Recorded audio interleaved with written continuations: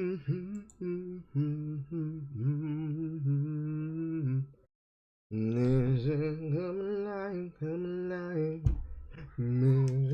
alive. Come alive.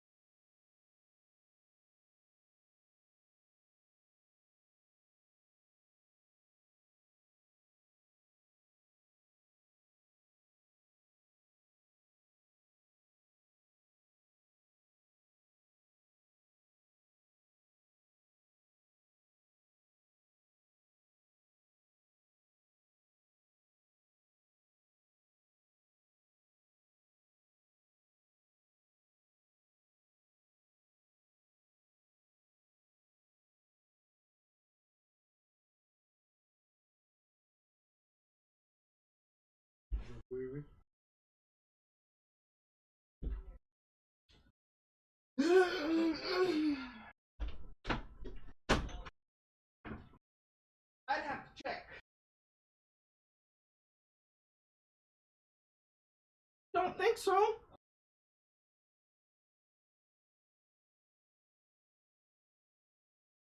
We have one micro.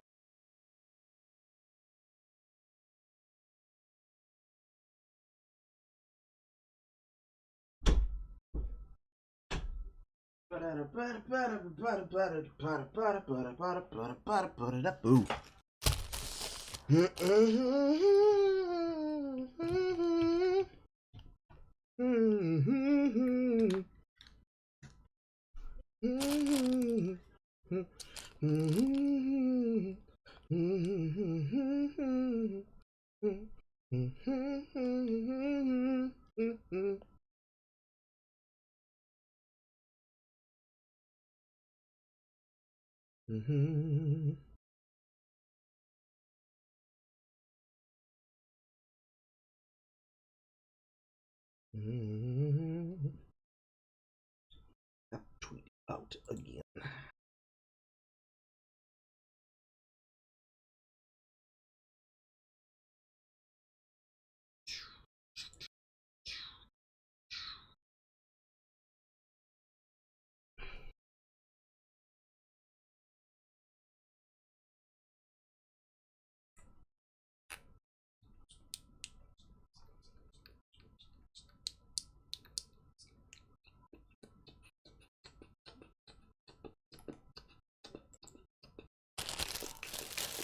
Come on, computer, work faster.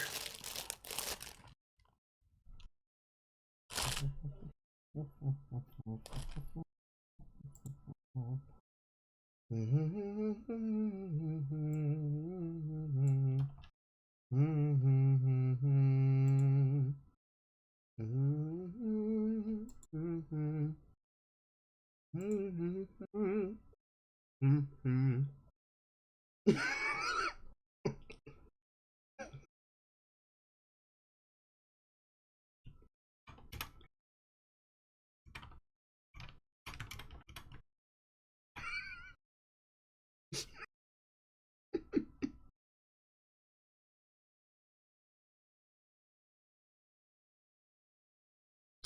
retweeted my thing saying, "Yay, I'm gonna look at the non-apology."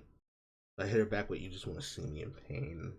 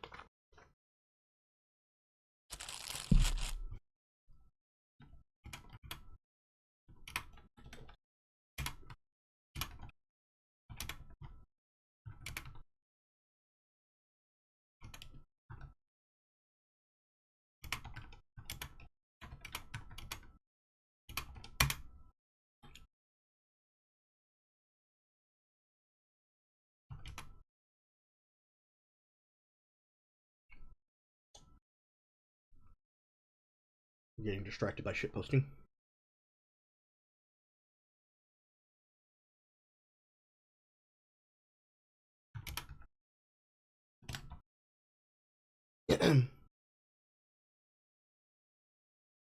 Hello, people.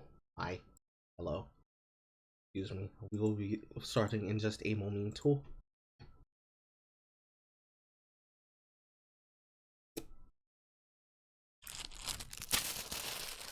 I'm also cooking something in the kitchen. So I'll have to check that in about 10 minutes or so.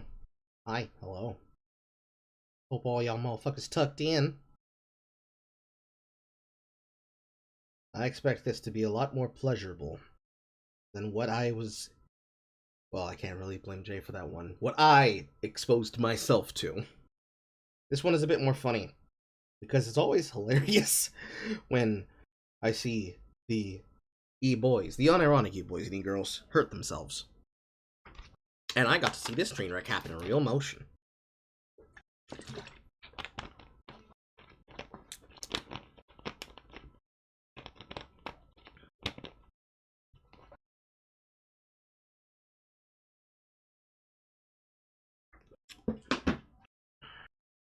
Oh boy. As soon as I launch this, I get a fucking email from YouTube. You want YouTube? Oh, it's just a now live video. Okay, that's fine. I was about to ask a question. How the fuck did they caption air? Like, how did you claim air? Air, my bro? Air? Hi, Nicholas.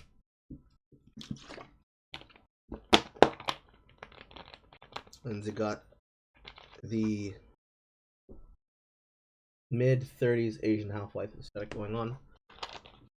Lipstick, maybe.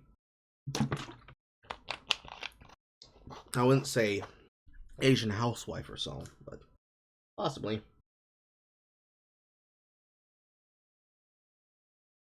Alright. Let's start the show. I'm going to look at what's happening and I'm going to ask open-air questions, because motherfuckers don't ask questions. A very apt title to the start of your video. Mask off. Got your hair did? Let's see here, knickknacks on the shelf. We've got ourselves a Snoop Dogg candle, bunch of bullshit on the back, and a gray head halogen light. So last week, I was in a restaurant in North Carolina, and we were sitting at the bar, and the owner was sitting right there because they were about to close. And my mother starts talking to her, and somehow or other, the owner just looks at me and she's like, "Well, what do you do?" And I wasn't about to tell her I'm a YouTuber. So Why? Why wouldn't you tell her you're a YouTuber?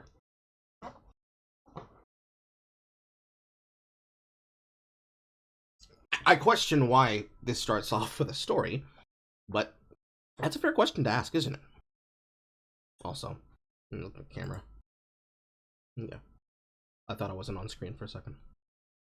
Hello, Knight. That's a good question to ask. Why would you not tell them that you were a YouTuber? Why wouldn't you tell them that you were a content creator?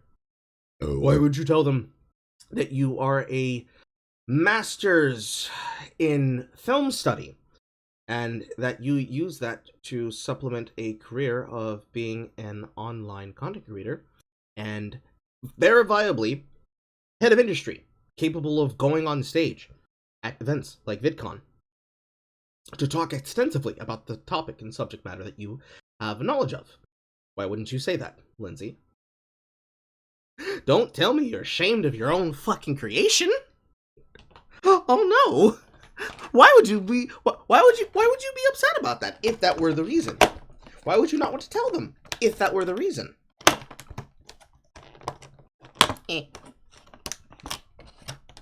Could it possibly be that you have regret about your online activity?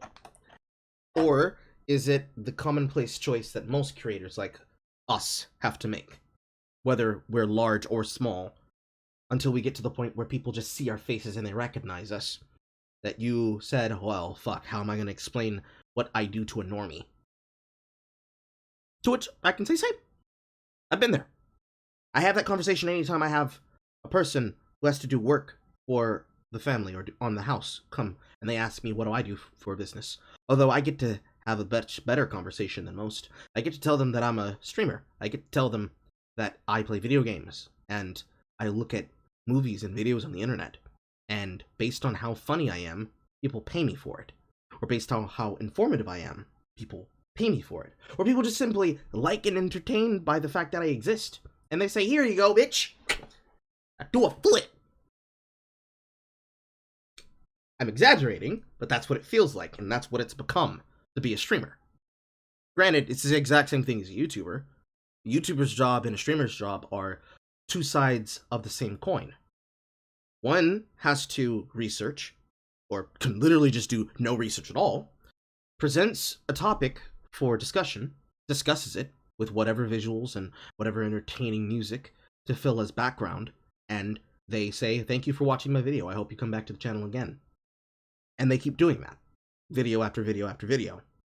Whereas a streamer turns on their camera, preferably gets up and takes a shower, prepares themselves for however long they intend on streaming, and they say, hi, hello, hi, it's me, ya boy, or ya girl.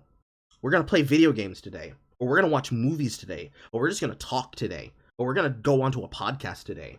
And they do whatever the hell they do on what stream, whether that be thirst trapping their audience, like some people do on Twitch, honk honk, or thirst trapping their audiences on YouTube, honk honk, or just quite literally having a night where they sit in and they play Clippish. And then they say, thank you for watching. I hope y'all come back again next time. Please, feel free to check out my socials. Okay, bye-bye. And they do that. It's the exact same thing. The only way that this changes and is different is that you're doing something outside of this norm. Most of us are shitposters, and most of us incorporate that kind of humor into our broadcasts, and that's fine. Most YouTubers incorporate some view of their worldview, including their politics, into their shit, and that's fine.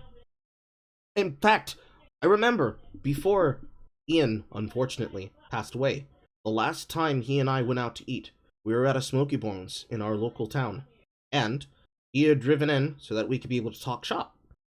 And a person just walked up to us and struck up a conversation. and it was made mention that both of us were streamers.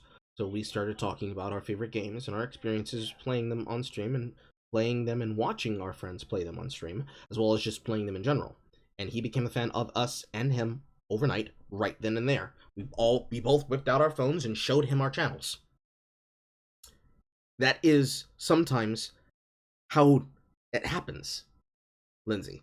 That's just networking. At this point in your life, that shouldn't be shocking or surprising. It's not like it's the beginning when you had to go to somebody like Doug to prop you up. You are supposedly a self-made woman. Granted, we already know the background story. You're supposed to be a self-made woman at this point. So, how is it that you are paralyzed and you choose not to tell them that you're a YouTuber? I know I'm reading a lot into this one piece of information, but this is very important, I feel like, because this is, I would say, a sign of shame. If you just choose not to tell them, I make videos on the internet. Because, what connotation does that come with now? I make videos on the internet. Oh, you mean like OnlyFans? I make videos on the internet. Oh, you mean like you a porn star? Do you do scenes? I make videos on the internet. Oh, you one of those. There's 50 billion ways that conversation can go, and always gets worse for women, unfortunately. Although, congratulations, women! You're bringing us to the point where I can expect to get the exact same reaction, even as a male. I had one person unironically ask me, oh, do you mean you are one of those e-boys on the internet that takes pictures of his chocolate starfish? And I laughed really hard. I still have the number of that dude in question. But why didn't you tell them? I'm just curious. I just want to know. I'm just wondering. So I was like, I'm a writer. I mean, I am, technically. And she's like, Technically,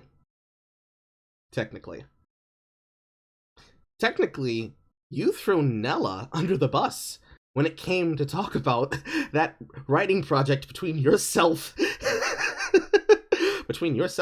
and your friend.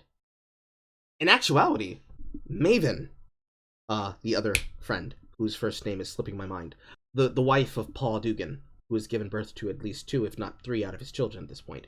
She's more of a writer than you are, Lindsey. Technically, even Nella's more of a writer than you are. But hey. well, what do you do? So I told her my name, and she's like, I'm gonna Google you. And I was like, okay, but I'm super canceled right now. And she like laughed and clearly thought I was kidding, or maybe didn't know what that meant, or knew it in some like right-wing way. And then why would you assume that she would know about what canceled meant in some kind of right-wing way? Is there a left-wing and right-wing way to look at being canceled? To imply that there is a right-wing way to be cancelled implies that there's a left-wing way to be cancelled.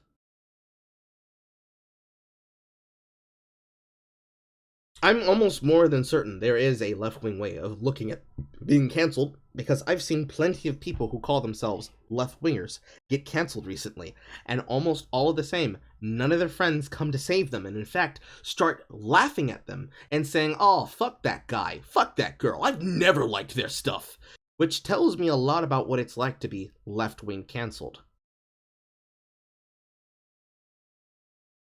Perhaps I'm wrong. I doubt I'll ever get an answer.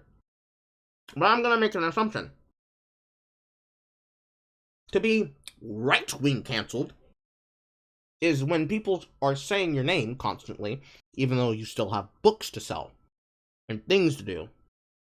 They're so large that the attempt to cancel you fails because they're not able to make your name mud. Which is the entire point of canceling. Realistically, that's a sub-goal of canceling. The real goal is to kill you. All cancel culture, accountability culture, all forms of that culture are only designed to kill you. The mob does not want to hear you speak. The mob does not want you to have a position. They don't want you to have a platform. They don't want you to even have a fucking cart, like I do, metaphorically speaking, on the side of the road, selling your fucking tapes. They want you dead. They want you dead and buried. And then they want to be able to say whatever words about you they want, and nobody ever asks questions. Which is why they love to use Twitter. Twitter was invented for mobs. It was invented for journalists. That's why they're always using it to harass people. That's why the most important thing to do in these situations when this happens to you, as we can take from the lead from Jordan Peterson himself, is to mock them. Or just, monetize the situation. Unironically, be like me and be like Poe. And just keep saying any words that piss them off enough. Making a seal out of a lobster and saying "Hail Lobster" to Nateshi Coates, implying through use of satire, the Red Skull, a super villain Nazi, is anything comparable to the life advice that was given by Peterson. Would you call that right-wing canceled? Because if that's right-wing canceled, then left-wing canceled is when you get outed as a sex pest, you get outed as a manipulator, you get outed as a aider and abetter of somebody who is a manipulator or a grifter or a pedophile, whatever may have you, sex pest, in whatever form that happens. And when you're being attacked and canceled, you effectively are getting stabbed by the entirety of the Senate because you now become Julius Caesar for the day. Doesn't matter whether or not there is rules to how it goes. Doesn't matter whether or not there's context that people are choosing to ignore or are aware of and are intentionally choosing to play up on, because it's not a matter of what you think. It's not a matter of what even they think. It's a matter of what people will believe and what gets them going and what's provocative to allow themselves the opportunity to destroy the thing that is the target of their ire. And as you are dying, they do that thing I just said. They say, you were never good. You were never one of them. You were never supposed to be given this. I don't know how this person was given power. Who's backed this? If you backed them, you should be ashamed. That must be what left-wing canceled is. Just a theory. Gay theory. But I bet that's how that works in some people's minds. Again, a lot to read into a simple statement. But I have come to learn some things watching people who used to be part of Channel Awesome. The behavior and the attitudes of these people is shocking. And honestly, I think now it is a bit more telling that this video was named Mask Off. Might just be me. I don't know.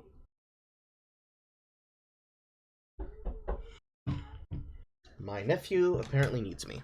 1 second. What, small child?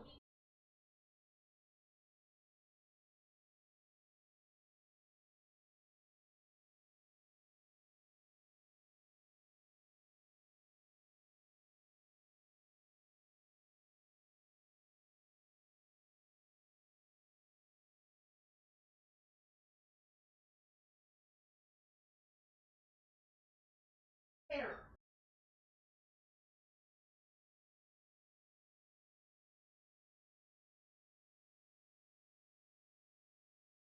Doesn't matter.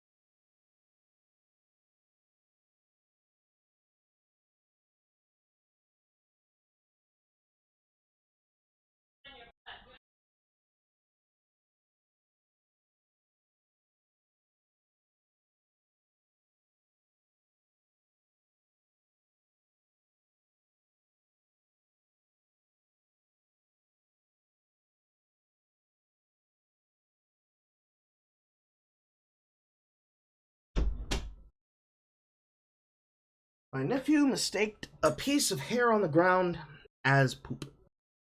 Shocking.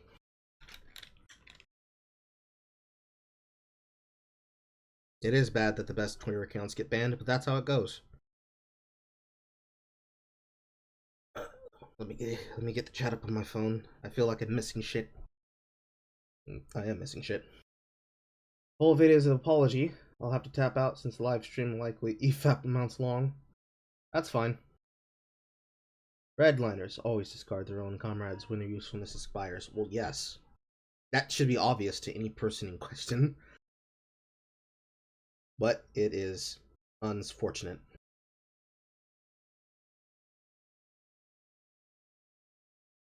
Right. She like Googled me and like started laughing because the first thing in the like the questions people ask is, why is Lindsey Ellis canceled? And I mean, why indeed? But before I get into That's Lindsey. Why? this, I need to lay some groundwork. Ladies and boomers of the jury, here you go. Canceling is a public shaming of a member of a community for some violation of that community's standards by other members of that community. But the term actually originated with a 1981 song called Your Love Is Cancelled by the band Chic. The song was inspired by a bad date guitarist Nile Richards went on at the height of the band's success, wherein his date behaved in a way that he felt was presumptuous and unacceptable, which really turned him off. Your love is cancelled. No, your love is cancelled. So basically, Lindsey, what the fuck does the background check behind a song have to do with you being dragged by the scalp, metaphorically speaking, for the head-ass takes you made, literally speaking, about Raya and the Last Dragon?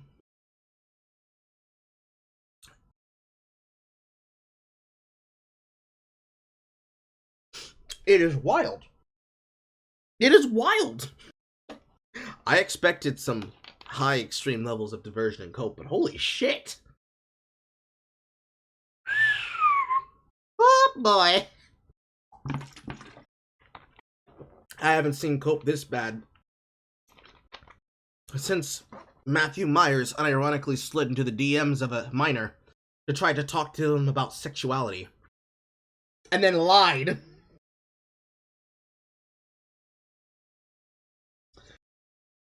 She loves black men. I don't know. I don't know if it matters. Does it matter? I don't think it matters. If so, based. If not, could be based. basically it was inspired by this idea: any potential future we might have had, any potential love that might have developed, canceled. The song was not a hit at the time, but it stuck around, and over the decades, the term, as used in the song, started appearing in other pieces of art and music, including in songs by rappers like 50 Cent and Lil Wayne, until eventually gaining popularity in the vernacular of Black Twitter. In this original vernacular, Of course. It all goes back to Black Twitter. It's always the Black Twitter diaspora, isn't it? It's always the Black Twitter diaspora. No, it can't possibly be the internet that picked up on this concept and ran away with it because people who didn't know how to use it properly started applying it to everything. No, it had to be that it was picked up by Black Twitter, and therefore, any person who's using it might possibly be using borrowed language of my people.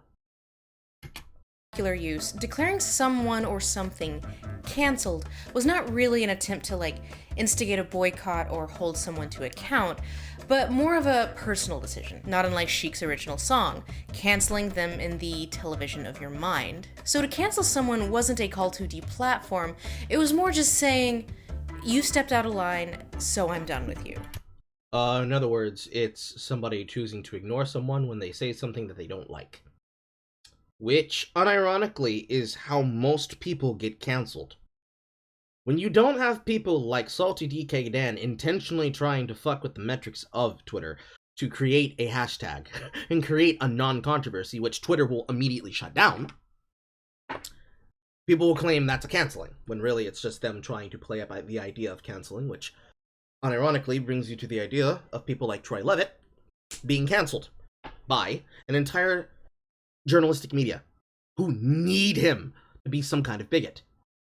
Granted, even then, in that situation, I don't agree with his decision, because his decision is ultimately what they want. They want him to remove himself, rather than be removed by the company, and go into hiding, as it were. In his case, he chose to do it for his family reasons, but that's not the optics of how it was seen by the internet, and it's certainly not the optics of how it was spun by those who chose to do it, because they were celebrating after it happened. Or the case of a different Levitt, David Levitt, the well-known male Karen who's harassed many businesses, who harassed Target Tory. That kind of person trying to do a exposed canceling wasn't about a person being canceled in the thought of their minds because they said something stupid. It was him wanting to try and push a company to do something that they're not obligated to do, and him getting upset about it and doing what most overly emotional people do when they don't get their way in real life, which is to try and win on the internet. That has more to do with optics than, say, well, actually, no, that has a little bit more to do with the optics of, say, a conversation, but not necessarily the optics of a broader view of what will be seen by the world at large. You know, not everybody has the gumption when, say, like, you're a streamer and you have a gun in your hand and you're cocking it on stream, that immediately after executing your G Fuel, you just assume the streamer pose of perfect thumbnail, you know? That's not how that happens all the time. And yes, Black Twitter is cancelous as shit. All of those are perfect examples of different forms of cancellation. I guess you could go from the scale of the most toxic to the least toxic. I guess the least toxic form of canceling is when people are asking legitimate questions, but then people who want to make it into the more toxic kind, because they're finally doing it. When will we ever get a chance to do it again? You have random-ass people who start bringing up non-controversies that have nothing to do with the topic in general, but want to make it about that person. Or the more common, which is something stupid happens, and because people see that this is happening, they decide this would be a great opportunity to move the conversation into something else than what people wanted to talk about. Where's my lid from my pen? I can't find it. Anyways, those would be perfect ways to explain canceling. I don't know why you're dumbing down the concept of cancellation to your audience, so that you can try to get the boomers that will click on your video an excuse to try and remove them away from any of these things that people with basic eyes who have known about your existence would already know. I would say that's cope. Like when the city of New York canceled Mayor de Blasio for eating pizza with a fork and knife. Lindsey, that's not a canceling, that's a roast. Of course, it's left-wing breadtubers and people who are highly sensitive to how people choose to talk about them on the internet won't know the difference between a cancellation and a roast. A roast, Lindsey, is when somebody decides to pick at something that you do, and a roast session is when two or more people engage in roasting each other until somebody does not have a snappy comeback. Which, to be fair, is the only reason to criticize the man. The connotation of this term with callouts and deplatforming didn't happen until a few years ago, as Me Too began and callouts did lead to some... No, callout culture existed far beyond Me Too. In fact, Me Too weaponizing the fact that you are using women as victims to say there is a rape problem and there is a sexual harassment problem in the work environment, in life, and that we need to have an entire hashtag dedicated to this, only for it to be immediately tainted by one of its leaders, Asia Argento, being caught red-handed with her hand in the pants, is, much to ado about nothing. And I see that you're not mentioning that. I wonder why. I wonder why you wouldn't lead with, we wouldn't see this happen until Me Too would start happening, but the movement was tainted by Asia Argento choosing to fuck an underage man. It's also the same reason why it's evolved over the years in different forms. Realistically, what we're describing is not even cancel culture by name, but actually a struggle session. See, a roast and a struggle section are slightly different, but they are structurally the same. A roast is the idea of making fun of someone or grilling them for things that they have or have not done for the purposes of humor, and it is understood by all parties that what's being said may or may not be true, but is intended to be said simply to make light of and make fun of them. Grill them, put them in the hot seat, make them sweat for a bit, make them uncomfortable, for the point of making a joke at their expense, or even trying to play down the severity of something by making everybody have humor about it, whether it be dark humor or not. A struggle session is when you sit a person in front of a firing squad of a mob, whether it be close friends, colleagues, relatives, or random fucking strangers, and you tell them to answer for crimes real and imagined. And every single time they are looking for outside help, they're denied that help by the people who they're supposed to trust, until they break down in front of the eyes of the mob so that everybody can enjoy the social hazing. Technically, you could call both social hazing, but one person can be able to leave after they've been roasted, with their egos and with their humor intact or not. A person in a struggle session was being done it by those who believed in the Maoist principle of doing so for the purposes of interrogation. It was actually a technique that was used on POWs who were put into concentration camps and confined and told to repeat these words that they were told to say and write them down on paper and internalize them until they believe them themselves. Or worse, in the case of Albert Maltz, a devoted communist, being put in front of a room full of his own colleagues and being grilled until he says that he's sorry for the article that he published in a paper that made it clear that he is against the position of a person who should ever be pushed to put into fictional writing something that does not express a good viewpoint of how to express fictional work. This is actually covered by Razorfist of all people, because boy, does he love himself some deep Hollywood noir. And it happens to be that Albert Maltz is one of the people who wrote this kind of work. I think I've covered this once before in a video, but effectively, they didn't like what he had to say in the paper, so they harassed him until he was willing to do what the commies wanted.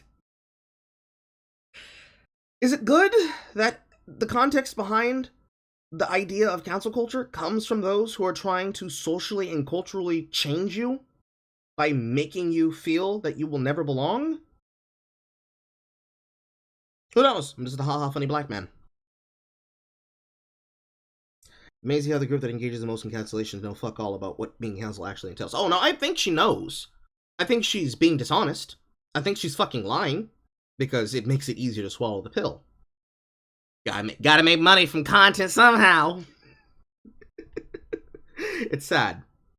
When your life becomes content for other people to consume, how far is too far, and how much canceling is too much canceling until it happens to you? Powerful people actually losing things. According to Washington Post writer Clyde McGrady, as callouts led to greater consequences, some people became nervous about how social media had changed power dynamics in the court of public opinion. Cancel culture was the diagnosis, and the term became a catch-all defense for those trying to evade public criticism of any kind.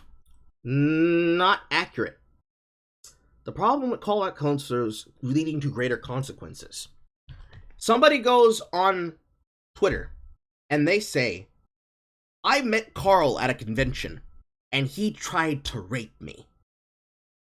One person making this accusation, and everybody turning their heads and then asking questions, is normal.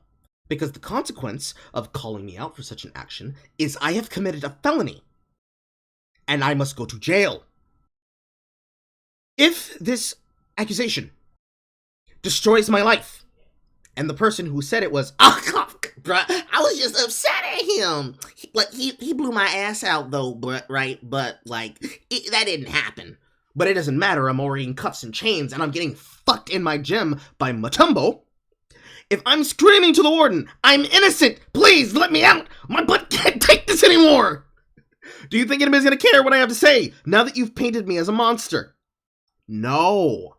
So, considering this is how shit usually actually happens in social media, yes, people would become very scared of how people would choose to use social media and how that affects the dynamics of the court of public opinion. Because unfortunately, right now, there is a person who has been cut out of their work by Blizzard Entertainment, being covered right now by Dark Titan Entertainment, Vara Dark. Right now, there's a voice actor who's been accused of sexual misconduct, and apropos of no investigation, no evidence, nothing whatsoever, their entire fucking work for 15 years is being erased by Blizzard. Nobody bats an eye at this. Nobody thinks this is a problem. It's happening in real time right now. And we got here because of stupid people accusing people of things that they think they would never get checked on is a smart thing to do. Yes, people would become concerned about how that affects public opinion. Because someone can go out on the internet and tell lies, Lindsey, and they can never be confronted. Because, oh, I was just speaking my truth. But your truth is discounted by the entirety. Cancelled for racism. Your viewpoint can entirely be discounted by factual evidence. I've seen this happen to mutuals of mine and friends of mine multiple times. Somebody can make an entire narrative about you.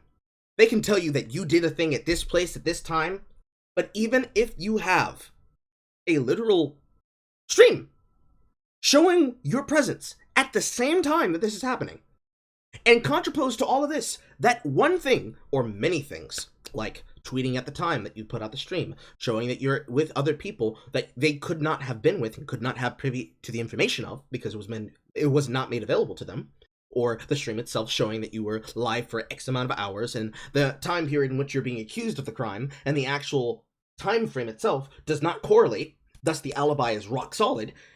When all of that can be ignored by people who simply say, oh, who's getting canceled? Oh, is it SinglePlayerCarl? Fuck that man. I hate him. Let's destroy his life. Yeah, that's going to cause some problems. And if you note here in the citation, this was on April 2nd, 2021. This video was published April 15th, 2021. So you're telling me that you read a book by a person who talked about cancel culture, strange journey of cancel from a black culture punchline to a white grievance watchword. I'm just gonna go ahead and go on a limb and say that this individual believes in a certain political view that propels them to say something like this. Because, you know, those who have power would try to protect their power, so of course the people who are worried about people potentially using power incorrectly would write papers about how the wrong people are using cancel culture. And it's important that we define away any terms that makes us ever look like anything other than what we are, the good white saviors. It's worrisome that people do not understand the seriousness of why people have to pay attention more often than they do. Granted, you can't expect everybody to pay attention to every single person who's ever famous and pay attention to every single time they get canceled, fake or not, to try and know that.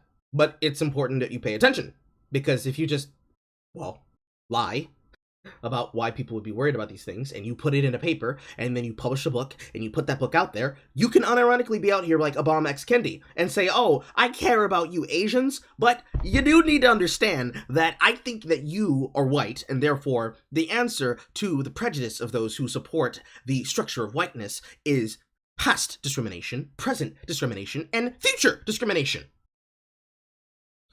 To put that another way, for those who are not Carl wise and have not learned the language of Carl, if you are out here selling misinformation, and your misinformation requires you to quite literally rewrite history, and then present your rewritten version as truth, and erase everything else that goes along with it, when you get into a situation where in real time, you're going to have to put your theories to test and they don't hold up, you kind of get outed as a racial huckster. In Abram's case, he is one of those people who does not want something like racism to go away, and would thus then not like the thing like cancel culture to go away. Because if cancel culture goes away, he loses his entire view on power. So do those who sit on top of the social hierarchy, a thing that they claim that they want to get rid of. And they try to use the power of something like cancel culture to destroy people's lives, and always question whether or not it's viable to be used on them. It's an interesting analysis. If only we had somebody who could be able to deliver such analysis. But now, cancel is just another word that white people have taken and run into the ground. So Cancel is just another word that white people have taken and run into the ground. There's a lot of truth in this statement. It's not the kind of truth you might think.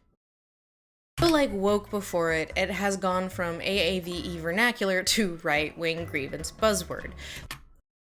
It has gone from Ebonics to right-wing grievance buzzword. Let that percolate, chat. It has gone from Ebonics to right-wing grievance buzzword.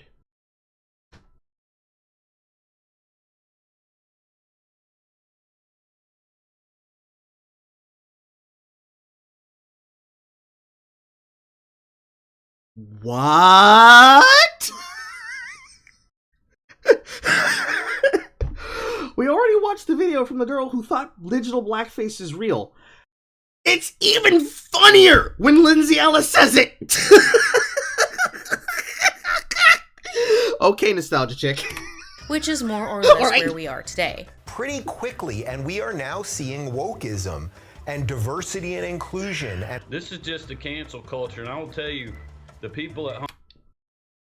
I understand that you need to show these things, Lindsay, in order to try and discount people using the word accurately and factually as popular words that enter the popular lexicon would be used, but I do need you to know that does not discount the headassery of the thing you just said, or demonstrate that that is not how it is used.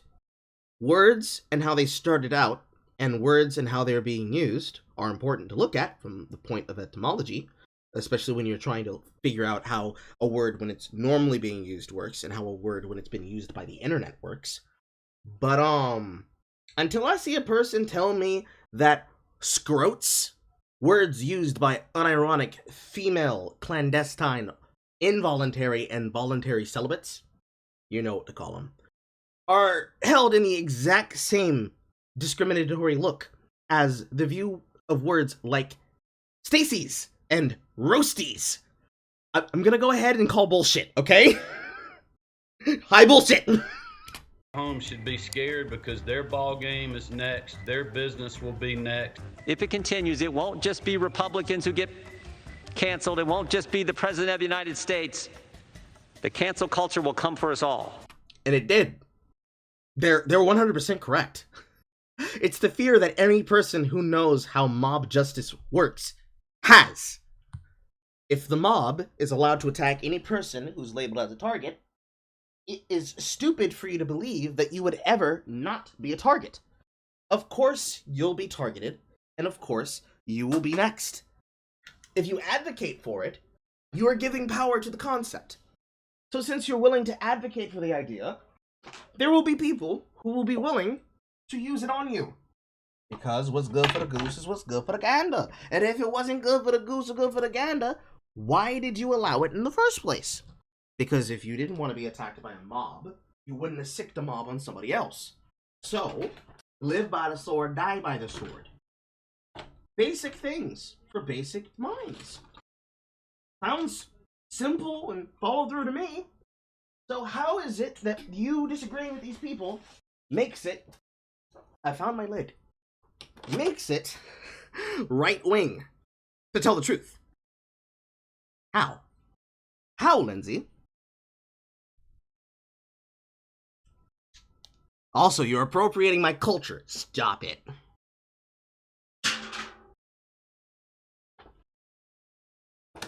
Alright, give me 1 second, I'll be right back.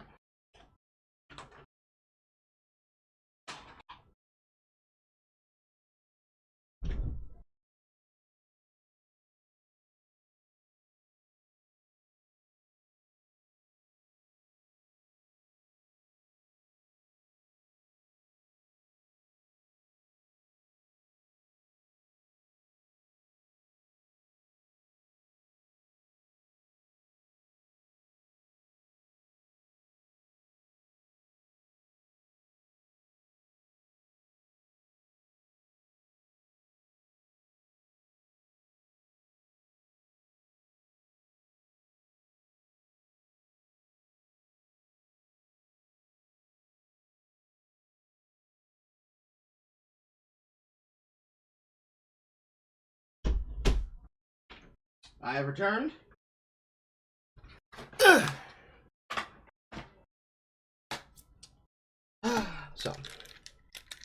So far, we have no apology, and instead a history of what cancelled supposedly means, while leaving off the important tidbits of what it actually means. This does not bode well. So I have a lot that I want to unpack here because I've had a bit of an ordeal that led to me realizing that I was bad for Twitter and Twitter was bad for me, and so I deleted my account. And for some dumb fucking reason, the fact that I deleted my Twitter account not only made, like, actual news, my name was trending for several days. Is this another video about canceling? Or worse, the dreaded apology video? Like, do these people not realize I'm not a real celebrity? I'm the number... No, that's not how that works, Lindsey Ellis. Your name is quite literally checkmarked, ma'am. That means you are a verified user on YouTube.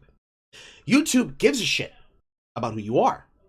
People give a shit about who you are and the opinions that come with that. For this brand identity to exist, that means you need to be a public figure. That means you're a public figure that is being attacked or was attacked. And instead of addressing the fact that you are responsible in some form and case for the dumbass shit that comes out of your mouth, you're not responsible for the dumbass shit that comes out of the mouth of the people who want to attack you. You're also not responsible for the dumbass shit that comes out of the mouths of people who are your followers. That's a weird part of the internet, by the way, that we should probably change within the next 5 years or so before it all blows in all of our faces. Because there's this weird thing that people do still. Two things, actually. Jesus, Nick! Allegedly.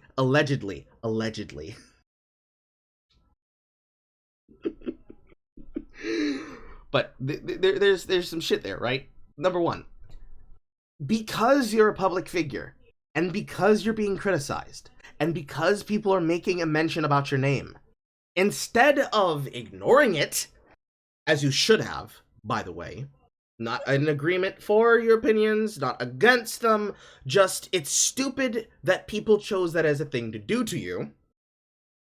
For you to be a public figure and then delete your account and avoid any criticism, whether it be fair or foul, leads people to believe that there is something deeper that happened.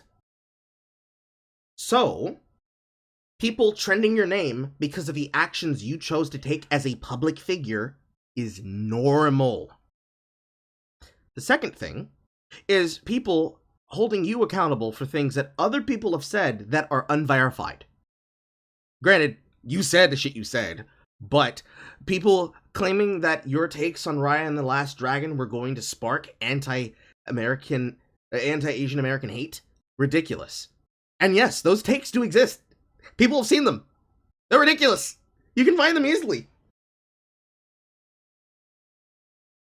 Like, it's wild that you think that's not an explanation, Lindsey. That's not an excuse. If you didn't want to be famous, you wouldn't have contacted fucking Doug all those years ago to become the nostalgia chick. You wouldn't have been one of the 3 women who were put into the top running and thus the top billing for it. You wouldn't have been chosen, and the girl that was passed up in place 3 wouldn't have been one of the people who would have then stayed around on the website for as long as she did. None of these motherfuckers, none of this shit would have happened if you just wanted to remain as a film student with no credibility to your name and no, what's the word I'm looking for here? Notoriety to your name, and just stayed in school, never got involved with Channel Awesome, never did none of that shit. No, you wanted your shit to be seen. You wanted people to know who you are. You wanted your shit to be put under your name, which is why, when it became clear, when all of you were losing the ability for your shit to be seen easily through Maker TV and Blip TV, fucking y'all over the way that it did, in Blip's case, shutting down because they had no more money, or in Maker Studios' case, some of you all just deciding not to be wholly into the idea of being a part of Channel Awesome, and instead wanting to break out on your own, in your case,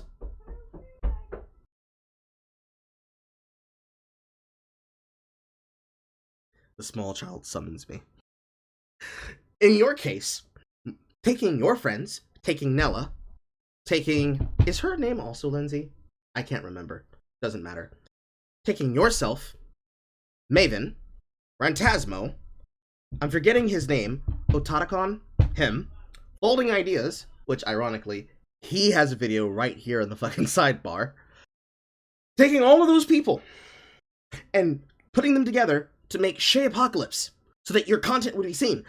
None of that shit would happen if any of that had not happened. None of this would be happening if you did not want to be a public figure.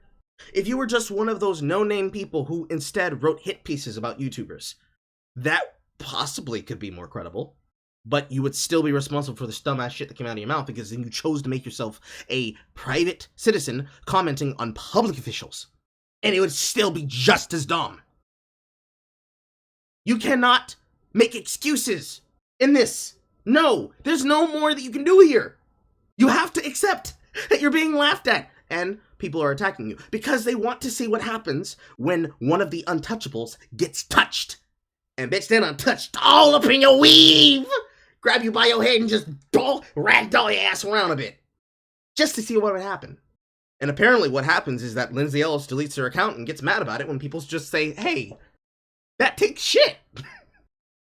21,000th-ish most subscribed channel on YouTube, and I've published all of one book that only reached number 7 on the New York Times list. But it did hit the New York Times list. So we'll get into why in a minute, but like, I'm neither going to go full Andrew Cuomo, pew pew, I'm being cancelled by multiple— But you are, because you're making a video about it. What do you mean? Or excuse me, past tense. You have made a video about it. You addressed it. Addressing it, Lindsey, is not equal to you saying that it does not exist and it does not matter and that it's not real. You're one of the many people who said that criticism. You know that that doesn't work. So what the fuck are you talking about? credible allegations. You're never gonna be president, Andy. Or full crying apology video. Though those do seem to be good for business. And I just ask that you press pause. I would not use the beauty gurus as an example of this because beauty gurus will have drama over anything. In Tati Westbrook's case, she wanted to have some beef with Charles, and it just happened to work out the way it did. So, you are right. Drama videos do good work for business.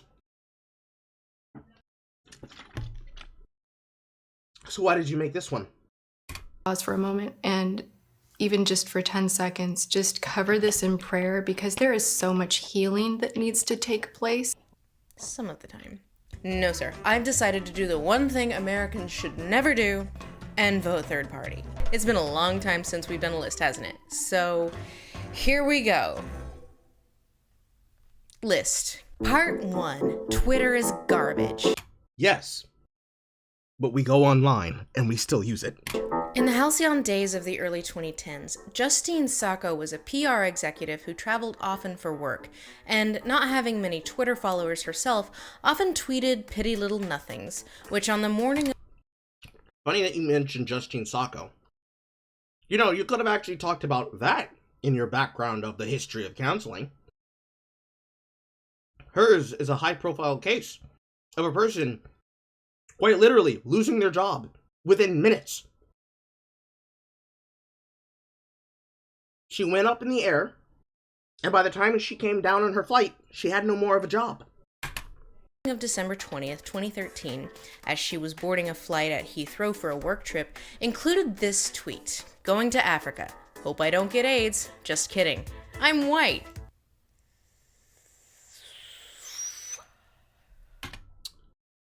This is a thing that I expect to be a running joke in this video. This thing that, well, not even just breadtubers, a lot of people do. When you want to make sure your audience knows that, ooh, I don't agree with that joke, but behind the scenes, you're laughing like a fucking hyena.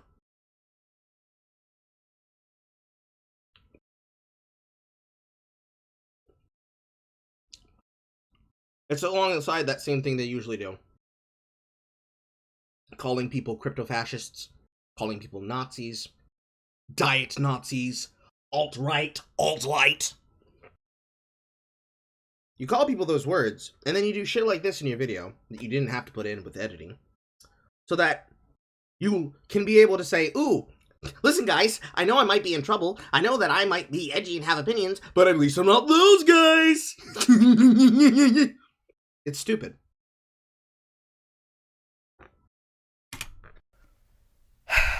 Okay, so on its face, this is pretty inexcusable. It didn't take long for the tweet to catch the eye of Sam Biddle, then an editor at Gawker Media, who signal boosted it with a comment, and now a funny holiday joke from... Yes. This is a perfect example of exactly why Twitter is garbage.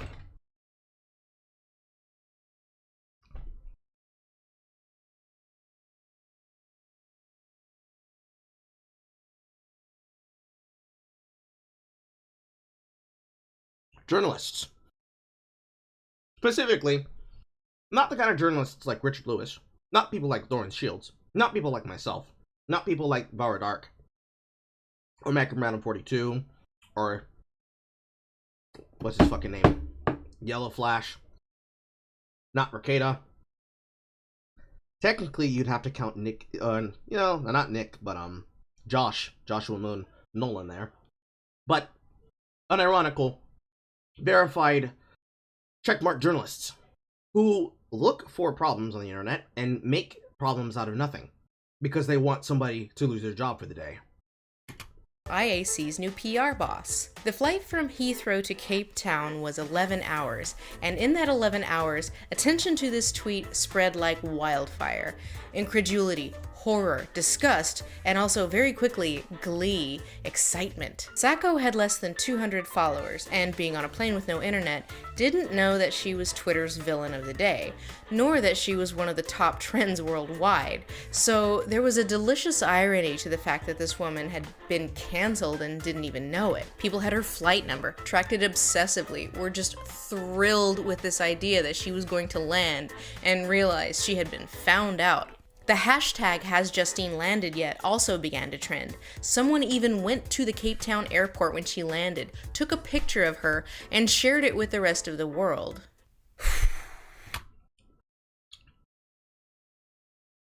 Another blowaway skit. But let's analyze that for a second, Lindsey.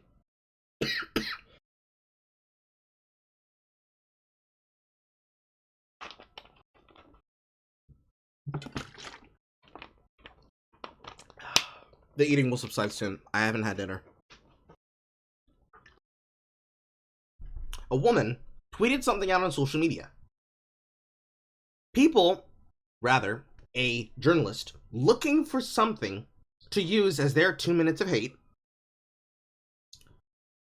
signal boosted a meaningless joke tweet and destroyed the life of a woman, making her an easy target for a mob to harass.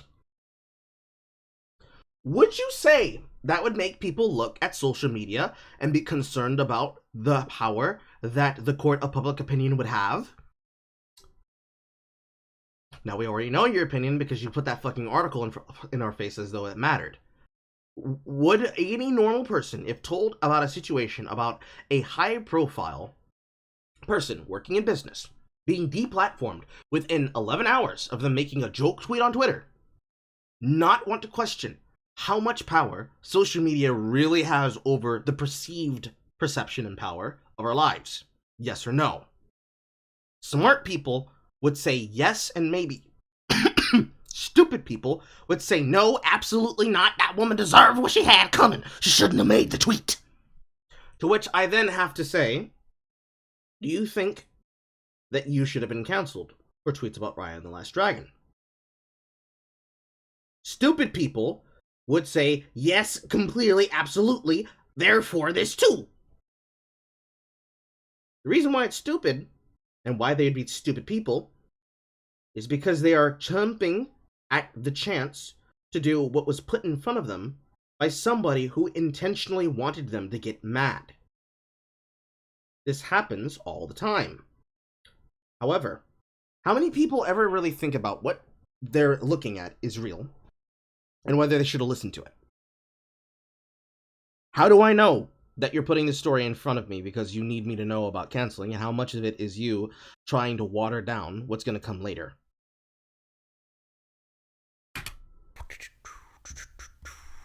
A few months later, upon being asked why it appealed to him, Sam Biddle said of the incident, "The fact that she was a PR chief made it delicious. It's satisfying to be able to say, okay, let's make a racist tweet by a senior IAC employee count this time." And it did. I'd do it again. But while people, of course, gleefully obsessed over the tweet, no one seems interested in why she said it, or what she meant by it. No. Because it's a joke tweet. It doesn't matter what she meant by it. She made a joke about, hey, I'm going to Africa. We know that AIDS was a thing here. Live Aid! It doesn't matter. It really doesn't. What matters is, why did a journalist feel that it was acceptable to do? And more importantly, that they have no qualms about the fact that they did it, and that they would do it again. That's the more pressing part. Yes, I know. I just saw the tweet, and I thought, man, it was really delicious. It was a really great opportunity. I did it, and I do it again. That kind of reaction should prompt every person to say, Mr. Biddle? Don't ever hire this person in our business. I don't ever want a person like that in my company. Because if they're willing to destroy a person's life for a joke tweet, what the fuck would they do in pursuit of, I don't know, trying to change the outcome of an election? Trying to change the public perception of a person who's a part of an administration. Telling truth about the news and whether that news is real. Lying to a public in journalism and choosing to tell them that they are going to die when actually they have a 1 to 5% chance of being hospitalized because of the virus. Telling dishonest truths about the virus. Anything that would be within the viewpoint of a person who claims to be a journalist. You know, journalistic ethics. If a journalist is willing to take a joke tweet on the internet and put it in front of the internet as though it's something that they all need to be upset about because they want to see somebody suffer, what is that journalist not willing to do? You could have plenty of time to talk about what they're willing to do. It's a shorter list to find out what they're not willing to do. No matter how you cut it, it's a bad look. It's a flagrant flaunting of privilege. So it's funny that she got fired, and I mean, I'm not gonna... No. Go back. Start that sentence over again. By it. No matter how you cut it, it's a bad look. It's a flagrant flaunting of privilege. So it's funny that she got fired, and... It's a bad look and a flagrant flaunting of privilege. So it's good that she got fired.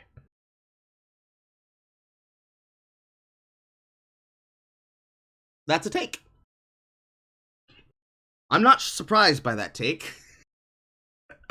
What surprises me is you chose to say that and you put that to tape and then you put that in your editor and you said, yep. Sounds good to me. What the fuck? I mean, I'm not gonna... She had it bad for a while. And, like, She had it bad for a while. Someone ruined her life for a significant period of time. No confirmation from you whether or not her life was ever corrected. But hey, she was down bad for a bit. Let's not talk about whether or not that's a good thing for me to say.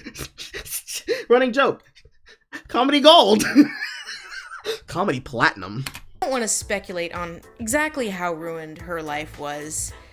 No, let's not talk about how destroyed a person who was victimized really had it bad, because then we might question whether or not the action we took was good. Yes, let's execute this man with this shotgun, but ooh, I didn't know his brains would go everywhere. Oh, he got in my shoe! Oh my god. Let's not talk about that. Let's talk about the fact that we got one. We got one! Fuck out of here. But it would also be reasonable to assume that this is a joke about white privilege, right? That it was bad and insensitive and made light of a terrible affliction that still kills thousands of people every day. but that she didn't mean it literally. And at the time, everyone involved seemed to think that of course she deserved to have her life ruined over it, even if they understood it was a joke about white privilege. Justine Sacco's family in South Africa were African National Congress supporters, the party of Nelson Mandela. They were longtime activists for racial equality. It's also the government position that is being held right now by government communists, because unfortunately, for those who don't have any knowledge of what the ANC government is actually for, it is an actual black supremacist government that hates white people. Unironically speaking, that's why the plight of the South African farmer was so important. South African farmer, or specifically the South African farmers, were Danish heritage whites who fairly and ethically purchased the land and its rights from Aboriginal tribes who they traded with. And they were generational farmers. I know, by me mentioning this, I've labeled myself a bigot, and I am now slated for cancellation within 3 months. But it's important to realize that. Because as far as most people know when it comes to Nelson Mandela, all they know is, hey, he was the leader of the ANC government. They don't actually understand what the government did and why they did it. Which is not surprising, that that's the same government that would then start starving when all of the people who they were trying to remove from having such structural white power over their lives started starving when the blacks that they were replaced with couldn't actually do the damn job. Or that when the government official died, he had no one attend his funeral because everyone who would have supported him was starving, and they were starving and angry. So while I can't read her original intent, perhaps she felt worldly enough and enough in the club and enough of an ally that she could comfortably make such a joke, and that it would be understood. White people do this a lot, and I cannot say I am not guilty of this too. It doesn't matter whether or not people thought that she had the privilege and the right to make the joke. She could make the joke. That's why she made it on Twitter with a following of less than X amount of followers. Does it really matter that she made the joke while white? What if I'm choosing to make white jokes while black? Am I allowed to do it because I'm a black man and I'm actually punching up at white society? Is it acceptable for me to do because I'm black and therefore the joke is relatable because the person who's saying it is of the in-group, therefore they understand? Lindsey, these are racist things to say. They're horribly racist, even. Why would you even make this implication? Why would you tie it back to race? You do understand that when it comes to people being in South Africa, that South Africa is not a country, it's a continent. And people of the country can also be fair-skinned. Everyone on the continent does not speak like this all of the time. But sometimes you would be surprised to see white people who speak like this. It's wild for you to try to make that connection. It's even wilder for you to try to make that connection and not realize how that argument can be used against you. It's even wildest! You would then say, well, I can't say that I'm not guilty of this too. So you're admitting that you could be destroyed by the very thing that you're lending yourself to making excuses for. How? Why? How and why? How? What?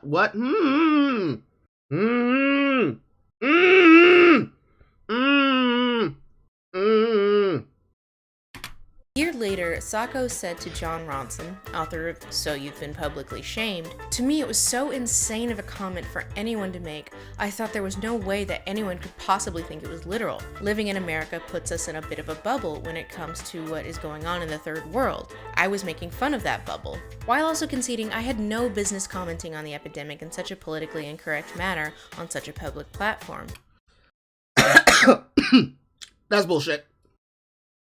Not that what she's saying here is bullshit. Not Justine Sacco's recollection of it. The bullshit concept there. I had no business commenting on the epidemic in such a politically incorrect manner on a public platform. If your account had even been privated, and somehow the journalist had seen that you made such a joke, even with a privated account where you had the at least expectation that nobody who knows you personally could then choose to attack you like this, he still would have done it. Because, cool, supposedly, it's a public platform, and you're being politically incorrect, and thus he's going to make it count, even though you yourself would make something that you expected to remain private. That's a bullshit notion. Because I know that people choose to make things public that should remain private, and try to keep things private that should remain public. It's wild that she thought that. But I can understand why she would say that. Also, thank you, Jay Baron. I can understand why Sokka would come to such a conclusion. But you using that as a justification, as though the concept of being politically incorrect on public media is somehow a defense. It's not. It's also not something bad. It shouldn't matter.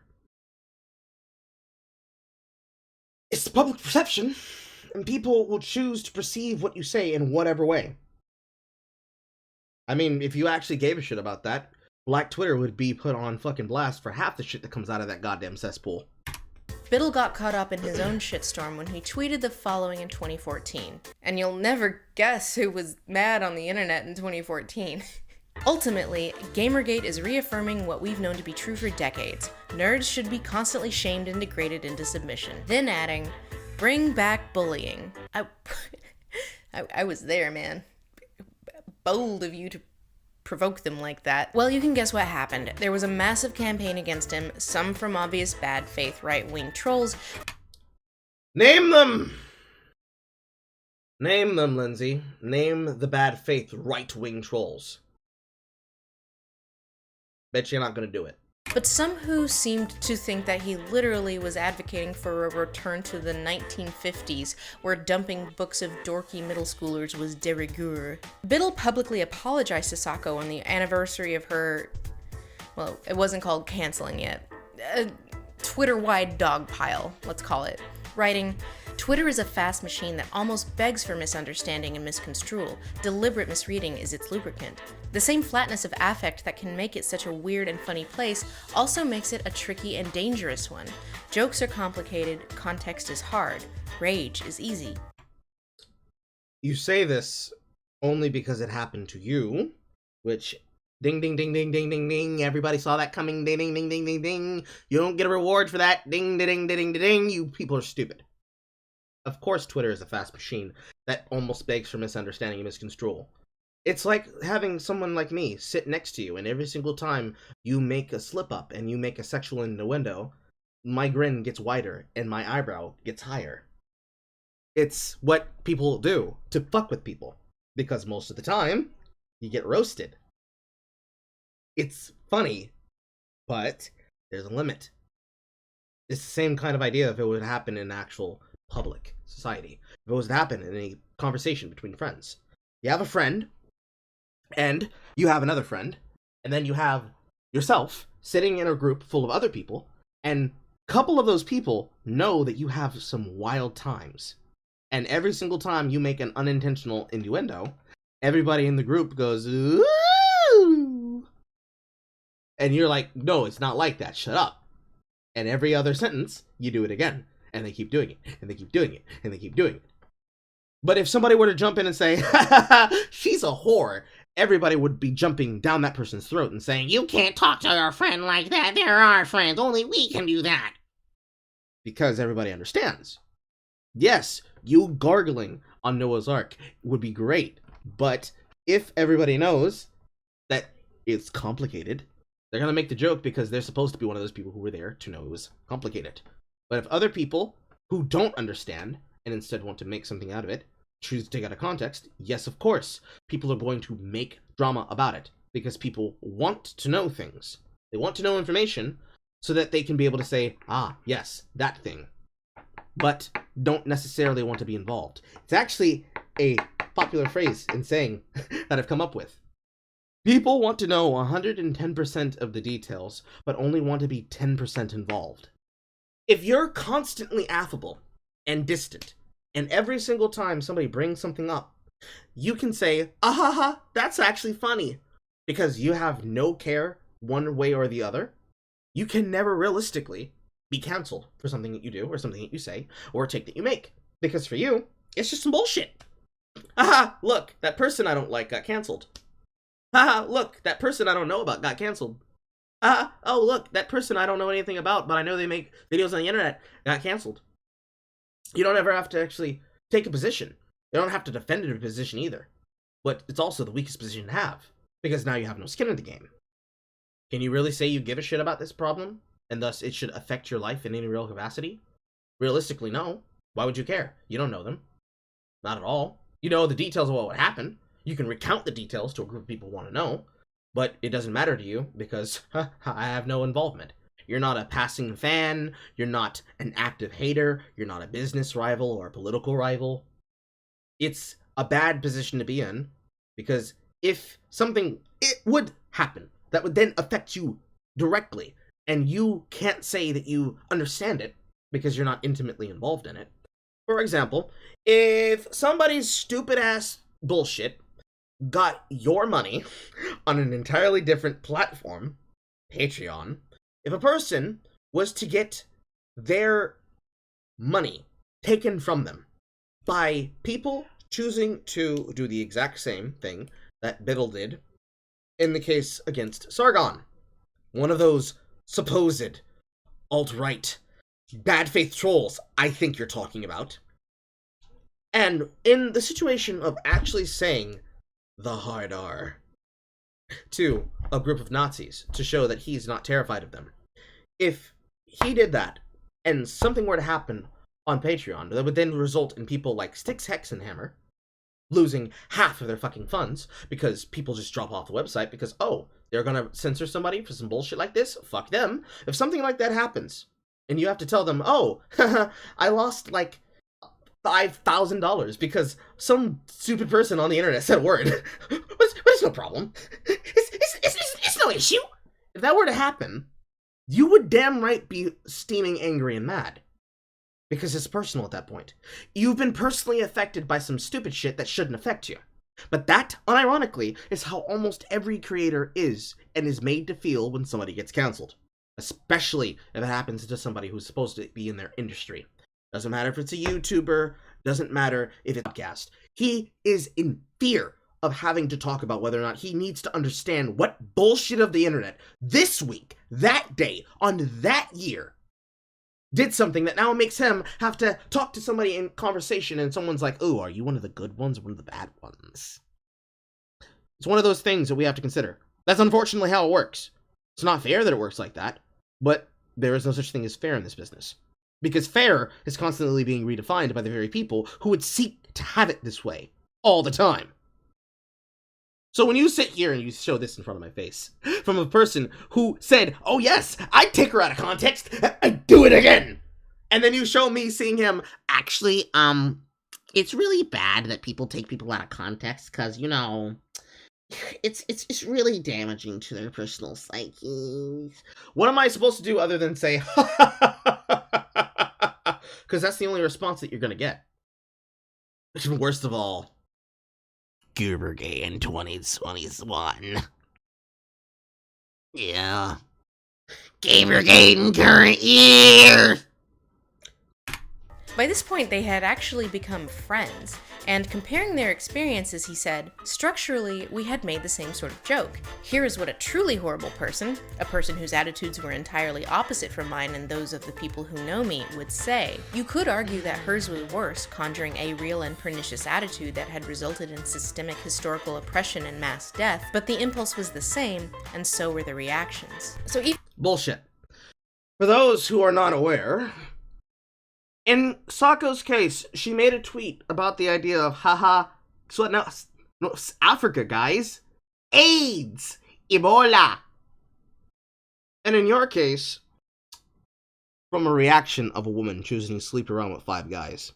And the greater problem, people who write in journalistic media when it comes to games journalism hating the very people who are consuming the consumer hobby. Because they don't like the fact that now they have to disclose who they're in bed with, who their contacts are, and what their affiliation to them is. When they were raking in, hand over fist, even though it wasn't that much, money, selling gambling to kids, and never having to actually do the basic standard of journalistic ethics when it comes to journalism as a whole, and especially when it comes to games journalism, broiling mad that people would have the audacity to be concerned about a person quite literally failing upwards in a business. Yeah, that's comparable. Oh yeah. That totally makes sense, bro. Even though there's a disconnect between the intended interpretation and the actual interpretation, there's also a disconnect between the severity of the crime and the gleeful savagery of the punishment. And this is not relegated to the early 2010s. It happens now more than ever. Twitter always has a villain of the day. Before me, it was Shrimp Bean Dad. I don't know. Something milkshake duck. God, am I a milkshake duck? I feel like I'm too old to be a milkshake duck. I've been around too long to be a milkshake duck, right? No, with a face like that, you can be a milkshake duck. To a certain extent. I mean, I can't even see a piece of blemish on your face. I don't know if it's because the camera is not focusing on your forehead, or if you've gotten enough compound on your face in order to cover up your wrinkles. Why do people put on makeup to do what's supposed to be an apology video? Weird. Almost like you care about the perception when it's supposed to be about you apologizing, even though we all know that apology videos are not really that... They're not really much for us, people watching them. They're for the people who are trying to be a part of the mob who wants to say, yes, we got one. The villain of the day almost follows a script, especially now that we've all been losing our minds because we've all been inside for a year doing nothing but looking at our phones. Person says dumb thing, it gets some attention, person gets defensive, the defensiveness spurns outrage, people start coming out with receipts, the OP deletes their account. And Twitter is garbage because... Comedy gold! Also, that's not the actual formula. There are two formulas. Formula 1. Person who is innocent of what they're being accused of is attacked by a group, like Media Matters, or by an individual, like Carlos Maza. They accuse them of a bigotry, a racism, or an oopsie. Person gets defensive. Because they got defensive, person accusing them then calls on some muscle, either a company, like YouTube, in the case of Carlos Maza versus Steven Crowder, demanding that Crowder be demonetized and banned off the platform because he made the horrible choice of making fun of Carlos Maza, a man whose handle on Twitter is Gay Wonk, and who socializes on Reddit by going into wife and husband swap groups and posting his dick on the internet. As a champagne socialist who is hired, or was hired, by Vox to make videos on strike-through, who would normally do to other creators what Crowder did to him, or a single individual calling on the power of another individual, like, say, a breadtuber, calling on their audience, or calling on another member of their audience who may also be checkmarked, who is also a creator, to try and attack them for something that's supposed to be a bad look and a bad take that's supposed to make them look optically indefensible, using your words, Ellis. Or a interconnection of these two things, like a company being alerted to a shit post by somebody because somebody chose to talk about something, or somebody brought up something, and then that being picked up by an individual, and then that being noticed by the company who happens to follow that individual because they're a verified user and they're checkmarked. They dogpile them, levy criminals and actions and violations and penalties against them, and then the person either has their account deleted by the website, because in the case of Facebook, they delete those accounts in that situation when it happens, because, hey, look, it's a violation of our policies, but we can't allow the account to be around, because allowing the account to be around before or after this happens would mean people would find out context, or in TikTok's case, a person who's been harassed gets banned off the platform because, hey, there isn't any examples of platform harassment that needs to be reported to the shareholders, so we just ban the users that are being dogpiled.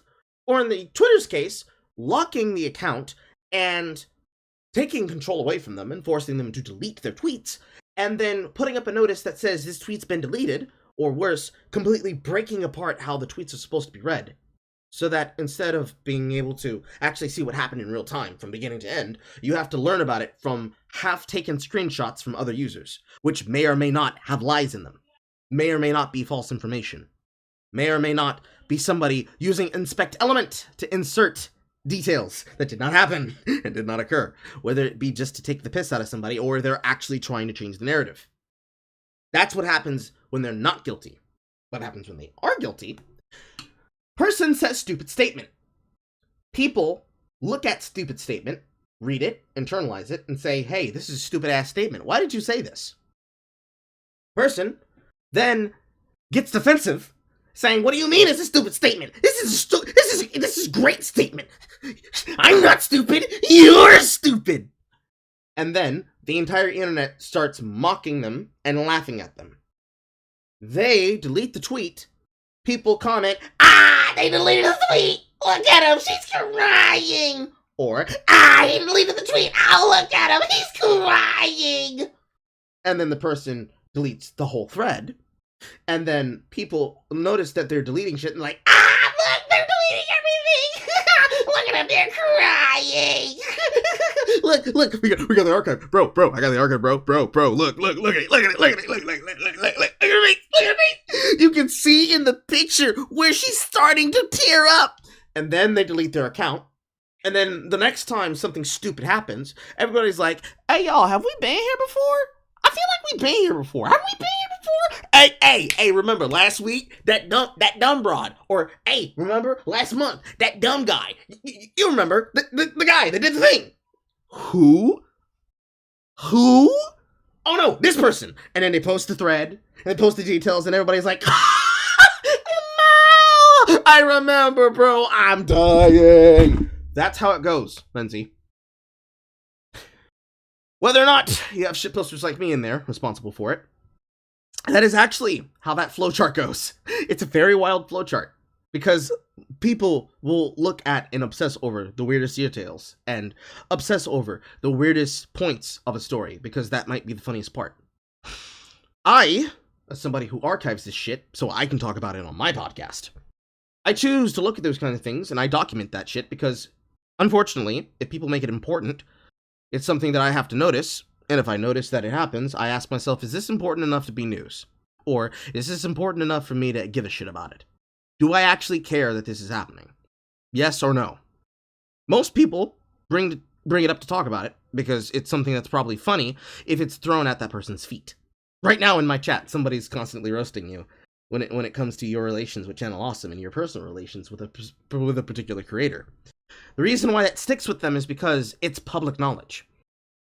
If you were to make it public knowledge and to also accept and acknowledge the fact that this thing happened, it would become less funny and thus would be important for you to do or not do.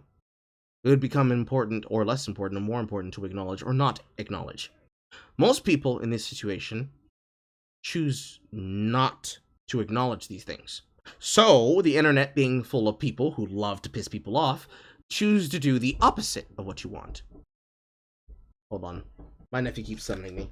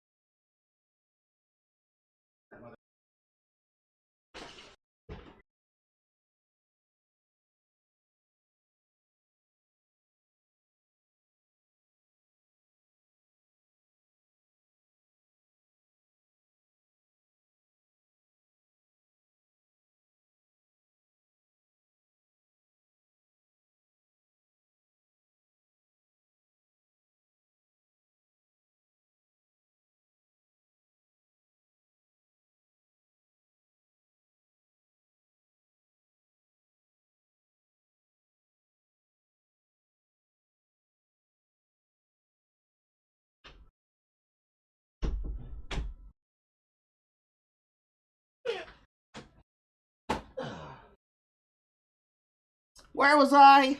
Oh, yes. That's how the internet looks at things.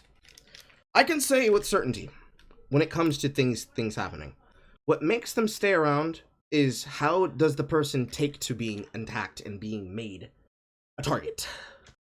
If you ignore it and blow it off and act as though what's happening isn't important, the internet chooses not to care. When you take the effort to do something like Bean Dad did, take the effort of telling a story about how you refuse to teach your daughter how to use a can opener because you want her to relish the beans more, and that leads to you getting canceled off the internet somehow, it becomes funny if it is a running joke. Realistically, that's how much canceling has become ingrained inside a culture. The fact that you've been canceled for whatever reason, or how many times you've had somebody attempt to cancel you, becomes a running joke.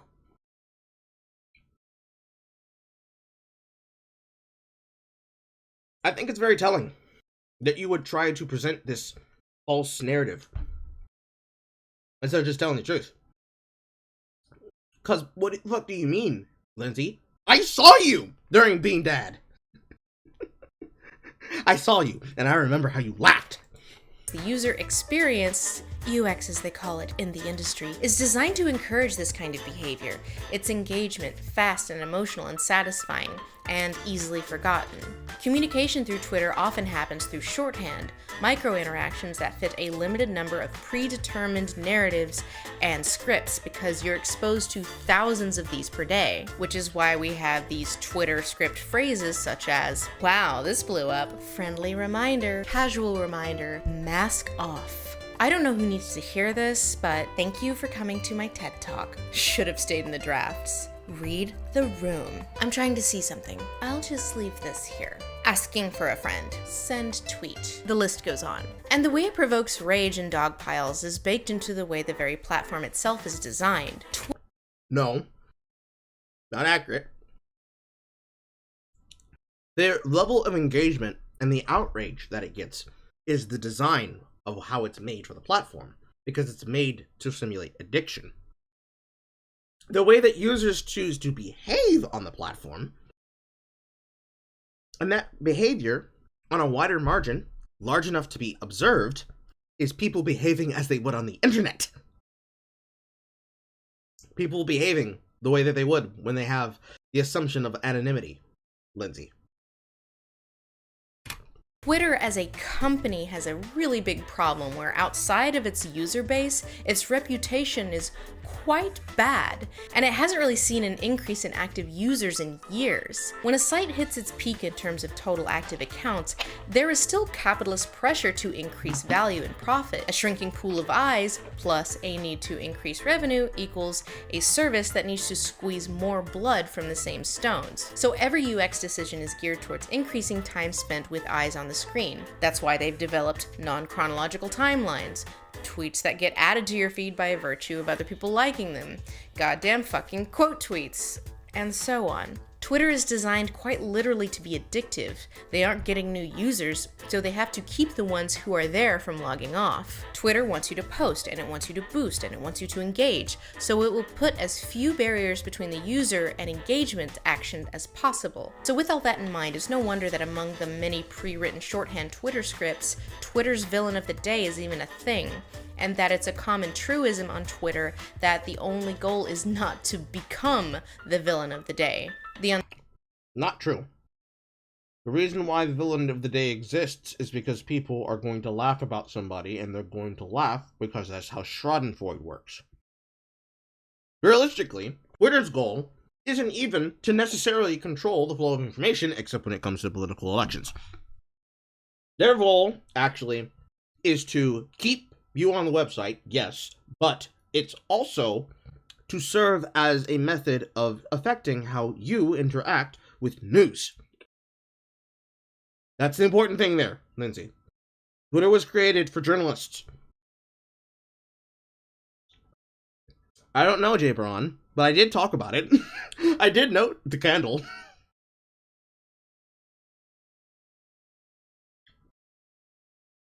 The reason why Twitter existed. Oh, no, that's Snoop Dogg. That's Snoop Dogg to Baron. But no, Lindsey. Twitter's goal was to get money from the government. That's why Twitter exists. It is a product of the U.S. pork barrel projects that get made and created. Mainly because it is an investment for the future. Journalistic companies and journalism being done by these people from these companies gets posted onto the internet. People go to Twitter and they're already on the feed and they get news about shit that happens put into their sidebar for the country. Because of how many users are from the US or look at US issues, the viewpoint that people will get, should they only ever look at news from Twitter, will only be what the normal people are talking about. Same thing exists with Facebook. Same thing exists with any social media platform. Except that the problem is, in the case of Twitter, they are only focusing on keeping you talking about what they want.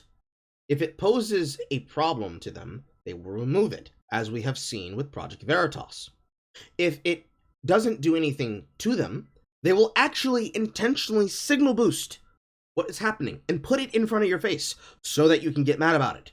They do the exact same thing functionally that the journalist does. It's just that when the journalist does it, they have plausible deniability. Instead of a nothing burger story being put up in front of your face with a write-down from some person from some organization, it's instead, reports say that journalist has found out user farts in the mouth of their wife. Twitter users had words to say. And the reason it's structured like that is because it used to be that you needed to have a person writing it. Now, the news stories, the tweets, are auto-generated. See, it's not even that the company is taking away all the barriers. It is actually the very people who are considered to be the psychics, or excuse me, the psychotics, and the inmates running the dormitories and running the asylum. We are making ourselves crazy with things that we're doing to ourselves because somebody randomly decided to talk about Kylie Jenner, so she started trending. Somebody randomly decided to start talking about some celebrity, so they started trending. It happens to be a celebrity birthday's day. Fans all across the world are wishing X celebrity a happy birthday. That's how it happens. And unfortunately, in most people's case, because we now know that Twitter has a left-wing bias, to the point that they are willing to deplatform those who would tell true, unbiased journalistic medium. If they want something to trend on the platform, they will make the thing trend on the platform, specifically to try and win the viewpoints of those aging boomers out there. Well, people like myself will just go to somewhere else and get the information, and then shitpost about that information wildly on the platform. And even that could become trending. Unspoken understanding that it can be anyone if they're not careful. It'll happen to you. No way, man. We're gonna keep on rocking forever. Forever. Forever. Forever. Forever. Engagement is often driven by outrage, and so we have this combination of high emotionality with a desire to perform. Social media is designed to manipulate our desire for approval, and a part of that these days is the desire to perform allyship. White people in particular all want to be told they're one of the good ones, which is why people like Justine Sacco gain such attention in the first place. In a fundamentally unjust world, it's satisfying to take a cosseted bigot down a peg. So if we can only get one more wrong-headed, bigoted head on a pike, humiliate one more blackface stewer or one more appropriative food blogger, we could heal this world. And inevitably, it was my turn. Because I cannot shut the fuck up. That's not the reason why it was your turn. It was your turn because somebody decided to take you out of context. In fact, it's happened to you plenty of times before. And it's that very premise that you just described, Lindsey, on why cancel culture is a fucking cancer. If you believe that cancel culture is anything other than a performative bop, you're fucking stupid. Now, the way to destroy cancel culture is to turn the weapon on the very people who created it.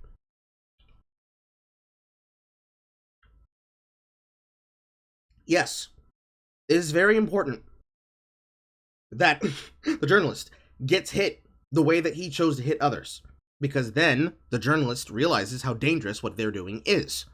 And you can change the mind of a person from, haha, of course I understand what I did. Who cares what context? I lied, and I do it again. When they get hit and they go from, well, bruh, don't you realize that don't you realize people can get hurt because of this? It gives them pause. It means the next time they do some stupid ass shit, the internet will remember. It might be me. It might be Jay. It might be Poe. Actually, to be honest, it actually might be Poe. Who will then see you do some stupid shit, and it's like, hey, look, it's that one guy that got upset because he got his fetish put out on the internet real hard. And all of a sudden, you got all these people staring at you, looking, waiting, hoping to embarrass you, waiting on your words to take the piss out of you, like Parappa the Rapper or Friday Night Funkin'. On Twitter. On Friday, March 26th, 2021, I was Twitter's villain of the day. So, for those of you who haven't yet seen my offending tweet, let's have it. My Justine Sacco moment. Are you ready to see why mommy's canceled? Also, You're not my mother. watched Raya and the Last Dragon, and I think we need to come up with a name for this genre that is basically Avatar the Last Airbender reduxes. It's like half of all YA fantasy published in the last few years anyway. That's it. That's the tweet. So I imagine some of you are very confused. Part 2, valid criticism. So from what I can tell, the whole thing originated when some Southeast Asian artists and animators read the tweet as being dismissive and reductive and implying all Asian-inspired things are the same genre. Let's read the tweet again, now that she said that stupid ass shit.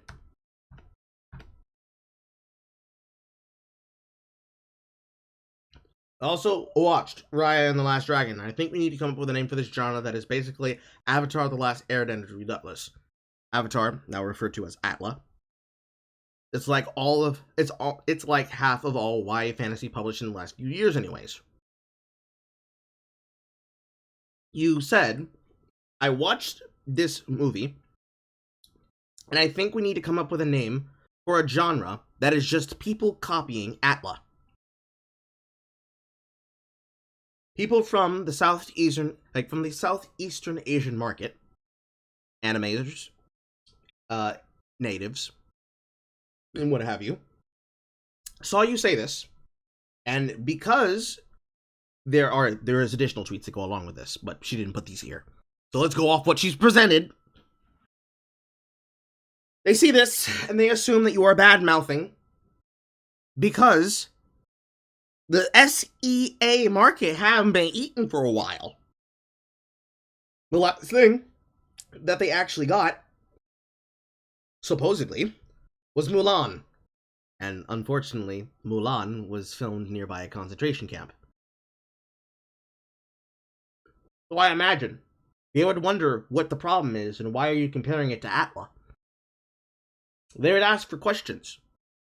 They would have opinions and statements, Ellis. How did this prompt you to need to lead this in with a part 2? Where you have double quoted valid criticisms. So, in Comic Sans, no less. You are addressing people who have made takes at you as not being valid criticism, because one of the most common things people say when they choose to analyze somebody's statements is to say, "What? Why are you mad? I'm just making valid criticisms." And you then say, "Look, I think you have questions." Of course you do. This is how you present it in your video. This is supposed to be another piece of comedy gold. I'm so sorry. 2. Valid criticism. So from what I can tell, the whole thing originated when some Southeast Asian artists and animators read the tweet as being dismissive and reductive and implying all Asian-inspired things are the same genre. And to me, it was made even more frustrating by the fact that several of the people who started this hadn't even seen the movie. In fact, most people who were getting involved with this conversation hadn't even seen the Dragon movie. You see, people didn't see the movie, so the fact that I chose to compare it to other things meant that they don't even have a reason to have criticism. What if they saw the movie and they still criticized you? You have forgotten an important piece of this conversation, Lindsey. Why aren't you showing the tweets of these people who you claim are attacking you? Is it because you wanted them to not see attention? You didn't want the tweets to be seen? You can still show the body of the tweets. You can show the criticism that you're receiving. But you didn't do that. Maybe you will. I don't know. Let's find out. Looks like no one saw the Dragon movie. But here's the thing, I kind of had my own has Justine landed yet experience by popping off the tweet, reading a few responses who understood what I was getting at, going to bed, and it blew up while I was asleep. Hashtag has Lindsey woken up yet? And because by the time I woke up, I'd already gotten a few, like, oh my god, are you okay? Messages from friends before I even opened Twitter. By the time I looked at my timeline, I saw very little that I would consider valid criticism. So I feel like I need to establish that this whole thing stopped being about valid criticism very, very quickly. And so I have to make certain that everybody knows that valid criticisms stopped basically while I was over bed, and it just became people attacking me because they wanted to dogpile me. That makes it, this is why I had to explain why cancel culture is not really cancel culture, because actually, it doesn't make cancel culture when people choose to do that thing that I was describing. I can say one thing, Lindsey. Yes, people not attacking you, and people attacking you, would be a good barrier for whether or not you would address a person with what they're saying. But Lindsey, you're from the old internet. You know that the best defense against people trying to drag you on the timeline is to pull out their entire scalp and make jokes at their behest. It's why when people tried to attack me on behalf of one of my now most common stalkers, quite literally doing things from impersonating a federal agent to showing me their balls, taking a picture of them and showing me their balls, and then coming on to one of my tweets that I choose to make sometimes now, the "what is the e-boy looking at today" tweets. Tweets that are just me choosing to make funny expressions to the camera and giving people an opportunity to scare me with cringe. This person comes around and says, oh, you're starting drama with a person on the internet. I don't know why you did that, so I just decided to take a picture of my body part and send it to you. The thing that I chose to do in response to this was take the picture that you sent and show a funny reaction to it. Because in what world is taking a picture of your hole, taking a picture of your balls, taking a picture of any of your obscene organs or any other person's organs, and posting to them, supposed to get any other reaction other than hysterical laughter or pointing and laughing at a person and saying, this person's psychotic? It's shocking that people still think that that's supposed to be a take to do. It's not a defense, Lindsey. It's not any more a defense than the explanation I just gave. But if I were to actually show that picture to somebody in life, and I've shown people the kind of shit that I've gotten. I've had people try to dox me before. I've had 3 people try to dox me twice. Almost all of them unsuccessfully. When I showed a person the kind of shit that I got on the internet, and it was a family friend, and I showed them the kind of shit that I talk about and that I have to express and explain, they're like, why? What? Huh? Who? What? Oh. Because normal people, when they see something like that, are going to say, what, you're asking me if you think you're horrible for blocking them? Bro, why didn't you just block them off the first hand? Which then gets into the conversation of, well, why do you block people on the internet, and why do we not want to block people on the internet? Realistically, if you're going to say that, if you're leading this in to say, well, you see, I just didn't want to address any of it because it was not criticism levied at me, but instead people trying to take the piss out about me, you would know to talk about that very explicit connection between addressing criticism, ignoring the criticism, and choosing to selectively address criticism, and then claiming everything else that's criticizing you is just harassment. But I forgot. We're dealing with a bread tuber. And I'll talk about that later in the video. But by the time I woke up, it had already blown way past this is a careless display of white privilege to this sort of thing is a contributing factor to the mass murder of Asian women that just happened. So, this is what we call an overstatement of harm. It had gone from possible insensitive microaggression from a C-list YouTuber to... I thought you were somebody of no attributable fucking popularity, Lindsey! Now you're a C-list YouTuber.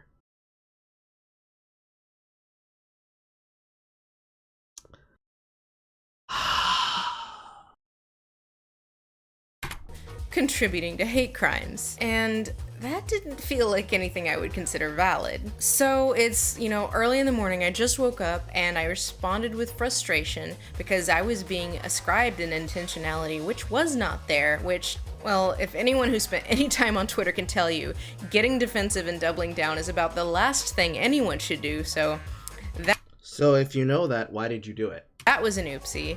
And I tried to give, some credence to the valid criticism by saying, like, if you squint, I can kind of see what you're saying, and...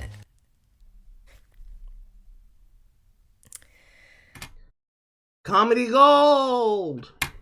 God damn it. It was early. Lindsey, I know you think people are supposed to be stupid, but Twitter is a platform where you have infinite amount of time. Literally positive infinity time to respond to something if you choose to want to take the time to respond to it.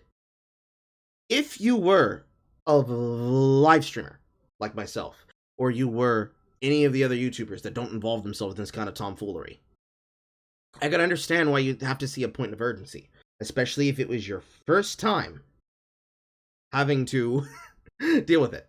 I'd understand that. But you know that people are fickle, and if you had kept your mouth shut, or better, if you had started mocking the people who were unironically trying to put you out here as though you were responsible for anti-Asian hate, you're not. You're responsible for stupidity and brain cells death, but you're not responsible for anti-Asian hate. If you were to start mocking them to their face and throwing their words back at them the way that I do, the way that anyone can, literally reading their words verbatim and saying, "What did you mean by this?" you would realize how bullshit that statement is. You don't have to wake up and address any of the things it said. You could have literally deleted the thread and then ignored it and moved the fuck on with your goddamn life, but you didn't. And you know the reason why you didn't? Because you're a public creator. And you just explained that what happens when you double down. You learn what happens when you get defensive. You know that. So when you say, "Oh, I chose to do these things because it was early and I didn't get a shower. I didn't have my 5 cups of coffee." Fuck no. You did these things because you felt put out. You were upset. You were mad. And worse, you wanted to be quippy and be snippy, but you couldn't be.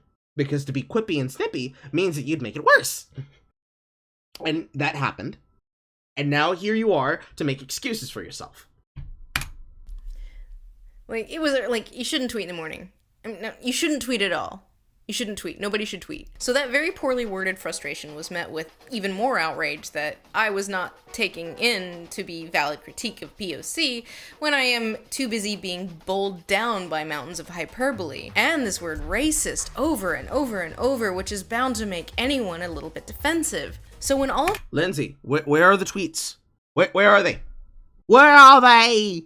Where are they? Where are the tweets? These things are coming at you. It's impossible to genuinely consider actually valid critique in a timely fashion because your defenses are at 100. And when I'm being accused by hundreds of people of contributing to anti-Asian American hate crimes by saying that the Disney thing reminded me of the Nickelodeon thing, it's honestly kind of stunning to me that any reasonable person would expect someone in my position to take in all of these hundreds of tweets.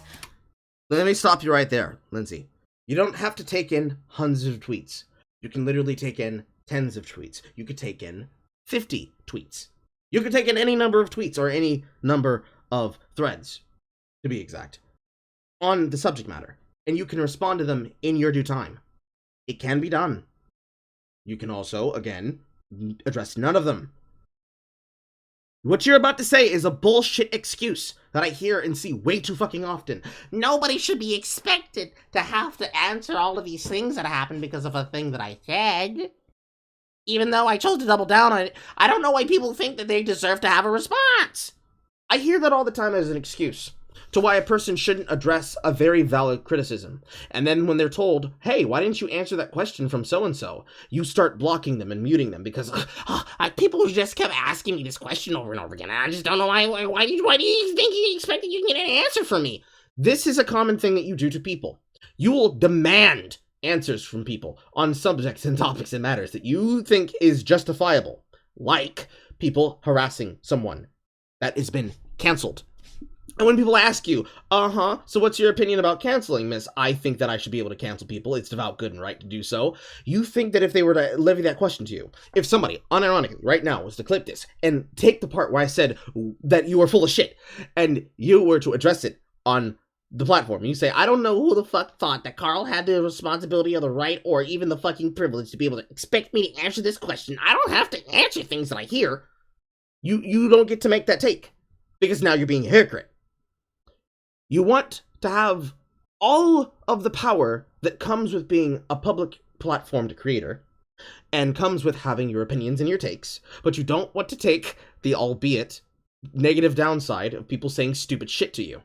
And then, when you should have the temerity and the responsibility that comes with that position, you choose to abuse it, or worse, continue to proliferate bad behavior, bad ideas, and bad methods in which to enrich someone's self or their business. You expect people to turn around and be on your side because, hey, listen, guys, I was attacked. I was harassed. I made a video about it. Come on, you should watch it. You should be on my side here. It's bad that this happens, except to the people who it deserves to happen to. You can dress up the mule in whatever finery you want. It's still an ass, and I'm not going to kiss it. Process them reasonably, and within minutes be like, yes, I see your point, reasonable ones, because I am able to parse you out from the people saying I'm responsible for hate crimes. Now, before we go forward... Also, Lindsay, yes, that would be a fault of, say, the website, if you wanted to blame that on people like, oh, you expect me to answer that in my credible, feasible amount of time that I have, what I choose to use to look at Twitter? You could do that, but you do realize that these threads happen chronologically. I mean, ever since the advocation and the use of the idea of the quote tweet, not the actual quote tweeting, but the ability to actually now see how many responses are being given to an account on a particular tweet, to go through, to click quote tweet and scroll and see the bullshit. It is valuable because now you actually do have that time. You actually can parse it out. Hate slur, bigotry, slur, haha, retweet, like, slur, bigotry,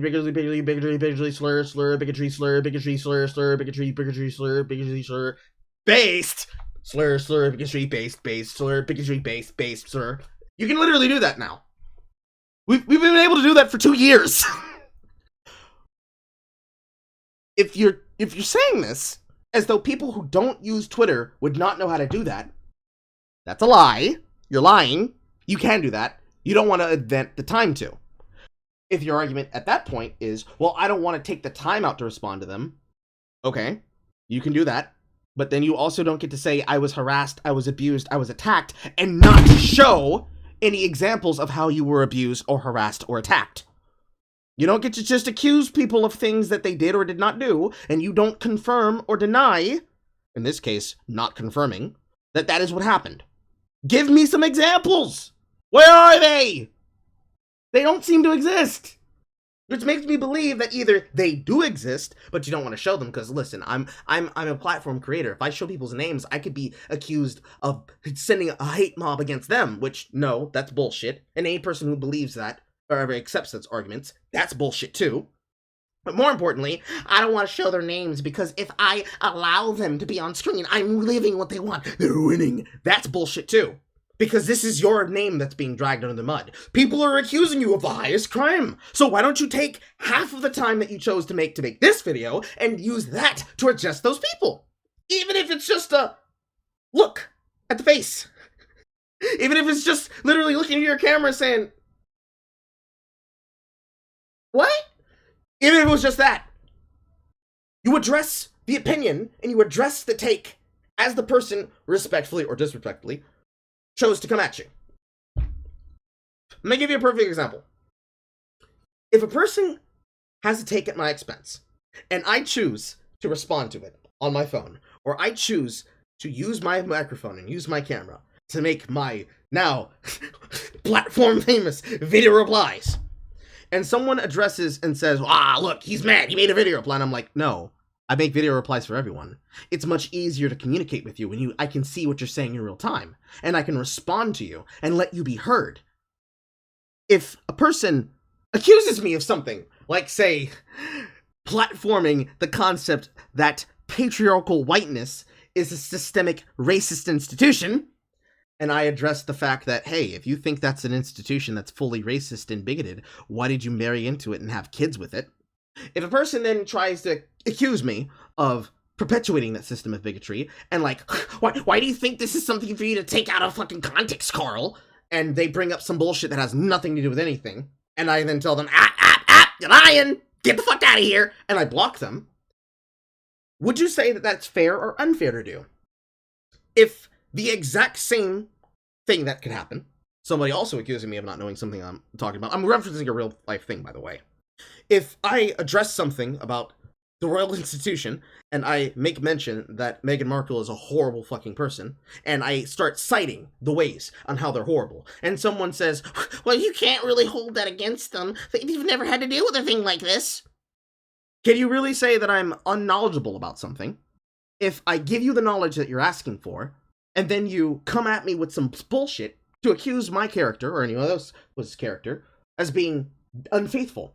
If we're having a discussion about something, and you just decide to say, oh no, you're lying, despite the fact that I'm giving you the resources in question. What about the same thing on your situation? You choose to have a take about games media, or about cinema in general, and you are talking about how you feel and what you think of when you watch them. If a random user slanders you, a random user who kind of has a large following asks a real question, even though it might be full of spite, and a verified checkmark does the exact same slandering of you, who do you address? And how would you address them?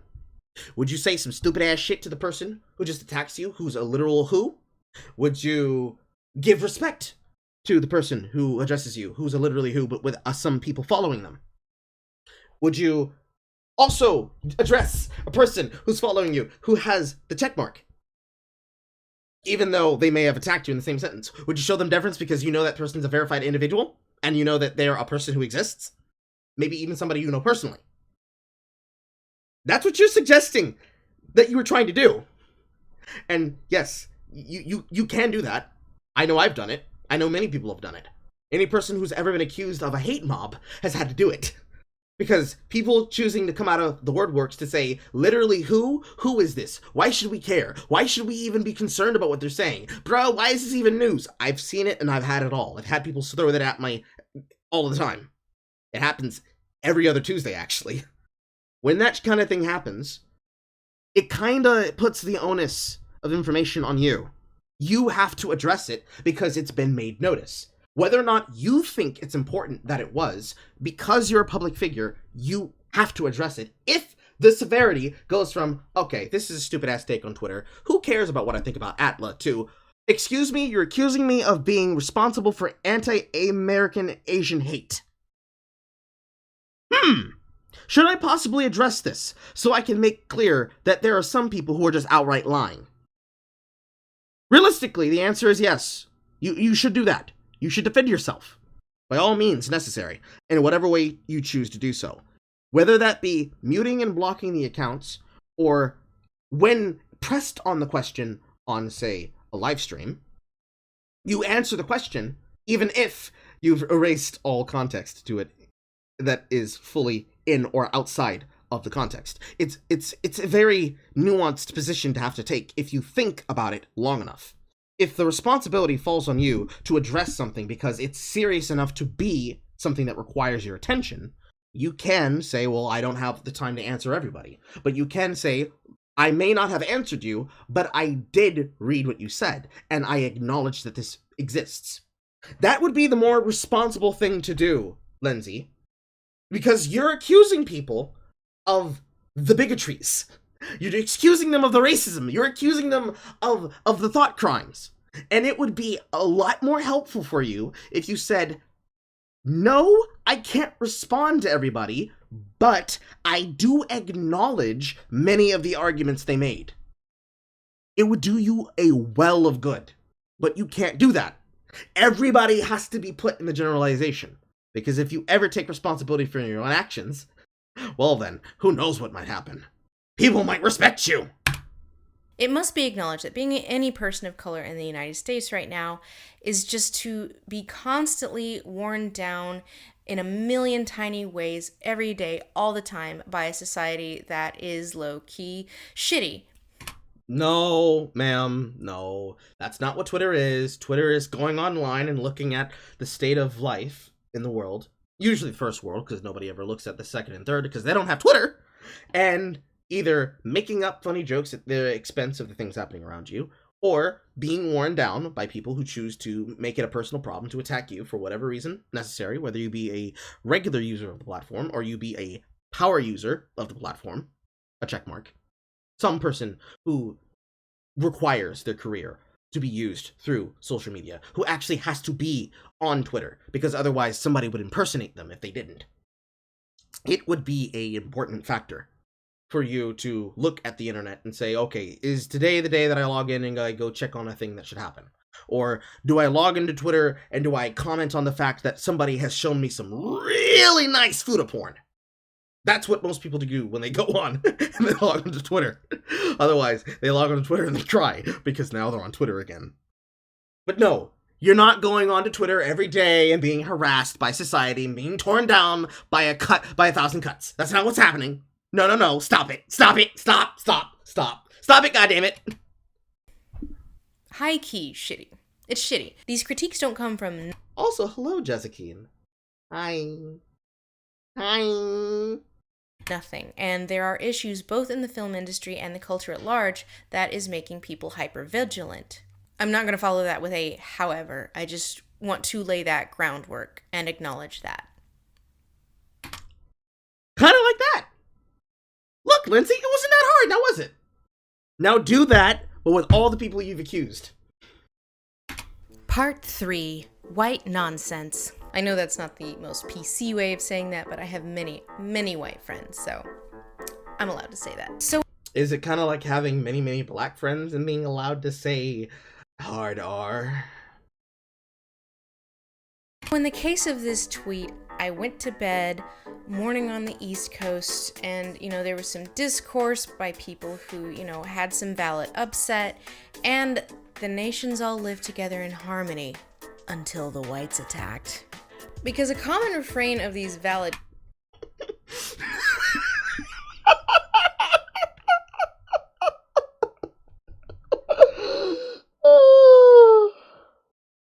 Until the whites attacked. Sasuke, until the whites attacked. Oh, you wrote this as a script, you taped it, you filmed it, and you said, yep, that makes sense to me. Criticisms were that I was ignoring POC voices and talking over POC voices. But the vast, vast majority of the avalanche of angry I was getting was from white people. Not all, but definitely, at least in terms of the extremely hyperbolic ones, was the majority. This would be a great time for you to start showing examples. White people, come here. Come here. We need to have a chat. I think maybe we need to admit that those of us on the progressive side of the fence, as it were, are feeling kind of under pressure these days. We are... Oh, are they? Pray tell, why would that be, Lindsey? Would it be the constant slander against white people? The constant idea that people being asked to do things should be normal for them to do, like saying, hey, you're an evil person who's responsible for racism everywhere. Even when you're not responsible for it and you had nothing to do with it, you are guilty of not just upholding white supremacy, but patriarchy. Could that be what you're talking about? Do tell. How did progressive people on the right side of the fence have that happen? Horrified by the racial injustice of the world, especially in the US, we feel the need to perform action, but aren't really presented with very many opportunities to do so. My friend and PBS co-host Princess Weeks remarked during another stupider Twitter thing that happened a few weeks prior about fan fiction ethics. Actually, it's about ethics in fan fiction. Lindsey. That's Gamergate joke. Sorry, you've done a bigotry. I'm gonna need your entire career now. Gotta give it back. You're not allowed to make jokes about fucking gamer Vietnam. Don't worry. It'll be in good fucking hands. My fucking god, this is supposed to be comedy? It deeply amuses me when people treat shipping, pro and anti, with so much political Look, guys. We got one. Except it's not the one about anything.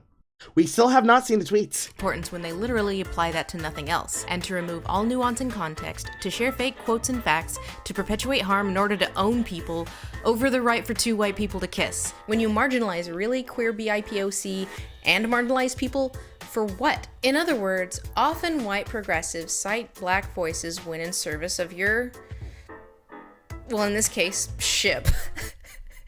Yeah, it was Hannibal or...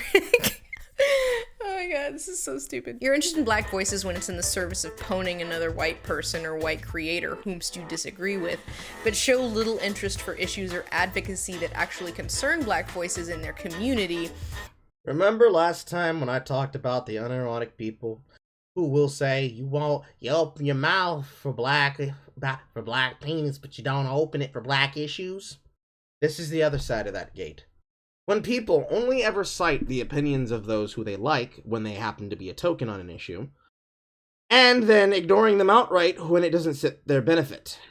Effectively, picking and choosing who they want to use to defend them. But it's more than just black, unfortunately. It's this concept, but every group, right? You care so much about the lives of those you consider to be minorities who deserve the help. You'll talk so much about gay issues, but you don't actually want to service yourself with help towards the gay group, whether it be men, gay men. Because, hey, you'll talk about how you'll promote the opinions of gay men, but you do absolutely nothing to help them when they actually require your help. You'll talk all the much you want about women loving women relationships in media, but you'll never actually help those people who you want to help, who aren't lesbian, and it has nothing to do with their sexuality. It just happens to be how they choose to do things behind the doors. But you only ever want to use them as an example when they can benefit you, and never when you could just simply say, hey, look, that's some stupid ass shit, y'all should stop. It's like that, but with every group. You do it to blacks, you do it to Asians, you do it to gays, you do it to trans, you do it to those who are detransitioners, a really underserviced group that gets blown out of proportion, because unironically, with trans people, that is something that happens all too fucking often. Those who say they care so much about trans rights, but as soon as that person becomes a detransitioner, they might as well have already killed themselves. It's an unfortunate thing that must be discussed by these people. Because unfortunately, every time I bring it up, motherfuckers want to pretend that it doesn't exist. While they continue to try and use that person by their trans name, but not by their detransitioned name.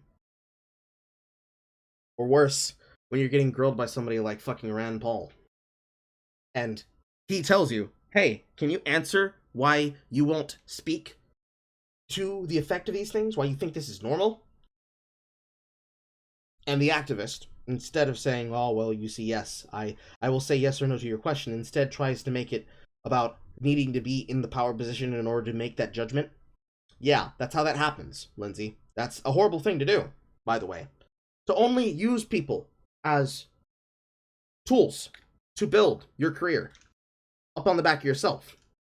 Surrounding yourself with yes men. That service to only be used as defense. Oh my god, that is a horrible frame for me to have paused on. Hold on. I'm using that in the thumbnail. Oh boy.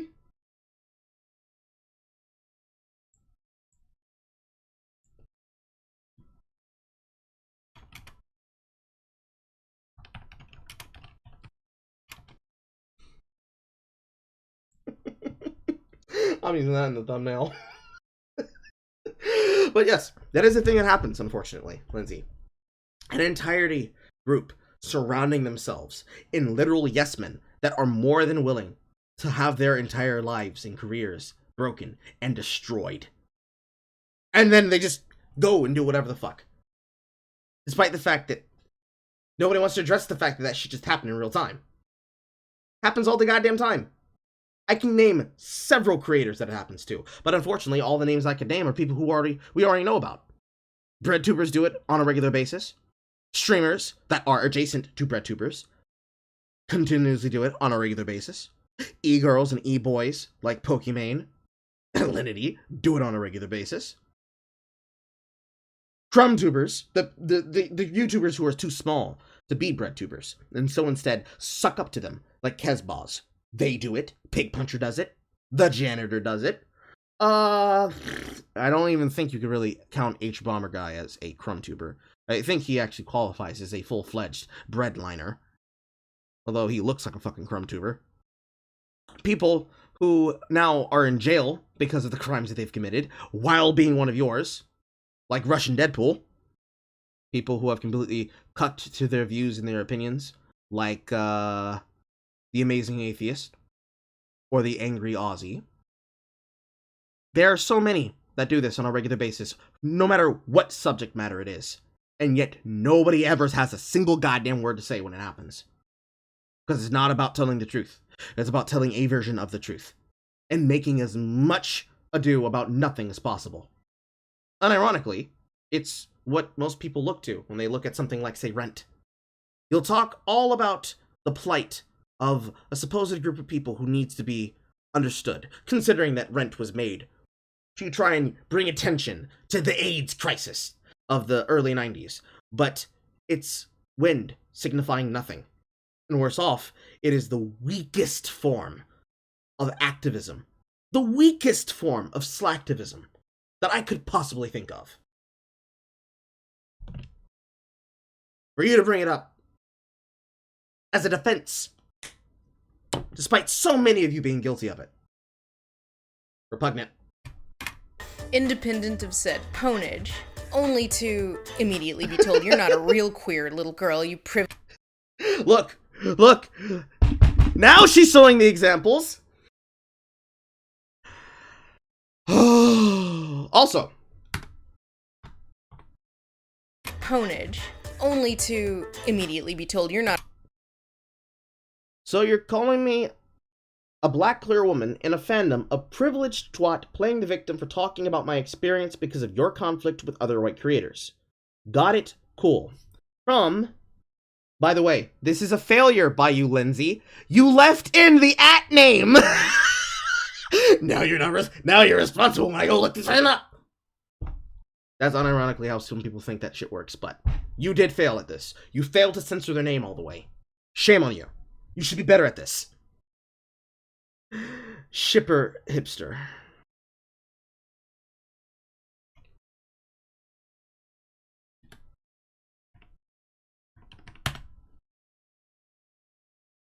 I want to see if the person deleted their account.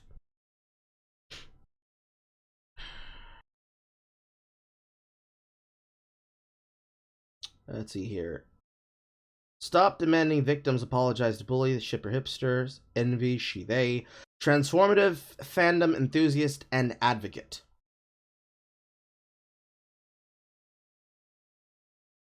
I have no clue if this is the exact same person. They clearly do not have the same profile picture. Let's see here. It looks as though this person is a cosplayer. Well, there's an easy way for me to look this up.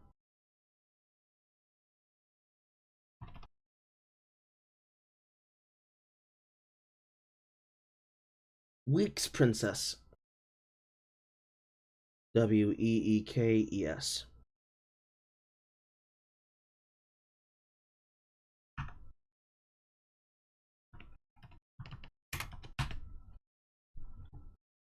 I am using all my Twitter foo. Oh yes, this is the exact same person. Okay. Now let's see here.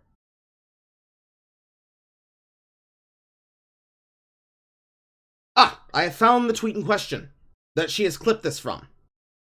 Since you have failed to do your job, Lindsey, allow me to do the job of reporting for you. Need to pull the thing up.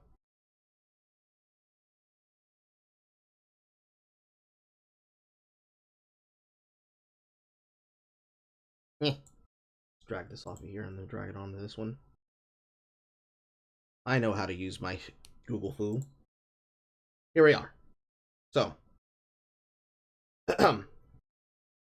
considering the harassment towards BIPOC folks, it's really distasteful to write off an entire community you don't understand. Jesus fucking Christ, these people with huge follower accounts keep playing the goddamned victim harassment card when they are just privileged twats. Coming from, considering the harassment towards BIPOC folks and the constant misinformation reaching to make people a prominent online women, it deeply amuses me when people treat shipping, pro and anti, with so much political importance when they literally apply that to nothing else. And to remove all nuance and context, to share fake quotes and facts, and blah blah blah blah blah blah blah blah blah blah blah blah blah blah. And let's read what's underneath this, shall we? The way John Boyega was treated, the horror. John Boyega is an interesting case, just the way he's been treated as a symbol of ideological peace by very different groups at very different points before he did something that didn't match their perceptions or what they disagreed with. Oh, do you mean like when Reset Era decided to call him a coon? Because he said, I don't want to be part of those people? Or when they did the exact same thing to Izumi Nakamura? Me like that. I can see why. I see why she chose to reference her. They are a assistant editor for the Mary Sue. This is the reason why Lindsey decided to cite Princess Weeks. It's one of her personal friends. Or at least somebody who she wants to suck up to. Who has large enough of a following for it to matter. Now, back to this person. You can twist my words all you want, doesn't change the fact you're talking over actual queer people in the community. The actually is inappropriate. The word I should have used, otherwise still stands. It's not a good look to play This is not a good look to play oppression Olympics over other queer and marginalized people about a community they admit that they aren't even part of. It is actually a very based opinion there, actually. Calling myself a black queer woman in a fandom of privileged twat playing the victim for talking about my experience because of your conflict with other creators? Yes, that is actually a thing that you can do. You are hoping that by citing these things that it makes your opinion more credible. That does not make it credible, Princess. At all. It does not matter if you are black. What would matter is if you were queer. If that was the take you're taking. But actually, the reason why you're saying it is you're saying this entire thread here as a defense of that. Like, in this thread, as I go down it, you're saying shit like, you're responding to in this case. I guess the problem is that the harassment is starting to bleed away from fandom into real life stuff, people losing jobs, suicide attempts, and the shame, and such. It's a shame. It did indeed feel sillier when it was just flame wars. Now it's full-fledged harassment campaigns. I mean, from just a night of this, my anxiety is through the roof, honestly. You could claim that the harassment that's sent towards you if it's certifiable harassment. If it's anything like what I've seen here from this user, this is not anything close to harassment. This is somebody this is someone pointing and saying, "Bitch, what the fuck you talking about?" But if you choose to claim that, I think it's silly and it deeply amuses you that people treat shipping, pro and anti, with so much political importance that they apply it to that and nothing else. If you can say that, but you say nothing of other cases of unironic harassment that exists for no fucking reason, like, say, the Zammy case, where you had an artist, a fan artist, be harassed by an entire community because of the crime of drawing a character thinner than what the character was purported to be. A fat character being drawn thin. And they didn't just harass her once, but harassed her twice and said she's lying about being on suicide watch, despite showing us the pictures of her in the hospital bed. And people doubling down and saying, "Good! You should die." Things that we know have happened, because everybody distanced themselves from the Steven fandom universe when it happened. If you can have a mouth for this, but you don't have a mouth for that. And by the way, they after that, they introduced Rose Quartz, and Rose Quartz was actually a thin character, so was she actually wrong? For that shit to happen, and you have all the mouth for this, but none of the mouth for that, it gives me pause on whether or not you're actually saying it because you believe it, or if you're saying it because you want sympathy. Because unfortunately, I have seen plenty of cases of people doing it for sympathy points. If you're asking me to cry for you, boo-hoo, bitch, boo-hoo! Cry into the money that the Mary Sue pays you. You can get over it. You're not one of the people who has no voice. In fact, why the hell would you care? You have all of these people who follow you. So, if it's supposed to be a point of importance, then you would mention that importance. You're an assistant editor. You understand attenuating information. But you didn't do that. And worse, Lindsey didn't do that either.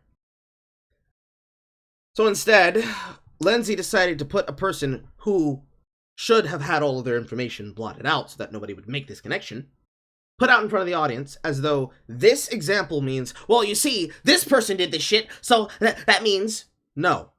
No, Lindsey, no. Bad creator. Bad. Bad. One person does not represent an entire group. Bad. Bad. Bad. Moving on. Not a real queer little girl, you privileged little twat, by a white lady about 15 minutes later. To be clear, this discussion was about fanfiction. This was about pretend people kissing. No, that's not what it was about. I just showed people. This conversation was about Princess Weeks saying, I find it funny that people are attacking me personally. Because you got all this emotion, but you're gonna throw that at me? Over shipping? It just causes me to pulp in a ball at night. And I get a book. And I get some coffee. And I just have a good cry. That's what that was about. That specific instance. Maybe the entire thing was connected to something else, but that what you just showed them is not what happened. You have told a lie now. Why are you lying? Did you think nobody would go and do research? Did you think that nobody would look it up and find out if it's true? I think that's why you did that, Lindsey. That's cringe, Lindsey. That's very mockable, Lindsey.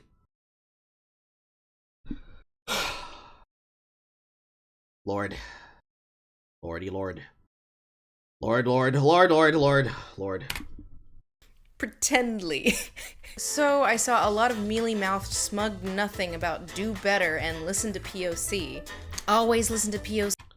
Look, Lindsey learned her lesson. She blotted them out correctly this time. Granted, if I actually wanted to go look up these ones, I could just look them up by what's in the tweet. No one's ever safe, Lindsey. It shouldn't even matter if you try to block it out there now, because you've already failed once. But realistically, and I'll say this on the matter when it comes to people looking up tweets, I would rather you give me an archive of the tweet in question, rather than you try to blot out the name of the person in question. Because if you're trying to set them up as something other than what they are, and you misrepresent somebody in a video like this, like you already have, I would see this as a problem. Because Why would you create a falsehood when you can just simply show the entire conversation in full? Why cut off pieces of it? Why? What purpose does that serve other than to set up a narrative? And if that narrative is disproven, are you going to be accountable towards the fault that you have made? Doesn't seem like you're going to do that here. Instead, you just made sure to correct that next time so that it's only your name that's being seen. It's ridiculous. It's really, really, really, really, really ridiculous. But that's the kind of smug bullshit I expect from a mealy-mouthed creator. POC. Why aren't you listening to POC? Elevate POC voices. Always. Okay. Hoomst. Hoomst is the valid person of color, oh allies of the jury, because I did listen to a lot of POC, both in public and in private, and I gotta tell ya, there's a diversity of opinions, almost like people of color aren't a monolith. Bullshit. You don't get to say that after quite literally insulting people as often as you have, and using them as often as you have, and just as you did, to try and defend your position. Oh! Hoomst! Hoomst, Lindsey! Are these individuals you spoke to? What were their opinions? If they have a diversity of opinions, and you're not just being another mealy-mouthed creator trying to be smug in her video, which, by the way, still no apology, I suppose this is the end. You should probably show those opinions. I mean, now you're choosing to show the tweets, so why not show the opinions? Questions? Just basic questions. Marginalized communities are not without diversity or conflict, so treating it as such is totally reductive and ignoring other POC voices by centering the loudest or angriest as the most authoritative. And yet, you have people like Extra Credits demanding that people should not do things that could potentially expand conversation amongst those groups. The same way I've been seeing conversations about Falcon and the Winter Soldier 50 billion times within the last 7 days. Because there are some people that really they're just out here accepting the shit. They say we eaten while they cough up another piece of manure from their lungs. And then they inhale and say, ah, delicacy, and dig right the fuck back in. I've seen and watched Jay try to have conversations with these people. And it does not seem that there is much diversity of opinion in those thoughts. So I wonder what the diversity of opinion amongst the people you sampled must be. Who are those people? What were their opinions? How did they phrase their arguments? Were they even on topic? These are questions that I ask that I know I won't get answers to. A problem only compounded by the way Twitter is designed, which I have already argued is bad. As I was going back and forth over the timeline and everything that had happened, I found this private message from fellow YouTuber who I have to disclose is half Vietnamese because this is irrelevant. And why would you hide their identity? If they're also a YouTuber and you want people to know that their opinion is seen, especially when this is supposed to be to try to help your position, you would try to make that helpful, yes? But I see. We're going to withhold their identity. As I found this private message from fellow YouTuber. We're going to withhold their name to protect their identity so that you can just simply say that it happened. Will you show the tweets in question or show the DM in question to show that it is true and that it's not just you talking hot shit? Because now I am questioning every single time that you cite anything. Who I have to disclose is half Vietnamese because this is irrelevant. And he said, I'm trying not to say anything I'm going to Oh, so that was a joke. It's Todd. Of course. Regret here, but I have very little respect for the people dogpiling me and mine in the defense of a typically derivative corporate product from the biggest media company in the West because 2 of its 7 writers and 0 of its directors were Asian. Excuse me. The person who wrote Raya and the Last Dragon took the idea when it was workshopped to her at the last D23, or is it D21? I forget what they call the thing. But they picked up the idea, and the idea was wholly different than what they originally started with. And it was that woman in question, who's actually Vietnamese, who wrote that entire fucking thing. If you're going to sit here and say, look, it's not good enough because it's a product that was created by a fucking media company. Only 2 out of the 7 writers were fucking Asian, but none of the directors were. Get the fuck out of here. Where was your mouth for Aladdin? Did you dislike Aladdin? Where was your mouth for Lion King? Did you dislike The Lion King? Where was your mouth for Cinderella? Where was your mouth for Maleficent? Where was your mouth for any of these fucking remakes? What complaint have you had for the Proto-Germanic people who were dismissed and besmirched with the embarrassment of their fucking Cinderella story?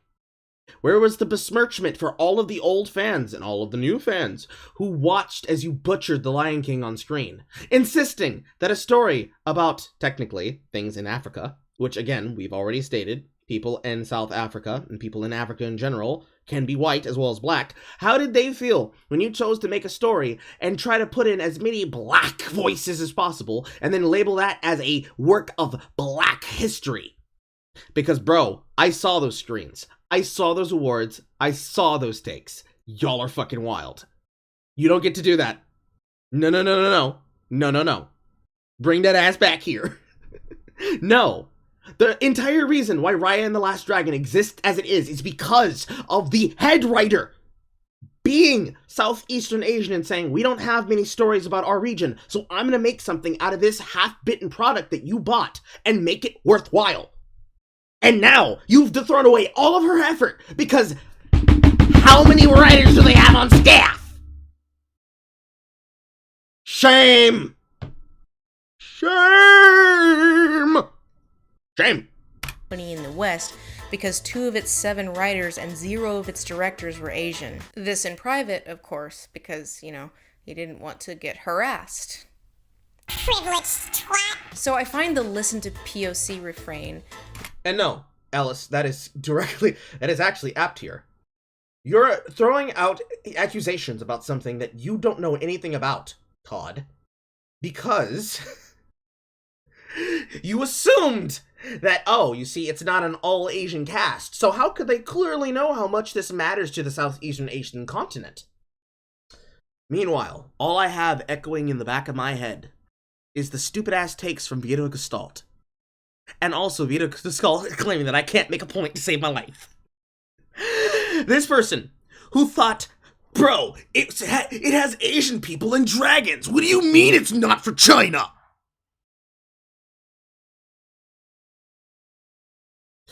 It hurts my soul that people are like this.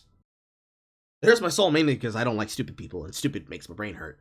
But, yes, that makes you look like a privileged twat when you act as though you know most and know best, and go to your friends to signal boost their opinions, while probably choosing to ignore so many others that you could have listened to out of that gaggle that you chose to pick out.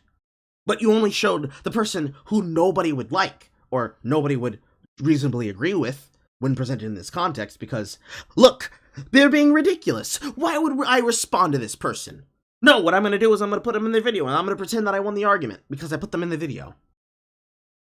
See, when most people put tweets in videos, they put them there because it's necessary for the context. When I chose to do it for Vito talking hot shit about me, it was quite literally because he deletes his tweets and he regularly tries to lie. And then it was brought to my attention in that situation that he was talking hot shit about me. So I put the video together as a, you need to shut the fuck up and probably go do something more important. Because here he is in the description and mentions of somebody's video, quite literally saying, oh yes, this is great. And it's a person with less views on that video than the one that I made. Quite literally lying about the situation, not fully abreast of the reason why any person does not know about him, or why a take like the take he made about Raya and the Last Dragon would be important. Does it matter that he made the take? No. Is it important? No. But it's funny as hell and I wanted to do it. I think you need to tell the truth that the reason you're trying to say all this shit as set up to this is because you wanted to try and antagonize these people. And you wanted to claim that you didn't want to make this video, but realistically you did. You fucking did. You knew you wanted to do it. You did it on purpose because you wanted to piss them off. You wanted to make sure that you knew, that they knew, that you could create the lasting effect of the last word in the conversation. In my case, it's the inverse of that with Vito. Vito's talking some hot shit. I wanted to make it clear that, boy, not only did I see what you said, but I'm going to continue making this bad for you. Sometimes it works to the benefit. Sometimes it works to the detriment. This is one of those things that is to the detriment. Lindsay, that is very cringe. Because it's only trotted out in the service of white people poning other white people. Very revealing, because... Do you think that that possibly could be what you're doing there, Lindsay? Trotting out other people to pwn people on the internet. It's not like you're doing this because you're trying to clear your name. What they mean is listen to the POC we can use to pwn someone else. But the POC we don't agree with? Privileged twat. But note this hilarious exchange between... But what happens when you do that to others? Are they privileged twats? I would say yes, especially considering how people came at you. Hypocrisy. My name is BreadTube. Two white people arguing over my riot tweet. When pressed on what exactly it is I need to... Oh my god. Microscopic! You realize people are more mad about her reaction than the tweet itself. What actually was wrong with her reaction? When white people are called out for being racially insensitive, we should listen and apologize and do better. It's not a good look to throw a bossy fit and delete your Twitter. But she wasn't being racially insensitive. The people saying otherwise were wrong. My fucking dyslexia is acting all the way up right now. Objectively wrong. What do you do in that situation? Apologize anyways? All she said was, a film that was similar to another film. Avatar: The Last Airbender, yes, is a Nickelodeon film, but no is more recognizable as the Nickelodeon series. I don't even know a single person who refers to the fucking catastrophe that was the M. Night Shyamalan film. Moving on. All she said is that a film was similar to another film, which it was. Subjective opinion, excuse me. Objective opinion. Some people perceived that as racially insensitive, and frankly, that's their problem. Again, you're just another white woman talking over actual POC concerns. Is that a white person? Because that looks like a profile picture, and I don't care to go look, and I don't think I need to go look, but I'm gonna go ahead and say, I don't think you know that they're white. I think you're assuming. But more importantly, this person, which I hope to God is not a picture of Amber Heard, this person is not wrong. It is not a good look to throw a bossy fit and then delete your Twitter. I talked about that already. It is embarrassing that you do that. How are you discounting any of the points that they made here? And even then, you're throwing these two under the bus.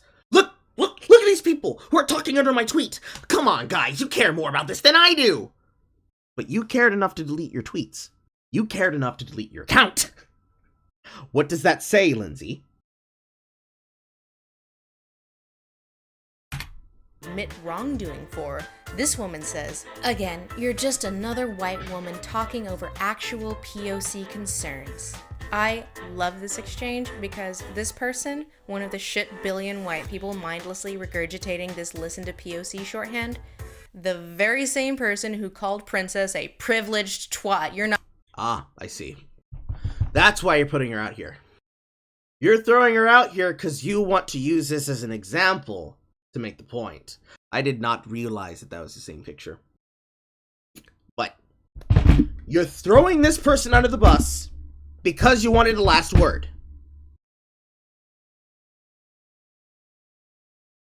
How is she wrong? There's some shit in here that I would say on her account is objectionable and questionable. But I think you're proving her right. Unfortunately, you're playing the victim card. As though what she said here got you this pressed that you needed to do this. And then, at the same time, you've chosen to pick out arguments to set her up as somehow being the villain. Whether or not she believes what she said and she's right in what she said does not matter to the point that she's actually right about you. It's like, you're a villain and she's a villain. But this villain has a point. And instead of addressing that point and saying, yes, there are actually some concerns that I can say that I can understand here, you've instead decided to put all of this out here to try and mock and antagonize and attack this person. And because you failed to properly blot out the name, if somebody were to actually look at your video, just like I did, and were to go to harass this individual, oh, now you're part and parcel to actually using your platform to harass an individual, which probably is the reason why they changed their name to what they did. Actually, honestly, pride on them, because they didn't even change their @ Most people, when they get attacked like that by a big creator, would change their @ so they can get away from their fans. But neither here nor there. Lindsey, you're on some shit. Queer little girl. Princess's Law in action. There's this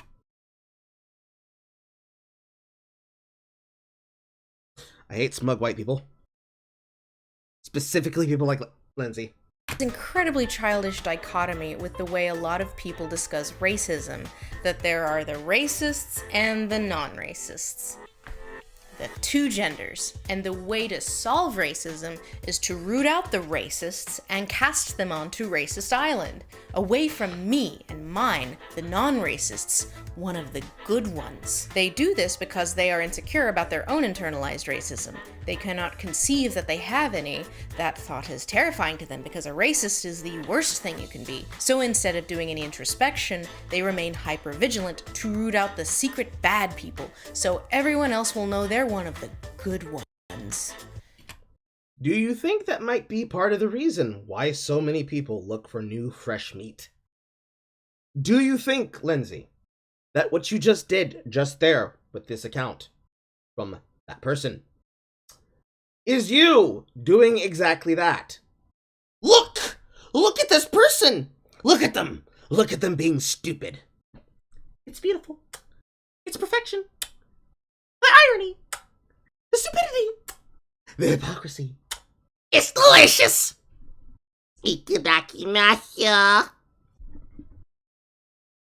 Could you see why some of that toxicity could find its way to bite you in the ass? Or are you not going to blame that on Cujo?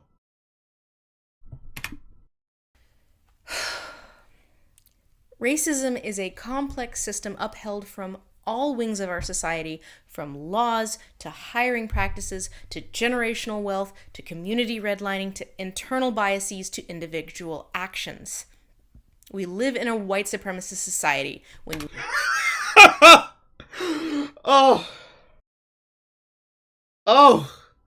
Say it again. I didn't laugh hard enough.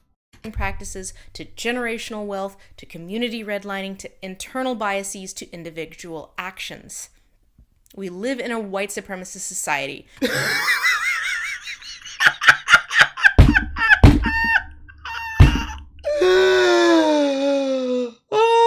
One more time. To individual actions. We live in a white supremacist society. When you live in a pig pen, you're gonna get covered in shit.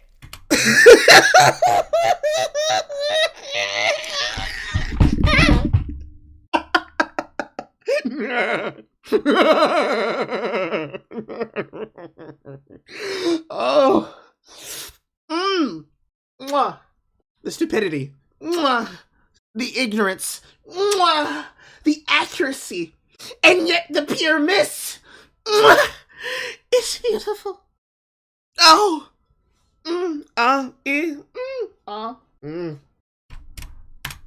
And all of us have the stink on us. And I don't just mean the whites. All of you. Blocked, blocked, blocked. None of you are free from sin.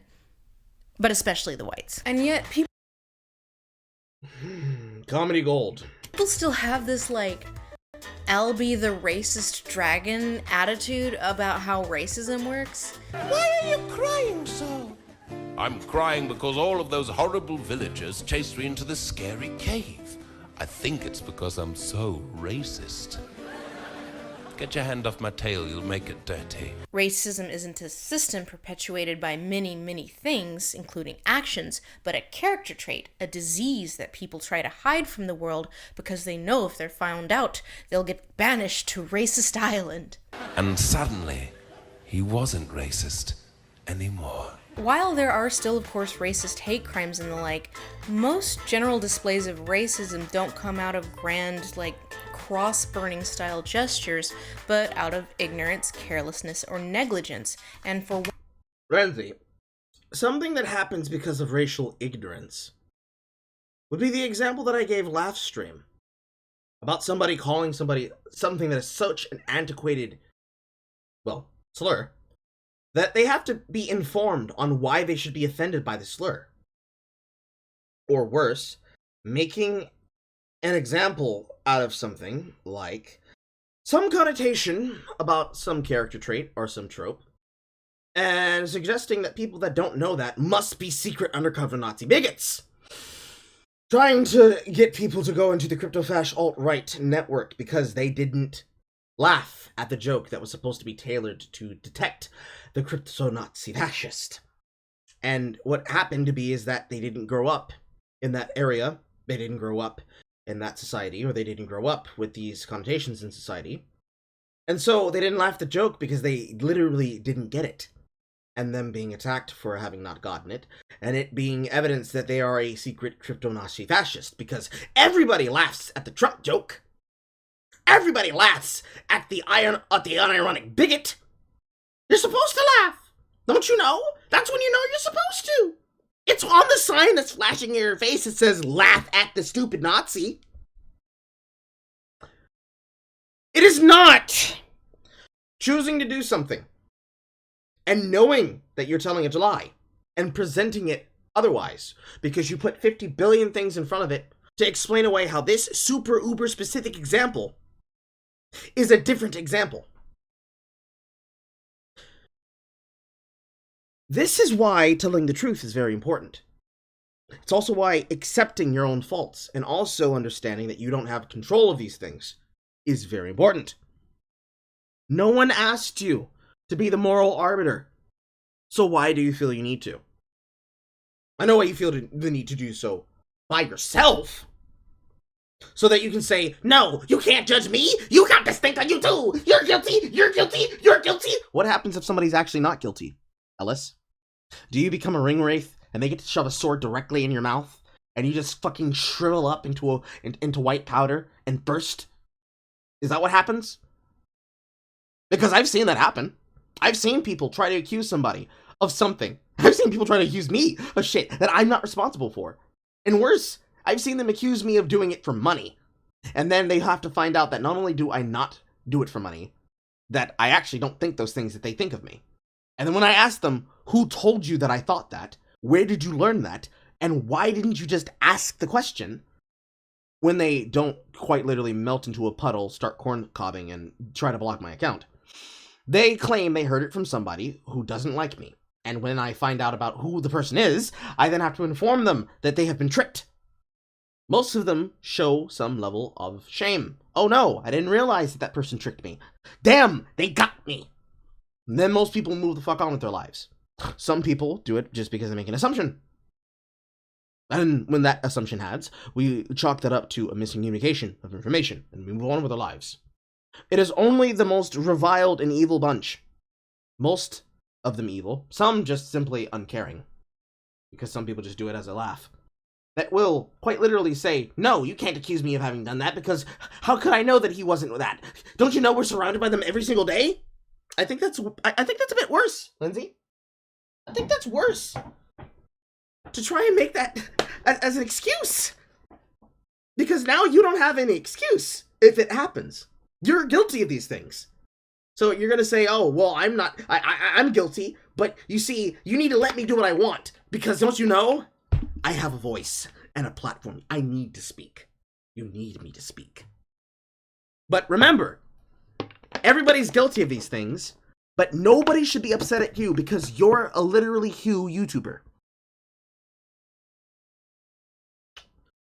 Yeah, that kind of doesn't hold water now, does it? white people, a lot of it is just the reality of benefiting from a system designed to privilege you. So I'm not gonna waste my breath on the "I'm not a racist" line of defense. I'm a white woman from Tennessee. My family is mostly uneducated white trash. I'm not gonna be like, yeah, I didn't internalize any of that. I'm special. I shot out of the womb unscathed. We all have the stink on us. Yes, even you. The reason I bring this up is because you're making excuses. Just like that was a deflection. No one's going to accuse you of being an unwashed, massive racist, Lindsey. Those who would, I would laugh at myself, and I'd make sure that they knew it in person. Hell, I already do. However, accusing people of being racist is meaningless. It's meaningless to accuse them of this. Because when you throw racism at everything, it makes the accusation mean nothing. Because there's a difference between calling somebody a bigot and calling someone a racist. Unfortunately, most people are racist as shit, to the point that I made mention of Ibram X. Kendi. And worse, Takeshi Coates. Takeshi Coates believes in the Nation of Islam and their Krub conspiracy. If you don't know what that is, feel free to look it up. Get back to me.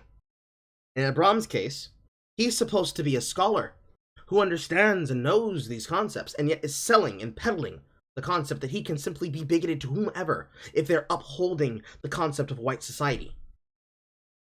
I would not call them racist. I would call them bigoted, because it is a bigot's viewpoint to use that to enrich themselves, and worse, to present even a parody of someone's ideas to an entire audience of people, and to purport them as worse than a normal Nazi. You're worse than a National Socialist. You're a super bigoted, super-powered, mutant National Socialist for the crime of telling people to clean their room. I don't know. Do I become a bigot if I tell you to wash your face? My God. What the fuck is this white guilt? Who fucked you? Who fucked with your world? Who fucked up your world, Lindsey? My God. Another thing that happened after that tweet was the sharing of the receipts. Thousands of people passing around screen caps of tweets and videos and blog entries and anecdotes from my personal life, proving that this was not just a one-off. Oh no, I have a long history. It was high time I was banished to Racist Island. And yes, Lindsey, that's actually happened. I know you're trying to do a bop, but that is a thing that you've actually done. You've actually done that. Many times. Ah!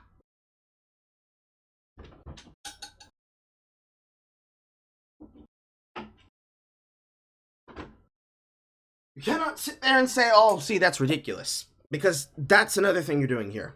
You're lying by structure. You're trying to make a setup to try and excuse the things that you're doing. And you're trying to make this argument as though, you see, people were just unjustly attacking me, don't you know? If people want to attack your opinions and takes, Lindsey, that's not a crime. If people are being ridiculous while attacking your opinions, people will laugh at them for the ridiculousness that they're having in the situation. In case those people are actually the literally who's that nobody will care about the opinions of. There is even an argument to say that people will only care about the opinion because you chose to present it in front of them, and chose to make up a narrative to try and present them as one of the bad ones, and position yourself as one of the good ones, being attacked by miscellaneous ones, bad ones, sometimes good ones, and literally who ones. You can't make that shit up and then try to say, well, I'm the victim here. You're the creator that has the ability to stop all of that.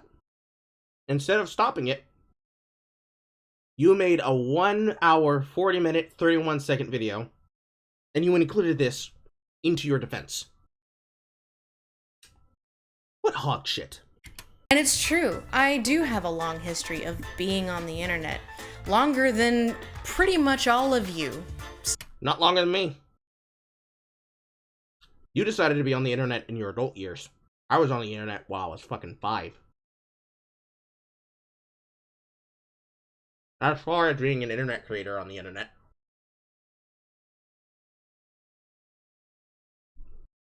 that does not actually save you. You being an old fag, that's what we call people who've been on the internet for a long time. You being an old fag does not make you exempt. It actually makes you at worst. Because that means you've been here to see all the shit. And you're still acting like this. Give me 1 second, I'm gonna finish brushing my teeth.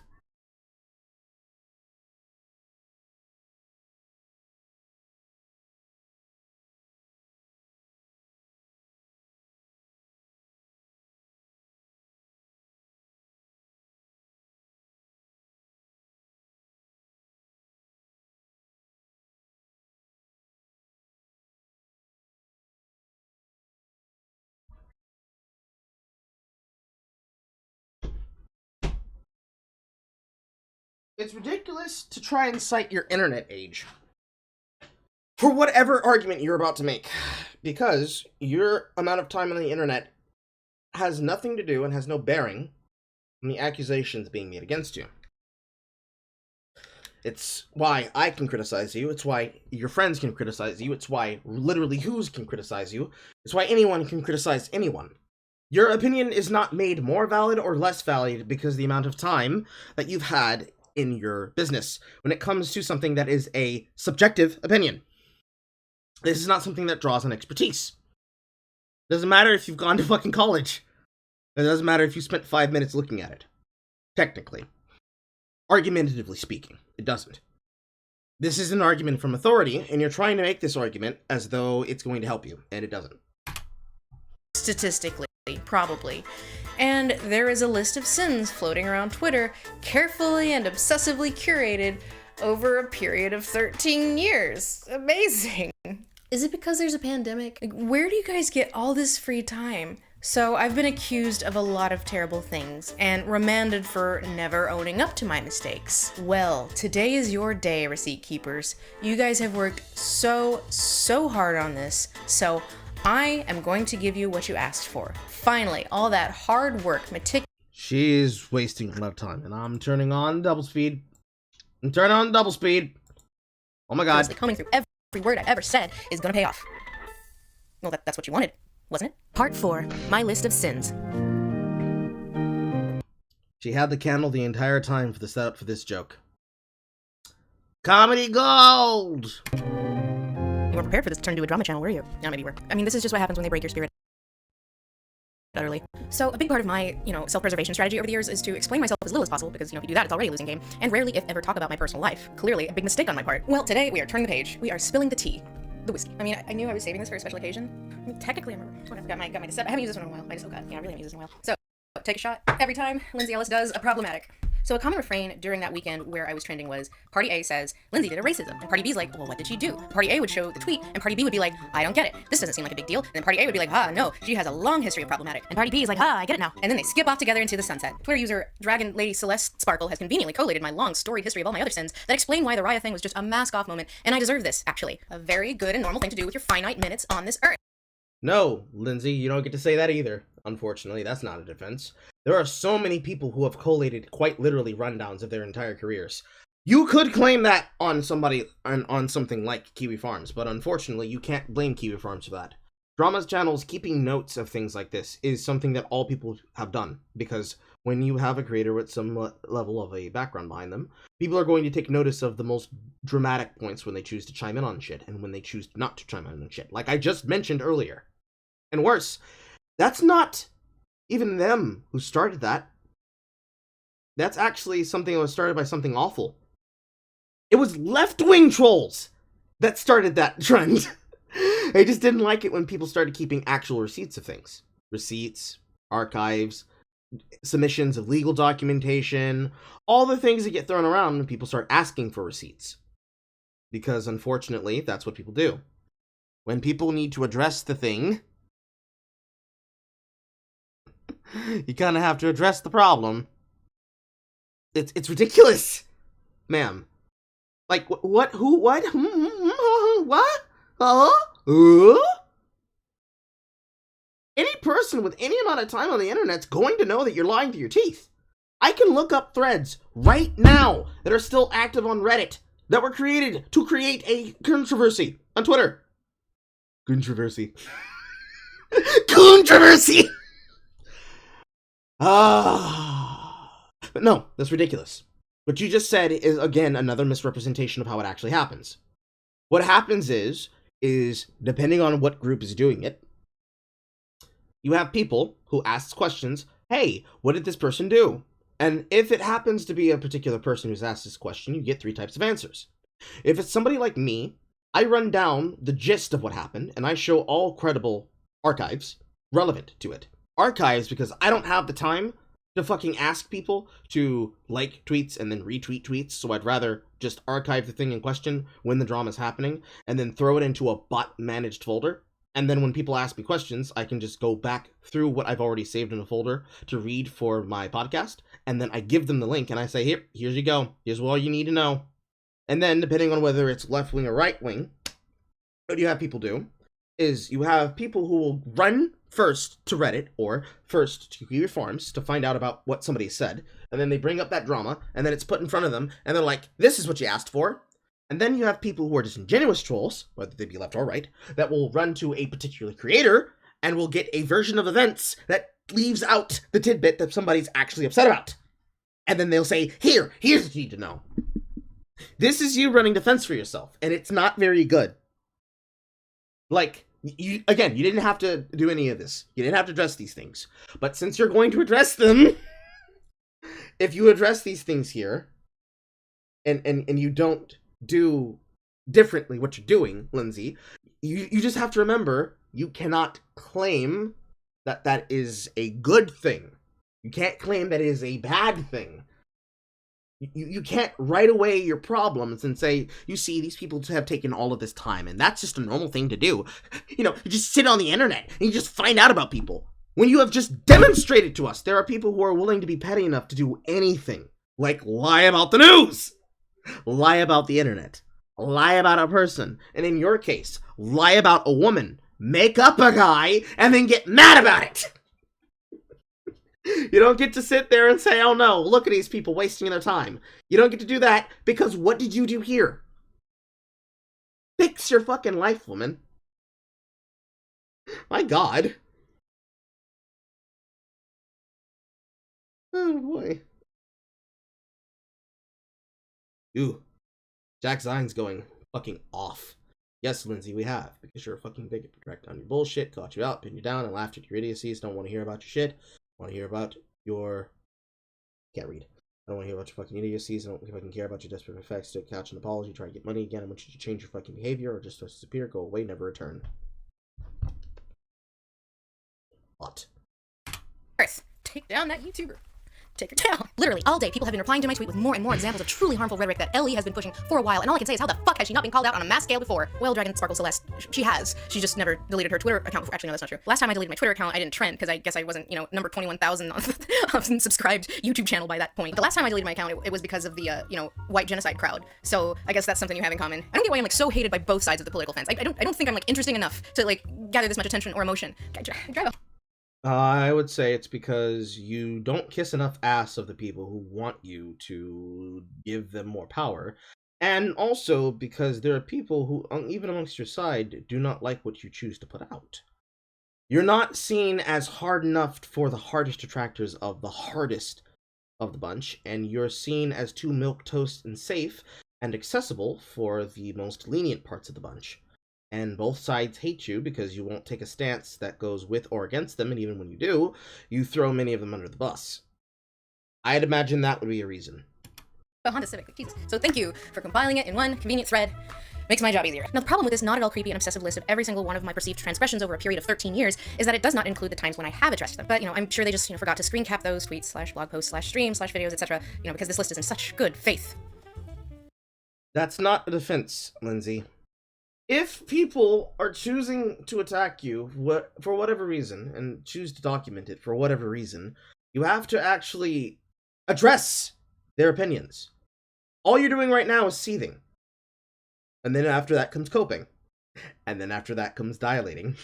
And then after that comes rotating. And then in a cycle, seethe, cope, rotate, dilate. Nor does it incorporate any of my entire body of work, which, I don't know, doesn't count apparently because, the list of sins is the real me. And the other stuff I do is, I don't know, for profit or something. So there's like a jillion. Realistically, anything that you can do that is publicly put out there is for profit and attention. This video, as aptly described by a member of the chat, is put out there for profit and attention. It's been seen by a little over a little under 1.1 million people. It's been liked by 109,000.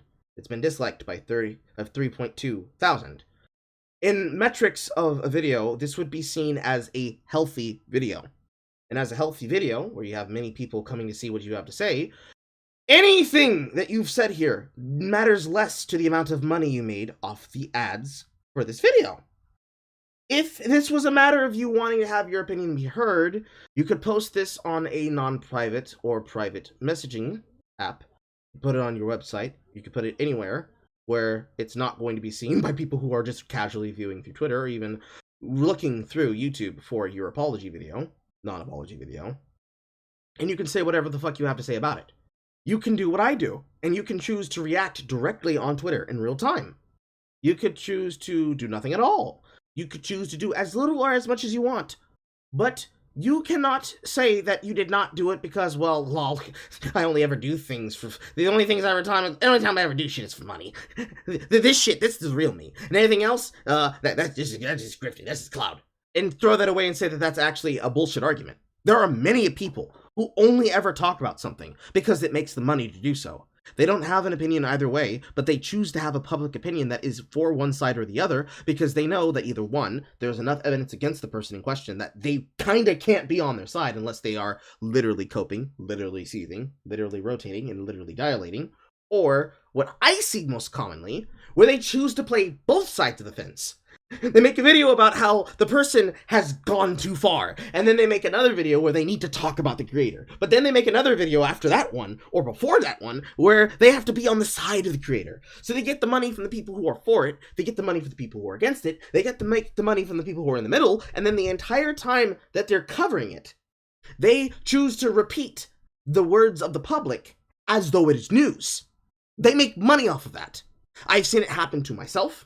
I've seen it happen to creators on your side of the fence. I've seen it happen to creators on my side of the fence. I've seen it happen to shitposters in the middle. I've seen it happen to normal people in the middle. I've seen it happen to journalists. Real journalists. I've seen it happen to games journalists. Actual games journalists. Like Richard Lewis, where he had somebody do this not only on his broadcast, but take examples of him talking on Trainwreck's podcast, on the Scuffed podcast, when his wife, or friend, whomever, I believe it was his partner, died, and he was pushing everybody away from himself, and he was feeling hurt and in pain. Somebody used that on an esports show to talk about how Richard Lewis was supposedly a bad person because after he was assigned to the post desk to talk about and he was assigned to the post desk to take over for another person who chose to go on their way and make whatever content she wanted to make, and he was brought in to replace that person to talk about Rocket League. They chose to reference this as though it was supposed to be a takedown of his character, while also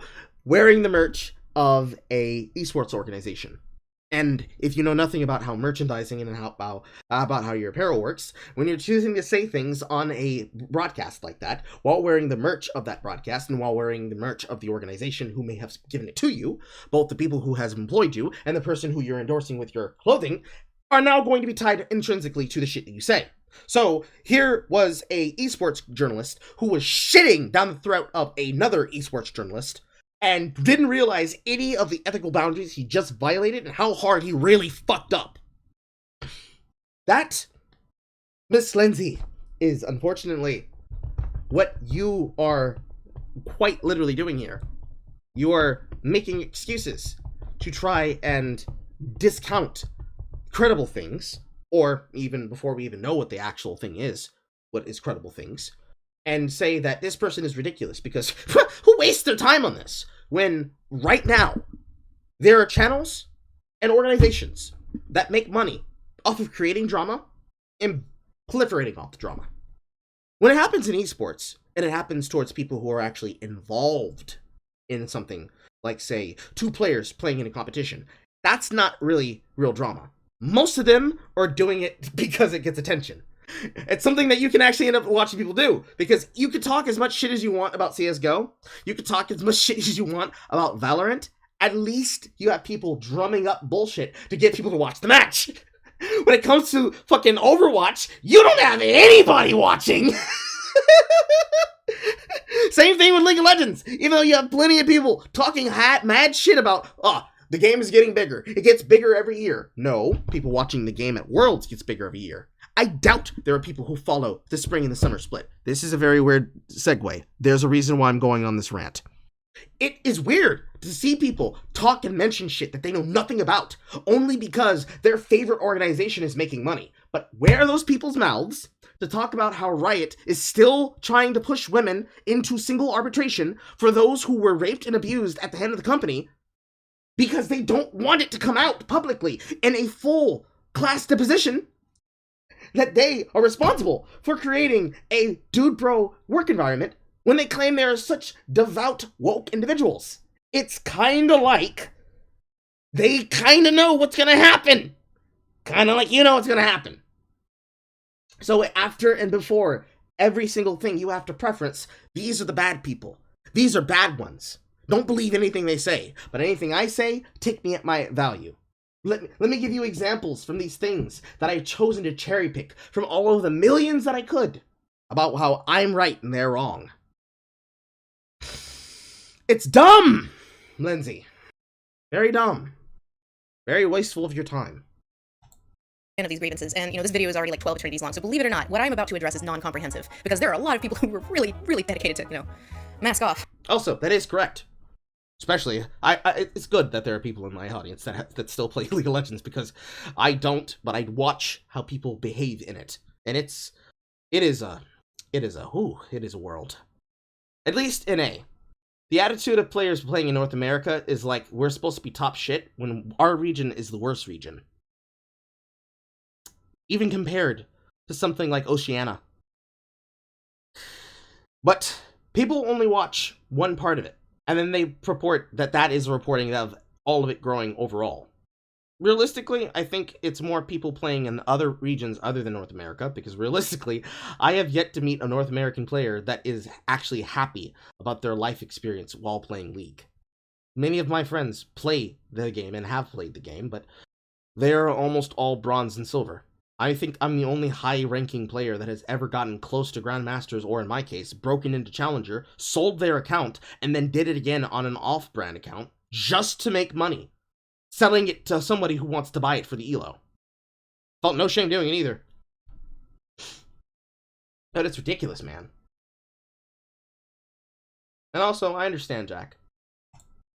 And credit to where it's due. This was spearheaded by the, leftist Twitter. But again, a lot of these receipts originated with the right wing. I don't even want to call them alt-right, because they're not that principled. More like, Gamergate refugees, the 4chan for the lulz crowd. 4chan Gamergate refugees. Diet Nazis, let's call them. So some of this Diet Nazis. I already talked about this. That's very stupid. Y'all gotta stop coping. says, as many of you have noted, extremely bad faith interpretations of statements which only make sense if you are working backwards from a foregone conclusion. That said, I don't want this to be taken as me saying that I have never done anything wrong. Unambiguously, I have. We all make mistakes. So where I feel like an amendment or an apology is warranted, I will do so. But where I feel like the criticism is being made in bad faith, is unreasonable, or is flat out untrue, I shan't bend the knee, because we here at Lindsey Ellis Industries are not in the business of serving bullshit. So I got my bell of Well, that's bullshit. shame here, and as the Black Eyed Peas would say, let's get it started. 2020 Harriet Tubman fanfic. This one is like really popular. So the narrative here is that because of this tweet, I ship Harriet Tubman with her enslaver, and I want there to be fanfic of it. I'm just saying, you have to be giving this a very weird read in order to think that's what I meant, but I'm also going to go out on a limb and assume that most of the people mad about this have not seen the Harriet Tubman movie, or if they have, are not familiar with her real history. So the central conflict of the film revolves around Harriet's relationship to her enslaver, a twinkie blonde guy named Gideon, played by Taylor Swift's then boyfriend. They are around the same age, they basically grow up together, and early in the film he's framed somewhat sympathetically until he propositions her, demands her submission and fealty, which of course she refuses, and then when she escapes he becomes obsessed with recapturing her, and he's the central antagonist of the entire film. But here's the thing about Gideon. He never existed. He was completely made up for the film. Harriet Tubman's IRL enslaver at the time of her escape was a woman, but instead of having the film center more around Harriet's journey after she got away from the Brodus family, it instead creates this character in the form of Taylor Swift's boyfriend as the antagonist, a man who, and I cannot express this enough, did not exist in real life. So basically the film creates an OC that is like super obsessed with recapturing her in a movie where Harriet Tubman also has superpowers. it just felt a little fanficky to me. And so I've never seen this film, and that's very stupid. Why? Oh, why do they make things like that? And more importantly, why'd you make a trade about it? Why are you defending this? Why are we here? Where's my mommy? I want to go home. I'm already home. One day I was on an airplane and the person next to me was watching it, and I just kind of started wondering why the filmmakers decided to go that route with the film creatively, because again, it just kind of felt weird to me. Like, you know, the final showdown in the film is between Harriet and Gideon in a forest that to me was somewhat evocative of the last showdown in The Force Awakens. And this was also kind of like the height of this sort of thing, this tendency to fanficify historical figures that was partially enabled by Hamilton. So I just kind of idly have this thought like, oh man, I wonder if this movie spurned fic of these two characters. Oh god, actually, I'm not gonna check because I don't want to know. Usually I don't really check my mentions, so I didn't see any anger when I tweeted that. Only a few days later when screen caps started circling, and then I got some white women in my DMs demanding that I do better and apologize, specifically not to them, but to all of my black fans that I hurt. So like an hour after I tweeted it, I was like, I better take this down because this is the sort of thing that someone could take out of context in bad faith. Well, so the reason I never addressed this is because, like, the read of that tweet in itself, of me being thirsty for Harriet Gideon fanfic, was just so absurd, I didn't know what to say. Now, to be clear, no, I should not have tweeted that at all. I was thinking in terms of the creative decision to create Gideon being kind of tone deaf, but the pithy way that I tweeted it still ostensibly glosses over the reality of white owners sexually abusing their slaves being the historical norm, and that is in itself disrespectful. So while I definitely did not mean what people seem to think I meant, I definitely should not have said that. I was, as the kids say, showing my ass. Next. Sad. 2009, Autistic Tempered. Sad that you somehow need to do that. Also, that's ridiculous. Autistic temper tantrum. My god. You do realize that you did indeed have your career started with ableist and racist jokes. Those were jokes that would have been considered edgy back then, Lindsey. You can't just write off those periods in histories of the goddamn website as not having existed. Like, even if it's a small smidgen of a little twinge edgy now, by those comparisons, by these comparisons today, that is nothing compared to what happens now. But it did still happen, it still does exist, and if you're not, you don't agree with it, you kind of have to say, yeah, it was a different time. And that's all that you really have to say about that. But, you're a cope! Oof, boy, had to go way back for this. Also, you are a woman who was arrested for DUI. With the bug eyes. The scared face. I remember that shit. This one. People wonder why I privated all of my old videos. So I was in film school at the time, and my class was 80% male, and, you know, some of them had a Friday sense of humor. And while I was talking about this movie, Beauty and the Beast, The Enchanted Christmas, one of them made this remark about how the Beast, and I just kind of mindlessly regurgitated it. I'm gonna throw an autistic temper tantrum because I was with an edgy boy website at the time, and I wanted to demonstrate that I wasn't like the other girls. I was a cool, edgy boy. Why is she so scared of saying that guy with the glasses and something awful? Or excuse me, Channel Awesome. Was insensitive and careless. I definitely should not have said that. Next. 2013, The Prince of Egypt, Anti-Semitism.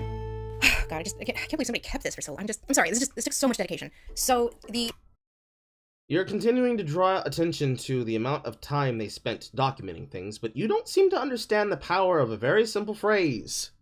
Weaponized autism! You don't fuck with it.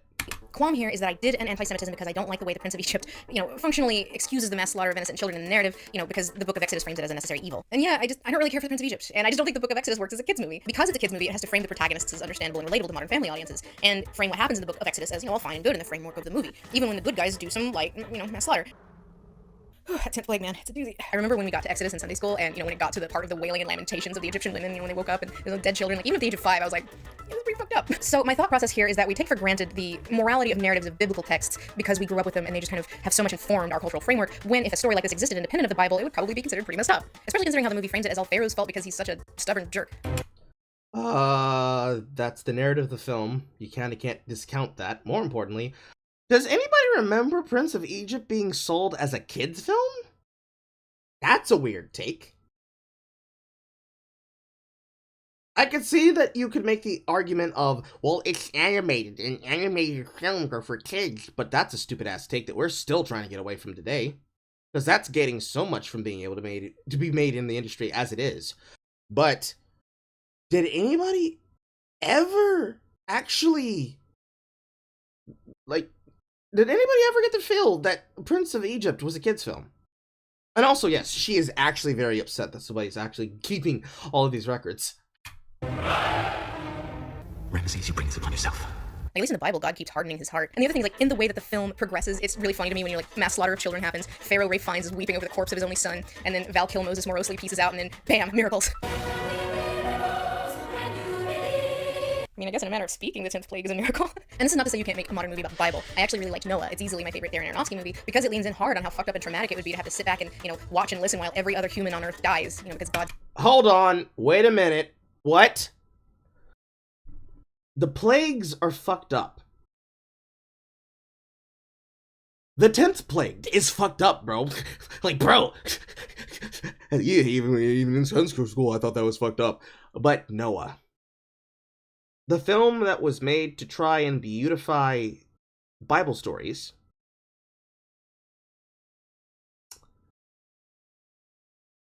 That one is good. Even though it requires that a majority of civilization is still destroyed by a flood. That one is good because question mark, question mark, question mark, question mark, question mark, question mark. Lindsey, I just think you're hypocritically trying to justify your fucking lack of biblical films. My God.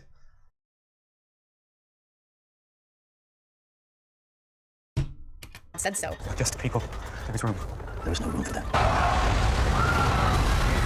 But this is also... Like, somehow the off-screen murder of children by the Holy Spirit is worse than watching entire moving waves and mountains There's no room for them. of people climbing over the corpses of each other as they're drowning in the flood. That is better than the other. How? The only way that I can think you could justify that argument is by assuming that Prince of Egypt is for kids. And I'm sorry, it's not. But this is also an example of me using Twitter to feel out other people's opinions before I do video content. A thing I will never do again. A lot of people were like, yeah, but this movie means a lot to me, and a lot of that is because of my religion or my culture. And that was when I decided I was not ever going to touch this movie as a topic for a video. And in the context of this thread, I shouldn't have used the word genocide, considering it's a film about Jewish characters. And for that, I do apologize. Like, I don't think I'd be making the world a better place by talking about why I don't think the Prince of Egypt works because I don't feel that strongly about it. It's not a big deal. I'm not really here for thing you like is bad, actually, content for its own sake. Although I love how every tweet in this thread has trigger warnings. Trigger warning, she didn't like the Prince of Egypt. Next. 2013, Charlie's Angels and Cobb. This is another one I've addressed a few times, most recently on a live stream a few years ago. Oh my God. What the fuck happened to your hair? Next. Look. Look at her hair here. Is bad, actually, content for its own sake. Although I love how every tweet in this thread has trigger warnings. Trigger warning, she didn't like the Prince of Egypt. Next. 2013, Charlie's Angels and Cobb. This is another one I've... What the fuck happened? What happened? Did the light in the room change? Did you film this during the daytime and not with the glow of the front camera you have fucking there? The hell? Addressed a few times, most recently on a live stream a few years ago where we rewatched it and had a high old time laughing about what a comical example of early 2010s white feminism this was. You know what, guys? I'm sorry. I'm calling it. Like, feminism is over. I'm sorry. I tried. We did our best. But it's... Also, this is great because this is actually the people I was talking about. So, that woman right there with the large boobs on the right, that's Antonella. The one with the larger-ish boobs on the other side, that's the person whose name I can't recall right now. That's Maven. So, Nella, Maven. Also, this is a skit from Something with Awful. Excuse me. I keep saying it! My brain keeps unironically thinking all of the people from Something Awful are also people who would have been fans of that guy with the glasses. And unfortunately, I know that is true because they are and were. But no, this is a skit from that guy with the glasses. Specifically from around the time of Shay Apocalypse. So, are you unironically trying to draw attention to the things that you are tied to, but not address that you were part of it? I'm confused. Our feminism too! Shot is for everyone! I'm not sick of the go make me a sandwich jokes. Yeah, so, I'm not gonna lie, this one's pretty bad. This whole thing came about when I was on Twitter one day talking about doing a video on Charlie's Angels and trying to think of like how visually to dress myself that was like the opposite of Charlie's Angels, and someone on Twitter was like, hey, you should do it in a burqa with like pigtails poking out, and I thought that idea was funny. It's too confusing. We don't know what we want. It is apparently way too much to ask that women like either have a certain body type or dress a certain way without being judged for it, so two options. Burqa or slut. That's not burqa, and that's a false dichotomy! And even at the time, several of my Muslim followers were like, please do not do this. This is a bad idea. And okay, so this is not excusing it, but here's some context. So at the time, my next door neighbor was... Do you need context to explain doing a skit? Oh, why am I asking that question? Of course people like this need the background to do a skit. Listen, I know it's bad, but here's the background. The background is it was funny. That's it. That's all you gotta say. You don't have to explain this shit. Why are you still explaining this shit? an Egyptian expat named Hajar, and she was / is full niqabi, meaning whenever she goes outside, she dresses in like the full, well, basically what I was wearing, minus the pigtails sticking out. And basically Hajar was like the only next door neighbor I've ever been friends with. And it's another one of those weird problems of considering culture as a monolith. Like, one would assume, or at least I assumed, that like she would have zero interest in talking to me, and we would have nothing in common considering she's like super, super religious. And yes, some women do it voluntarily, but that's something I'm not gonna get into it. But basically one day we started talking when I was watching The Hunchback of Notre Dame too loud, really, and she was like, she caught me on the landing like, so Hunchback of Notre Dame, huh? So anyway, I mentioned this thing to her, and she was like, yeah, whatever, that's hilarious, lol. And so this is not excusing it, but I kind of took that as, well, my friend I know personally said it's fine, so I'm going to, take that opinion over these strangers. But again, even at the time, I had people on Twitter saying, do not do this thing, and I ignored them. And either way, I wasn't making content for Egyptian expats, which I'm pretty sure she's never even seen one of my videos. And either way, it was also completely unnecessary to the point of the video. Like, I could have made the exact same point with, like, a potato sack with pigtails sticking out, and it probably would have been funnier. This one was bad and wrong for a lot of reasons, and I do regret that. Next. 2018, Stephenie Meyer apologia. So the Dear Stephenie Meyer video was about me reflecting on how carelessly I had participated in the casual misogyny surrounding the early Twilight backlash around the time that the first movie came out, Casual misogyny. Lindsey, you and your two friends wrote a joke book trying to find a way to make Cthulhu sexy. late 2000s. And so the general objection here is that the video is racist because I neither mentioned nor condemned Stephenie Meyer's depiction of the Quileute people. So I'm not gonna lie and say I didn't consider addressing it, and I did have some conversations on Twitter with indigenous people that were actually productive. See, Twitter's not always bad, just, mostly. But there were two main reasons I decided not to discuss it in that video, besides the fact that was back when I was trying to keep videos around like the 20-minute mark. One was the fact that during the backlash of the late 2010s, Twilight's appropriation of the Quileute was not a common criticism and certainly was not weaponized against Stephenie Meyer. It is now, but that just was not a substantial proportion of the backlash at that time. The second one is, once again, we come to this question of the voices of a group being considered a monolith. I definitely talked to some indigenous people that condemned it, but I also saw some that were like, yeah, actually, no, it's not the best, but I liked it. It was something new. It was like a representation we had seen before. It was refreshing to have Jacob as this character who isn't like a noble savage stereotype and isn't like magically in tune with nature and doesn't have like a sad, broken family. He's just like a nice, normal kid who lives on the res and vibes, at least in the first book. Again, this video was addressing a point in time before Breaking Dawn came out, so I just wasn't really comfortable making a value judgment on which of those was the correct opinion, especially because it didn't really feel relevant to the central thesis. And it's also a complicated issue that just didn't feel at home in that video. Like, for instance, on the one hand, the way the Quileute are depicted in Twilight puts the onus on the real Quileute to educate people that they're not werewolves. And then the elders, they said, hey, Miss Anne, you gotta get out there and educate people that were really not werewolves. But on the other hand, the attention Twilight has brought to the tribe has helped them tremendously, not just through tourism, but actually helped them get land back from the feds. It's opened the way for our tribe economically, and then the media. It helped us a lot. Our ancestors and our past council members have been fighting for over 50 years for our northern boundary dispute. To actually have that day and have that President Obama sign, a document saying that, this land is yours. It was like, wow. But on the other hand, Stephenie Meyer is a multimillionaire many times over. It is kind of weird that she has given none of that wealth, as far as I know, back to a people whose culture she appropriated, for supernatural love triangles. And while Yes, it's very weird, Lindsey. It's almost as weird as when leftist people choose to talk about issues for video content, and instead of actually giving any amount of their money, like a paltry amount of it, like say $5,000, how they don't donate any of that money forward, and instead they decide to speak about how they're going to make everything a publicized co-op, or worse, if you're a fucking political commentator, how you should disclose how much money you make. And then you have somebody like Vosh Jorhans come about trying to talk to someone like Destiny and equates not taking sponsorship deals because he has a code of ethics to, it doesn't help my aesthetic. It's kind of exactly like that. While we're on this topic, Amanda the Jedi has been doing a Twilight retrospective, and she brought to my attention a fundraiser that the Quileute have been running for a few years to help move some of their village to higher ground to, protect them from all the tsunamis and, climate change and whatnot, so that is linked below. If I did the video again, especially now that my videos are like 8 hours long, I'd probably add a little bit mentioning that this conversation became prominent later, but this criticism does kind of always give me weird vibes because it usually comes with this subtext of, and this is why Stephenie Meyer did and still does deserve the harassment she got. One, that is not why people were hassling her in 2008, so I could not fold that into the valid common criticism folder, and two, no one deserves that. Next. No one deserves it, and yet you have said that it's justified and good that people get dogpiled, to the point of getting cancelled.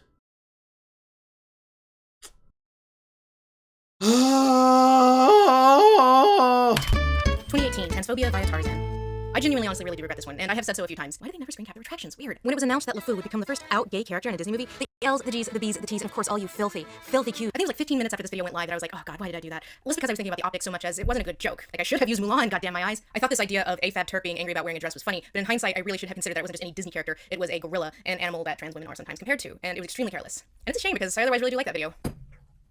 Next. You could be able to address the fact that Beauty and the Beast was just a really fucking subpar film, if not one of the worst of the remake films.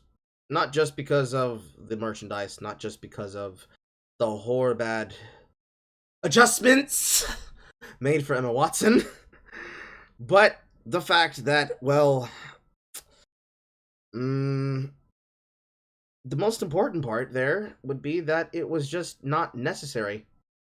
What was the point of trying to make him an out gay character when the gayness served no purpose to his character beforehand? Beforehand, he was just a yes man. Now he's a yes man that wants to suck Gaston's dick. What changed? 2020. Trans men don't experience oppression, actually. I didn't say that. I said that anecdotally, I had heard from a few trans men over my 80-odd years of existence that they felt that they didn't experience the same level of scrutiny or harassment that they had before they transitioned because of misogyny. That said, this was also before Elliot Page came out, and I've seen so many people be beastly to him, so, that is a strong counterexample. And I could say... No, people were beastly to Elliot Page because Elliot Page would be a high-profile example of somebody who had lived their entire career and their entire adult life as one gender, and now are transitioning in their adult life and are feeling that they can now explore whatever truth they needed to find there.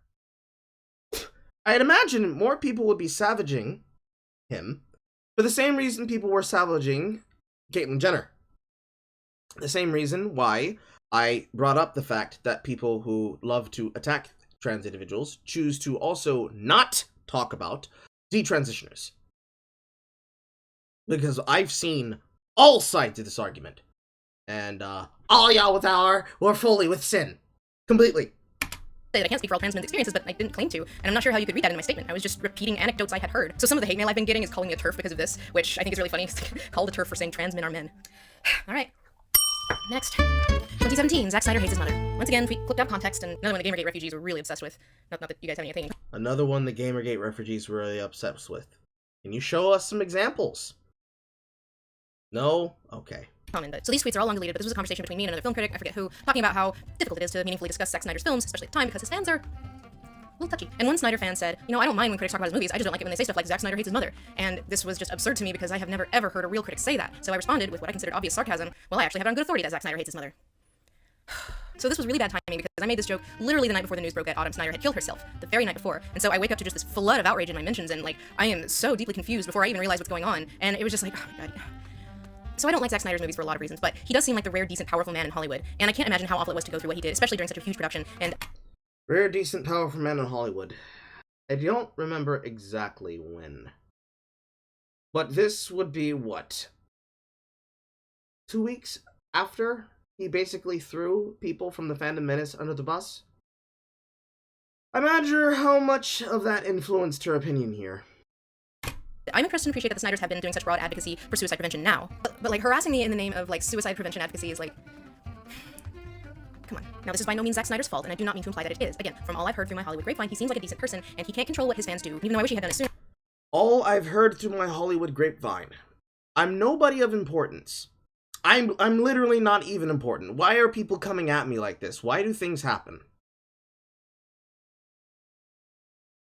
Moving on. He has finally disavowed the really bad ones, and I also can kind of appreciate that he probably didn't really have the emotional bandwidth to pay attention to that sort of thing for a long time, let alone, address it. But I'm also sure that the many, many Snyder fans who have told me to kill myself in the last 4 years because of this tweet just didn't know about my own history. Either way, I'm sure it's an issue they all care. It's none of our business, but you bring it up as though it's supposed to make me feel bad, or make anyone feel bad. If you want pity, Lindsey, you could just ask someone to bang you. In fact, you could ask your husband to do it, because you're married now.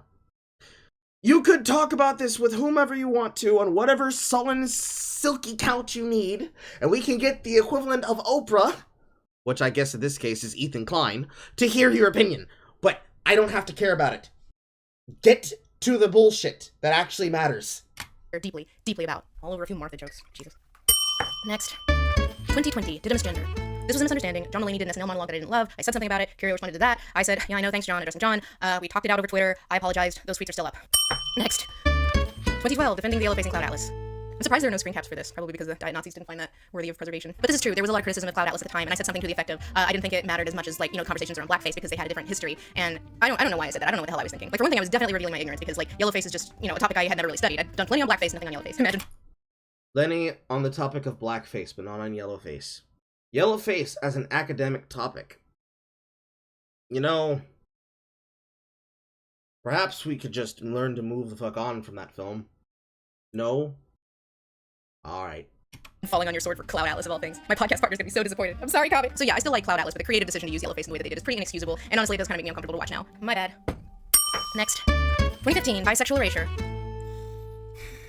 So again, another post clipped out of context, and it is quite literally the only time I have ever written about my sexuality, and stuff like this is the reason why I was like, wow, never talking about that again. It is from my now deleted blog, but I linked the archive page below. And in effect, it was basically me kind of working out my feelings on feeling like bisexual erasure was almost a form of privilege. And I still kind of think that's true. And the thing about sexuality is it's just like such a personal thing, and that's why this like conflation of like the political and the personal, while necessary, often makes me really uncomfortable, because it was like such a painful process for me, and one I never really figured out how to reconcile, so I just never did. So I've never really had a coming out or embracing my truth, more just like slow, quiet, begrudging acceptance. Like I just have these laundry list of experiences, like for being in college and going to gay clubs and having lesbians suddenly turn cold when they find out you're bisexual, to the popular axiom at the time of buy now, gay later, or highway to homo, or gay until May, to Dan Savage way up to 2010 saying that bisexual men don't exist, or it's all a phase, or all the way to former respected person Glenn Greenwald saying that the bisexuals are transing the lesbians out of existence as recently as last month. So I can't help but feel sort of imposter syndrome every time I do anything even tangentially pride related. I feel tolerated but not accepted. And why do I want to go to that parade? Like, oh, you're here, fine, thanks for contractually obligated to let you in. So I think for a lot of bisexuals, especially women, we do kind of live in this liminal space of both privilege and erasure. It is painful to feel ostracized from the community when accepting your identity has caused you so much pain in the first place, but at the same time, you can opt out. You can, in effect, pass as straight. Like, if I had $1 for every time someone called me a straight white woman in the last few weeks,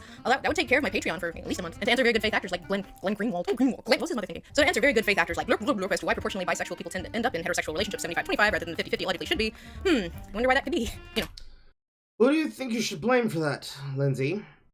Do you think you should blame all of those activists that claim that any person who ever sucked a dick or touched a vagina, but also wants to have those WLW and MLM, women loving women, men loving men, we could just call them gay and lesbian, relationships in the world, are somehow tainted, while making themselves the center of all attention and being gay as a personality and as a mindset?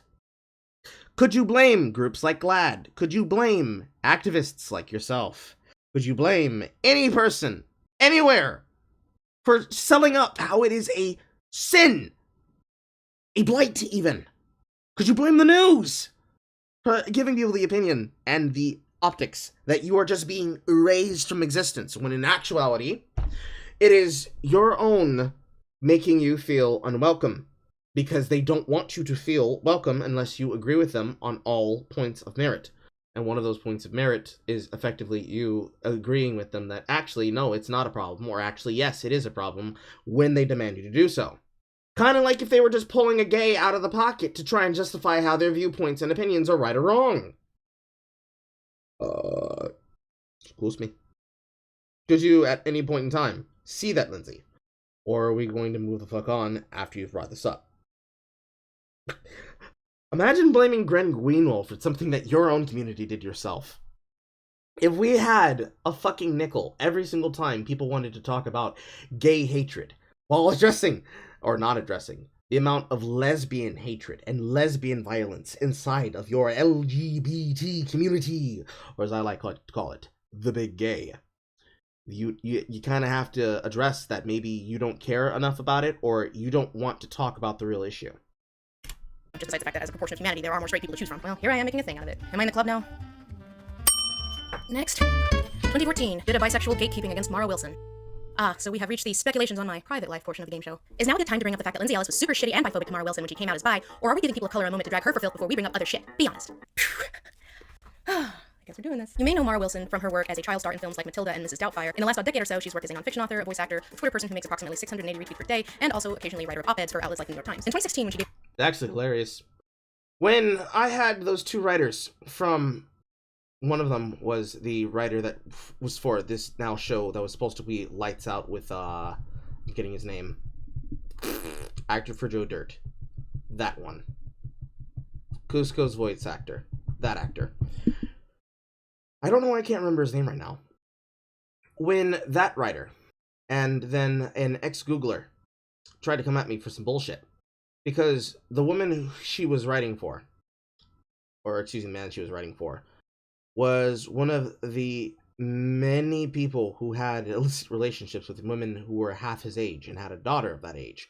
Well, that woman in question was writing an entire article about how Hollywood men are evil because they chose to have sex with women who are around the ages of 21 and up, and how that's predatory and bad, but wrote nothing about her. I made mention of this, and Mara Wilson was amongst one of the many people who decided to block my account.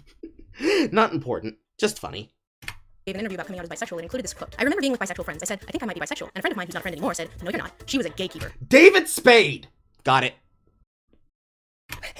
Okay, that's good. I'm gonna use that. So I'm not sure how this random Twitter user decided that she was talking about me as the gatekeeper in this interview from 2016, but someone decided she must have been talking about me based on no evidence whatsoever, and the accusation stuck, mostly because Mara liked that tweet, and then about 50 other tweets of people having a high old time with me as Twitter's villain of the day, and I really don't know where this random user's supposition came from, because I have been very, very careful never to say anything about her publicly, either by reference or implication, despite the many times she has talked about this awful former friend she used to have, either in interviews, podcasts, in subtweets, in print. It was me. I was the turkey all along! I was wondering what that turkey was doing there. And to my knowledge, she's never indicated that I was the gatekeeper until the liking of this tweet, thereby validating these suppositions. Cool. Okay, I'm about to blow some minds, but first I need to provide some context. Mara... Do you need context for that? Mara Wilson doesn't like you. And I were, at a point in history, friends and literal neighbors. We were both in our mid-20s, we lived like 2 blocks from each other, we were both recent NYU grads, and we were both aspiring writers. And many people who've been following us for a long, long time have observed, you two used to be really good friends, and then suddenly you were not. And that is true. But here's the thing, the anecdote about the gatekeeping bisexual former friend is also true. I do remember the conversation she was talking about, and while the wording she uses isn't how I remember it, the basic gist of the conversation is true. She told me she thought she might be bisexual, and I kind of casually dismissed it on the grounds of her dating style reminding me of a former roommate who prided herself on being straight. It was a fairly short conversation, it happened one time, 7 years ago, yeah, and we never spoke of it again. So this conversation happened at least a year before we stopped speaking, which was over 5 years ago. And the reason why was a series of compounding factors. This was not one of them. At least to my knowledge. And the truth is, I don't know why I said what I said or reacted the way I did. If that had happened now, I would not have reacted that way, but even then, I don't know why I was so dismissive offhand about something that I know from my own experience can cause a lot of pain and isolation. And it only came up the one time, was immediately dropped, and we never spoke of it again, and for that reason, I never thought much of it. I didn't consider that she wasn't just kind of saying something off the cuff, but was actually admitting something that she had been considering for a while to someone that she thought would understand, and that person dismissed her. And I didn't even begin to know that this caused any hurt until almost 2 years after that conversation even happened, because she didn't come out until a few months after, between the two of us, and I cannot express this enough.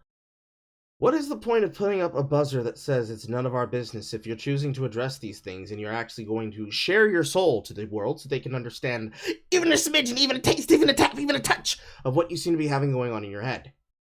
It is highly distracting, number one. Number two, it's annoying as fuck because that is a very annoying sound effect that you've chosen for that effect. But number three, and this is the key caveat here, if it's none of our business, why address it? Why structure any of this? Why are you expecting me to care about the fact that you are no longer friends with Mara Wilson? Why are you expecting me to care that you casually dismissed Mara Wilson and how she may be bisexual? Why am I supposed to give a shit about somebody who I never expect to meet in my personal life? And even if I were, I would tell them just as casually as I am now what I will say to their face then. With or without drunkenness. And number four, which is even more important than number three. Wouldn't it be better if, to every single one of these accusations in earnest, you were to give us exactly what you claimed you wanted to give? Full context. Bearing your soul. Being open. It would be a lot more rewarding than you doing this half tongue-in-cheek bullshit, where you're being spiteful every step of the way, dragging your feet. People react to that kind of bullshit, and they don't like it. They don't like it because, on top of it being, what was the word you used? Mealy-mouthed? On top of it being that mealy-mouthed bullshit from hyper passive-aggressive people, it is definition that you are always going to be closed off and always going to be selectively open with people, as long as you're able to choose when and whom and for what and why. If you want to be the one who gives a tell-all, you can give a tell-all, but don't go on and say about how these were things that hurt you and how it's a sin that you need to open up to and you wanted to be honest and be truthful, but at the same time, try to say it's none of our business what the fuck you're talking about. If it's none of our business, then don't talk about it. If you want to open yourself to it, realize that that's a door that does not close all the way. You have to take these sins. You gotta take them. You gotta take the licks. Along with the cheeks. Enough. Had nothing to do with this. Like, this is something I feel like I need to press on these so-and-so as the secret bigot crusaders. Does it occur to you that you can dislike someone without some irreconcilable ideological differences? This is a personal falling out between two people that has nothing to do with the content we produce. I produced. And I just wanted to dispel this narrative that, like, someone has to be, like, the secret bigot or, mask off, or there's always the wronged one and the abuser in one of these falling outs when it's just like, sometimes people just don't get along, kids. I would love to know why Andrew Lloyd Webber and Tim Rice fell out, but it is, at the end of the day, none of my business, and they have made it known, and they have kept the why under wraps for almost 40 years, and honestly, good for them. Life goals. And though do trust that this bridge is well and truly forever burned, I do sincerely regret that I reacted the way I did. I think I was probably projecting my own experience with rejection and paying it forward, and I am sorry for that. And no, I shan't be airing any more dirty laundry on this topic, fascinating though it may be. Next, 2009, the rape rap. Someone made a rape joke. Oh my god. Someone called the rape joke brigade. Officer, I have an infraction. I need to report to the Ministry of Rape Jokes. Look. Why did you choose the angle of the camera for this one? Lovely. Honestly, I'm shocked that Lindsey Ellis has not been canceled forever by the rape rap. The Zoomers that are canceling her haven't even discovered the old rape rap she made yet. Well, very thoughtful that she finally released a Mandarin and Japanese version of the original rape rap. Well, this has been a long time coming, hasn't it? There is this semi-infamous video I did back in 2009, which is called Rape Rap, which is exactly what it sounds like. The joke is that my friend Brian, playing a rapping sexual predator, says horrible things to me online because woman, and I try to get him not to say these things. And honestly, I kind of want to give a slow clap to the Diet Nazis because this is a fetch they have been trying to make happen for years. Diet Nazis.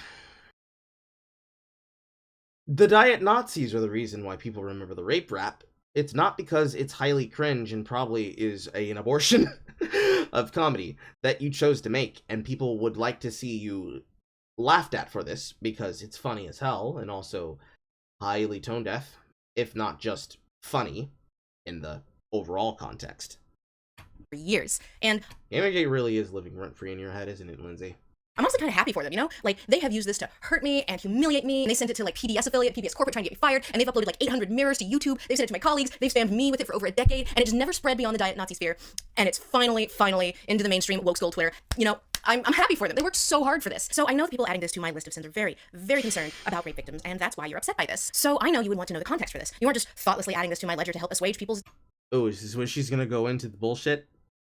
Please let this be where she goes into the bullshit. moments of doubt that the harassment against me was, in fact, justified. You care about context. And here's your content warning, so if you don't want to hear this, skip to this time code. We're bringing up the tequila for this one. This isn't even fake tequila.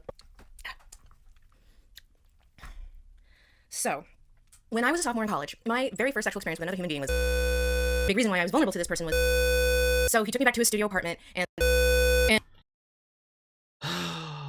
This is what I was talking about, Lindsay. This is what I was talking about. This is supposed to be a running joke to insult those people and make them rad, but this doesn't help you. It just makes you look like a fucking idiot. I say that as a rape victim of one of my own family members and being gaslit about it for years, despite the fact that I cut them to the point that it required me putting this person at threat of losing their life in order to get them to tell the truth. Something that I'm still somehow a villain for doing to this day. It's ridiculous.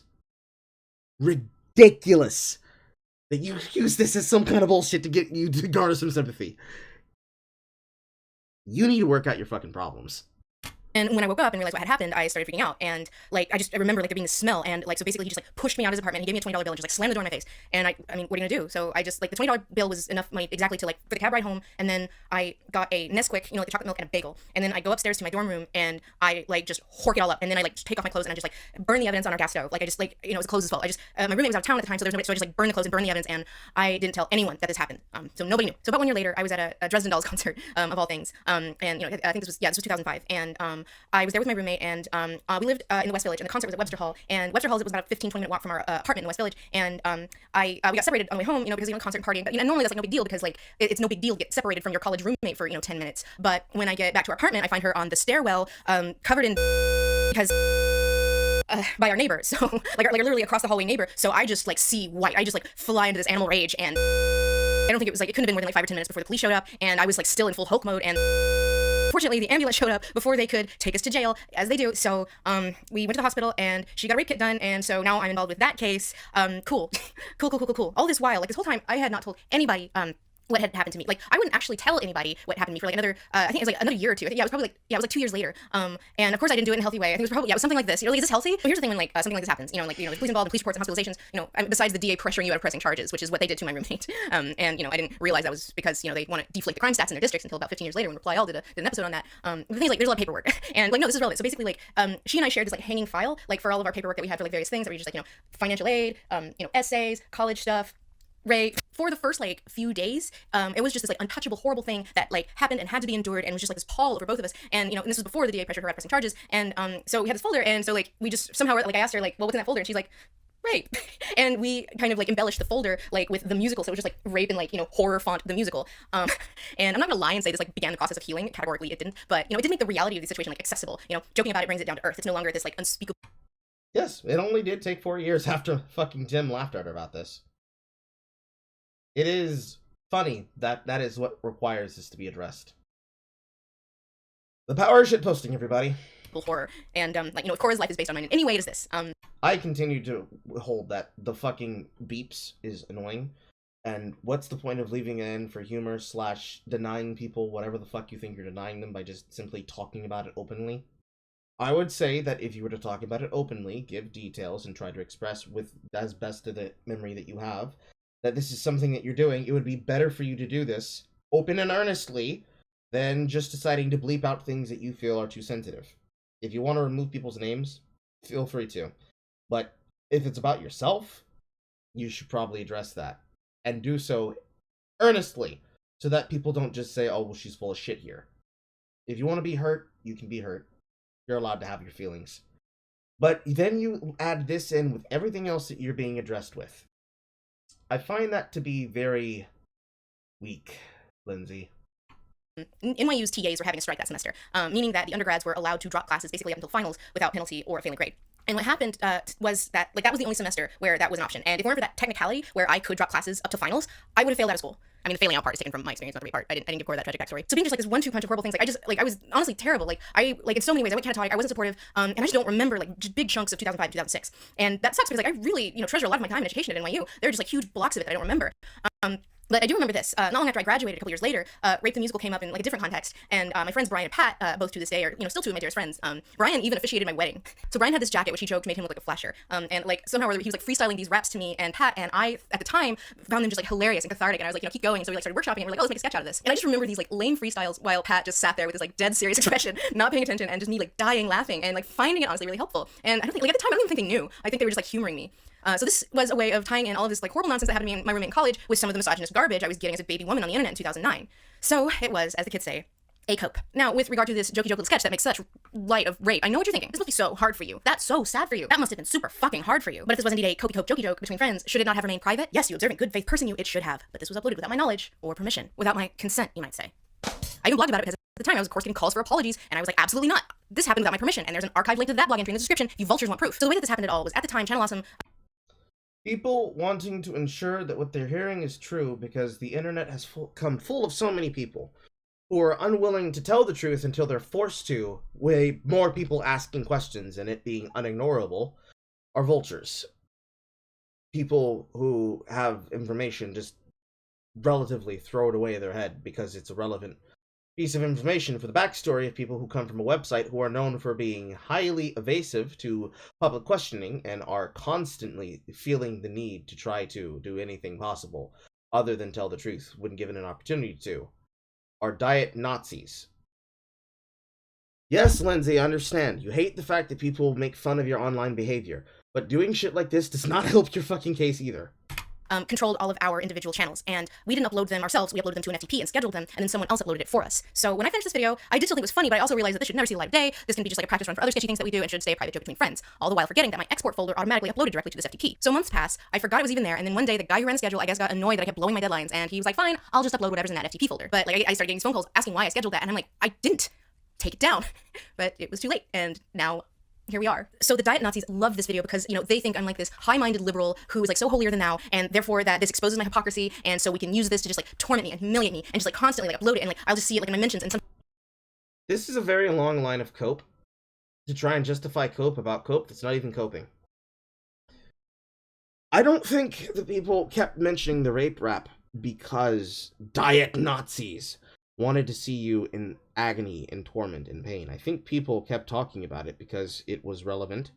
And also, it's a meme to people to do that. Also, you're addressing all of this on one group of people instead of addressing all the groups of people. Laziness, Ellis. Laziness.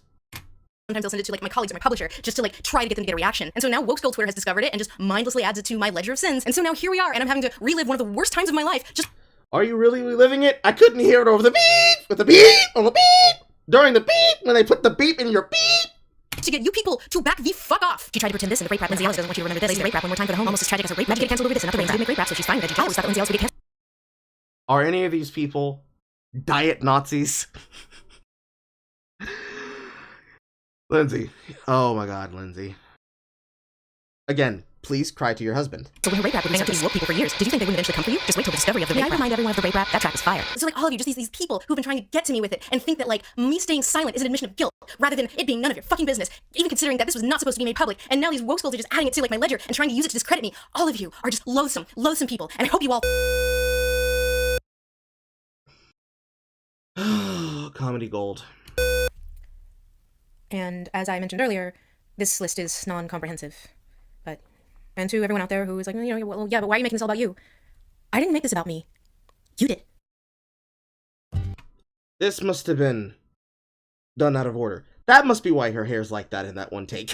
Part 5, the tweet. So if this tweet were a video essay that had been researched for months instead of Yes, Lindsey is indeed still part of Woke School Twitter.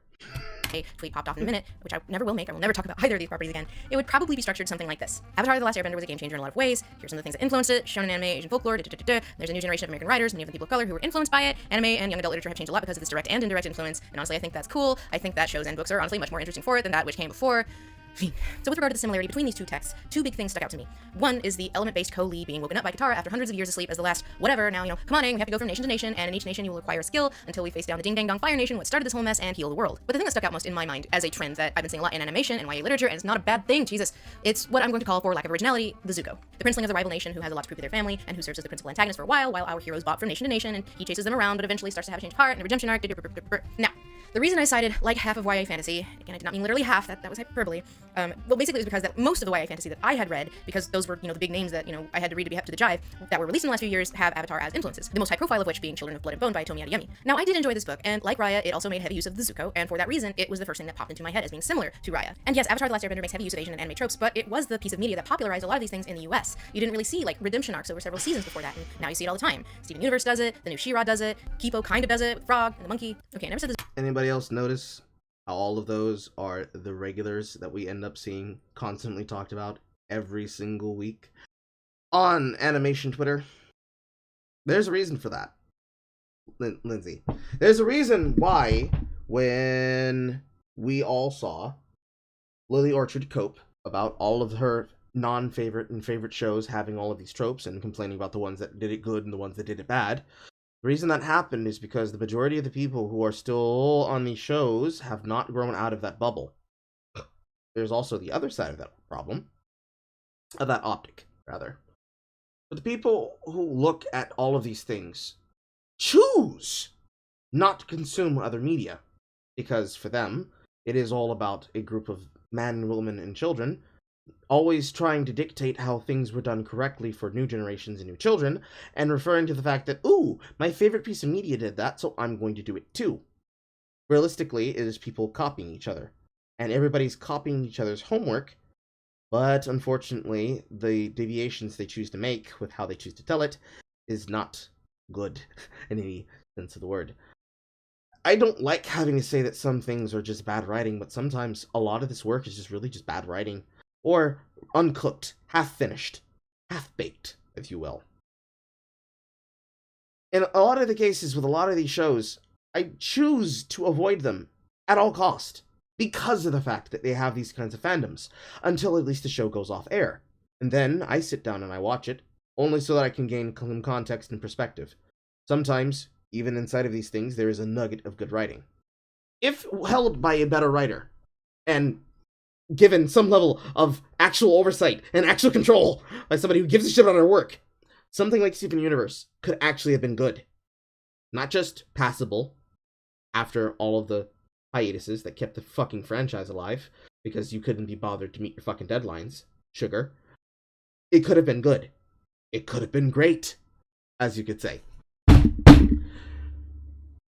Because most of this writing is the kind of thing that's made up in the mind of a person who's copying better tropes and is trying to find ways to bring this into better perspectives and better lights, but that's how you end up getting marketable lesbians, unfortunately.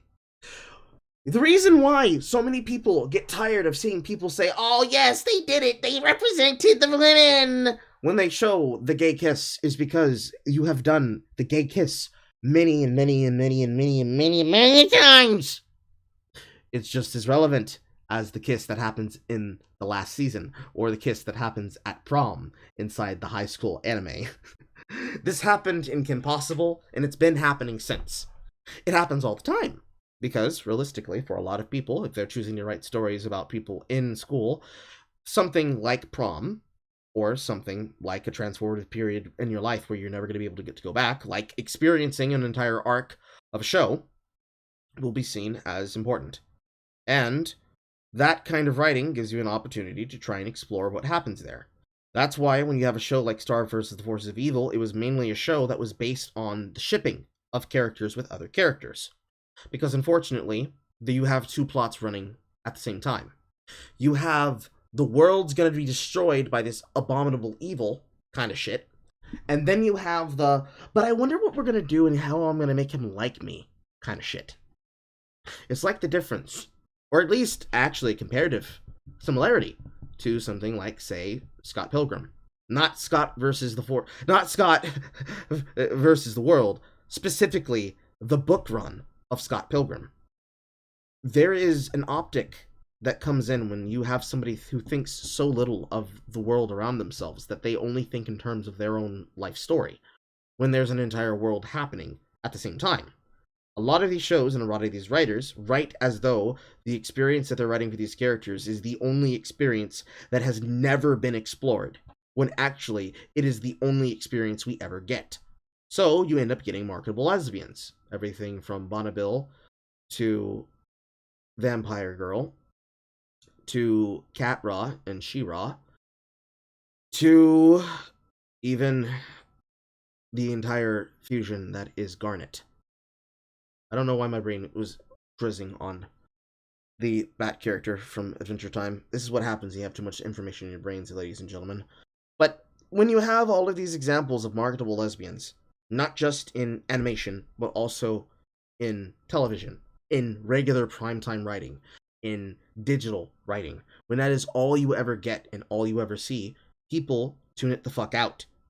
Because if you really gave a shit about things being the first one to do it ever, why have none of you been the ones to write about a gay relationship between two men? And yes, they tried to make something out of that out of Mau Mau, but Mau Mau is not that. Those are just two bros. There's never been a real attempt to do it, because they know it's not marketable, so they don't do it. It's disingenuous. And it's sad. And it's dumb. Which is why they get mocked all the damn time. But, of course. Oh my god. Not surprised they're all the correct shows to like. Yes, Lindsay, it's funny to laugh at you for making an edgy public video of personal profit. It's funny because you're weak, you're critical, selfish, who wants to hide from your idiotic mistakes that you could easily avoid by refusing to make it. You're desperate to make a career and didn't want to do it by going to college trade school. That's about right. You could throw that criticism at a lot of creators, but unfortunately, they have money and I don't, because I choose not to be like this. Zuko had to be sexy. And now we have Raya and the Last Dragon. Now, if you did read into my... It's ridiculous, by the way. I don't like the fact that people choose to assume that because this piece of media did a thing that we have to do that thing too. You'd think that with all of these people who want to be unique snowflakes and writers, that somebody would have the temerity to make something on their own and do something different for the first time ever. But I also understand why they don't do it. Because when it comes to concepts like Zuko, an entire season-long or an entire series-long character arc, it requires having structure. And unfortunately, in the case of Atla, we now know the reason why something like Hora is so bad. The writers that created that show couldn't have made that show without having all the help that they made, because given the opportunity to do the exact same thing again, failed at it by every single metric possible. But that's a different conversation for a different day. Tweet that I was dismissing this or saying it was a bad thing, I guess I could understand that read because it wasn't very gracefully worded and it doesn't say anything positive, but it doesn't say anything negative either. It is an inherently neutral statement. It is an observation. It's not even a critique. And so I was like, this is not a dig, you crazies. And then the line is like, oh, you're calling POC crazy, which is so disingenuous when the vast majority of people losing their shit at me in my mentions were white people projecting their own insecurities at me. Like, obviously, you crazies was a joke, but as a writer and a media critic, it was just so... I would agree. Calling her haters diet Yahtzees does not make it anything close to sincere. But unfortunately, she's calling people diet Nazis because if she doesn't do that, then she'll be accused of being okay with it. It's all smokescreen. Frustrating for me to see people interpreting the comparison of these two things as a dig. Like I was insulting one by comparing it to the other. What is this, like, CinemaSins brain poisoning? Thing being similar to other things. It's CinemaSins brain poisoning that comes along from people thinking that they can be intellectual about things that they know nothing about. We have you to blame for that, Lindsay. We have you to blame, and we have Folding Ideas and blame, and we have Zara Z to blame, and you have everyone from that to Pig Puncher all the way down to people like Sean, all the way to the middle with people like the janitor, all the way to the top with people like Jack Saint, and all the way down with those who are social rejects still making these takes, like Lily Orchard. Those are who we have to blame. Because people thought that that is a generate way to make good content, and that is a way to make good criticism. And none of you pushed back against them. None of you criticized them, but you threw all your criticisms at the long man. And so it's because you didn't have taste then, and you didn't have standards then, you don't have standards now. Not bad. One of the funnest things as a writer you get to do when discussing your book or your media is discussing the influences, because ostensibly they are something the author loves and is excited to talk about. So I also saw like a bunch of these like weird low digs, like, oh, Axiom's End is so original. Oh, Axiom's End is derivative. Like, I know that. I have marketed the damn thing on it being inspired by alien invasion movies and TV shows of the 90s and 2000s. There's a reason why I made a bunch of content about those influences in the year leading up to its release. Do you want me to give you a list of them? Everything has influences, and Avatar: The Last Airbender is one of the most successful and beloved children's shows of all time. Author Tomi Adeyemi said of Children of Blood and Bone, the book Raya reminded me a lot of, I have Shadow Shaper by Daniel Jose Older, and to the right of it there's an Ember in the Ashes by Sabata Here, and above it is Avatar: The Last Airbender. Children of Blood and Bone is the baby of all three. And even one of the screenwriters of Raya has said that although Avatar was not a direct inspiration, we don't shy away from the comparison because it's a beautiful series. No matter how many mental backbends I do, even if you're tired of this take or feel like it's flattening everything inspired by the largest continent on Earth, I cannot begin to understand this causing hurt or anguish unless you are reading into it something that I did not say, especially when I'm like the 800th person to make this very milquetoast observation. Screen Junkies had released an honest trailer several days earlier making the exact same comparison for the exact same reasons. Long ago, the five lands lived together in harmony. Then everything changed when the Dream Nation attacked Ryatar, the last air dragon, Raya, and the last dragon. And look at that dislike ratio. I don't think there is a single video on my entire channel with a dislike ratio that low. I wonder why they didn't get any backlash. I wonder why it could be. Because they're not you. Unfortunately, Lindsay. I think that's the reason that you were about to say. They're not me. They're not having people being contrarians about them. It's because Screen Junkies are people who read and make jokes about things that can be optically made fun of.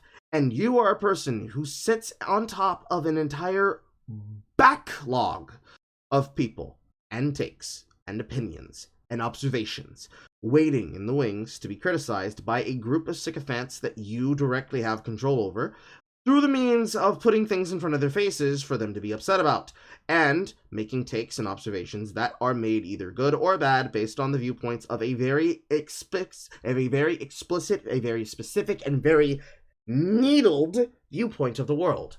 And anything that falls outside of the view of that group is going to be attacked and mocked and antagonized and criticized by the standards of those people. And anything outside of that, I'm not reaching to any other side to explain this, just wide-reaching views.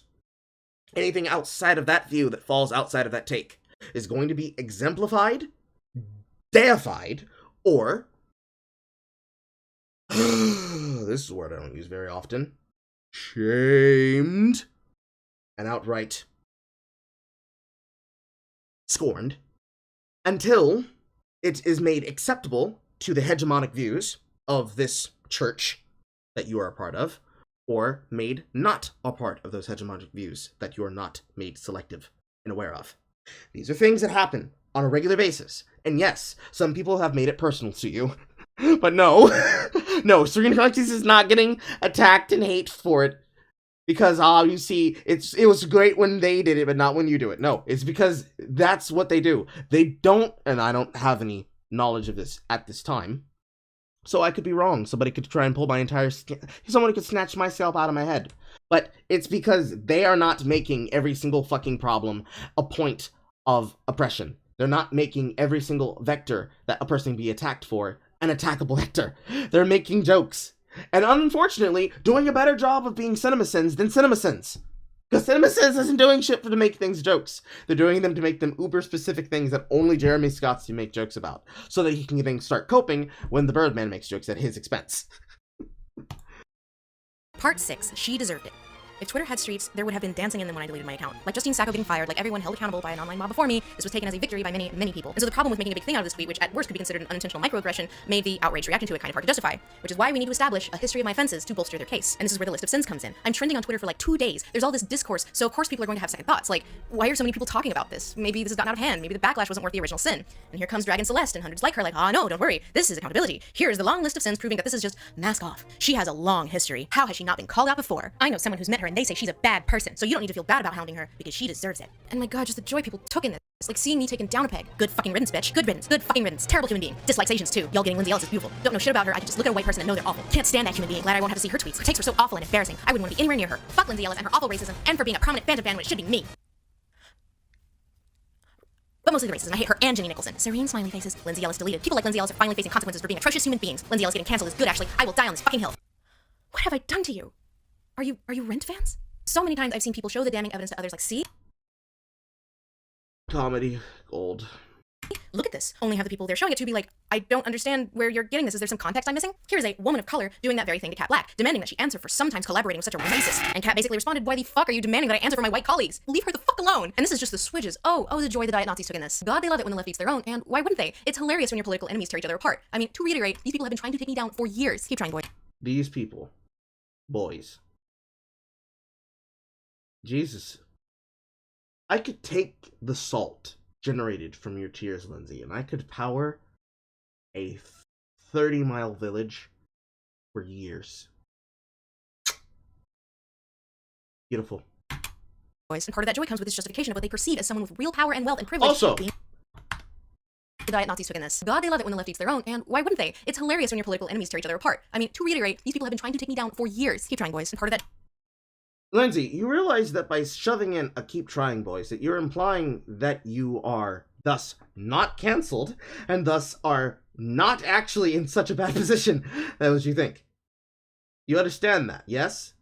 You can't be smug and then go crying about how you've been harassed by the internet and then continue being smug about it in the interim. If you've done stupid things, they're going to continue coming after you. The eponymous they. Those who do not like you. The same way it happens for any person who has a group of people who hate them enough to lie about them in an internet form, or worse, to collect everything that they have in a thread and put it out there. But you don't get to turn around and say, haha, keep trying, you're never gonna make it, you're never gonna do it, because clearly it's personally affected you. All you're doing is now ensuring that they will continue to do it, and they will get even danker in their attempts to. You're making it worse for yourself. You're literally making it worse for yourself. All you have to do is just acknowledge this. All you have to do is just say, this happened. Here's what people said. Here's what happened. Make jokes out of it. It's what I mentioned earlier. You could have made an entire joke out of this situation and then kept it fucking moving, but you didn't.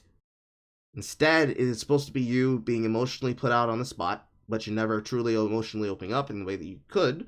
It's always you trying to make takes where you effectively try to make fun of the worst parts of things, but then telling people, no, don't judge people for their worst actions and agents. They're not single-mouthed people who are meant to be seen as the one that you will ever be responsible and answer to for this group. But at the same time, you're doing exactly fucking that. But then you're choosing and picking what black people are defending and what people are to be defended on your behalf, and then you are choosing to throw people under the goddamn bus. You're choosing to address things that don't need to be addressed. You're addressing things that no one asked you to. You're not addressing things that would be important for you to admit, and you can't just say, here's what happened, here's the truth, here's the sources if you want to find it. I don't give a shit.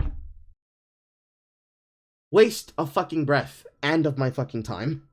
Joy comes with this justification of what they perceive as someone with real power and wealth and privilege being taken down a peg. It's like this bizarre delusion that I or any of my friends have any real power or influence outside of our very niche corner of the internet. I am not a real celebrity. I almost never get recognized in public. I don't have a... I am not a celebrity. Check mark. Going on stage at VidCon. Going on stage at Tech Talks. Going on stage at any panel ever. Lindsey, you cannot keep saying this. Either you're a celebrity and you have no power, or you can understand how people would go to you to somehow be a power figure when they are using your takes as a defense for their own opinions. Either you have no power, or you have so little power, or you have so much power that you are XYZ bullshit. You have to pick one. You cannot be all of them.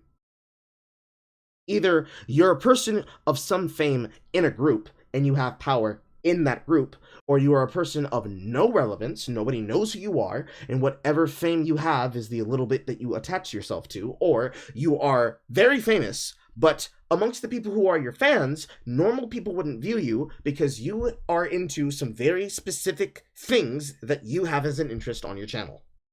The same way any of us do. You're not a CJ, right?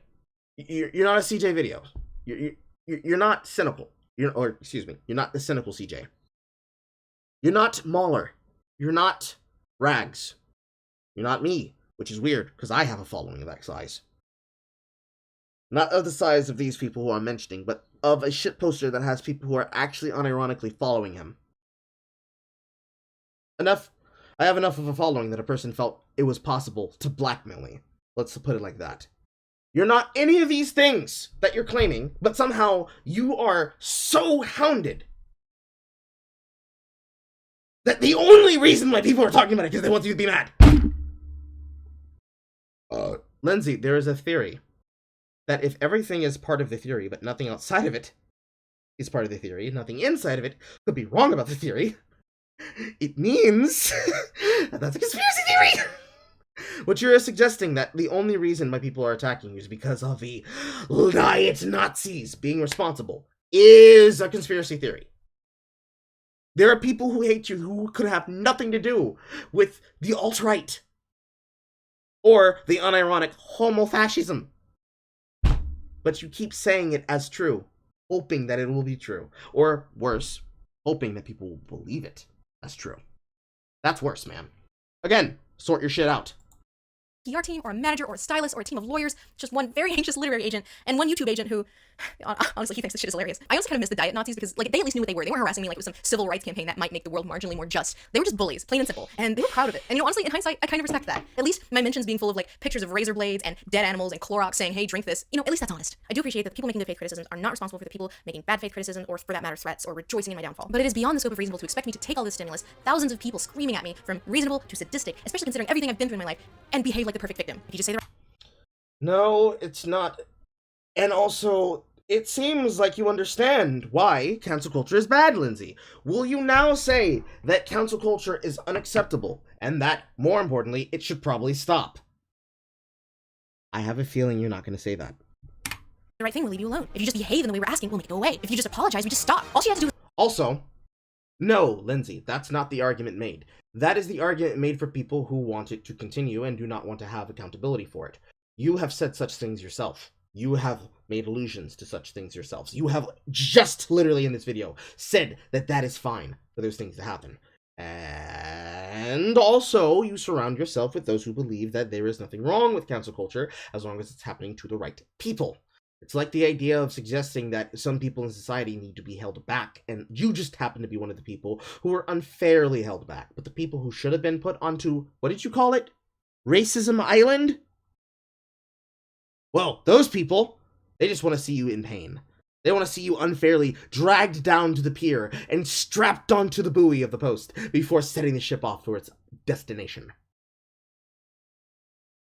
And at the same time, this is what I was talking about when I said the mob just wants you to die.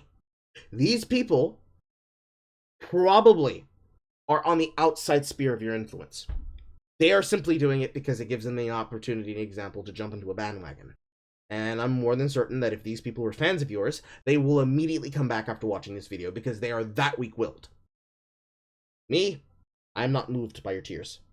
He was like, listen, she had a long history of problematic shit. She never listened. She should have done the work to make amends. Maybe next time don't call an entire marginalized group crazy. She's a biphobic, transphobic, racist mess who deleted her account rather than apologize for being a piece of shit. She couldn't take actual criticism from people who knew more than she did. Motherfucker, all you had to do was apologize for her white red take and move on. Deleted her own account and just apologized. Nuked her account instead of apologize. Totally unraveled under the slightest scrutiny. Deleted her account instead of saying, I fucked up. Sorry. Why are you so emotional? Why are you so upset? I'm not with the hundreds of people saying you're responsible for hate crimes and mass murder. I'm not one of the people trotting out the obsessive documentation of every misstep you've ever made over the last 15 years. I'm the reasonable one. And I'm calm. Why aren't you calm? Why aren't you addressing this? Why hasn't she apologized? When is she going to apologize? When are you going to apologize? Never, Becky. The answer is never. At least, not to you. Someone on my subreddit wrote a really thoughtful essay on the whole situation, and here is a quote from that. Abuse should always be a part of our analysis, and we should be aware every single second that we participate in these conversations that our actions have the potential to excuse or perpetuate abuse. We should take responsibility for that, take steps to mitigate it, and hold ourselves accountable.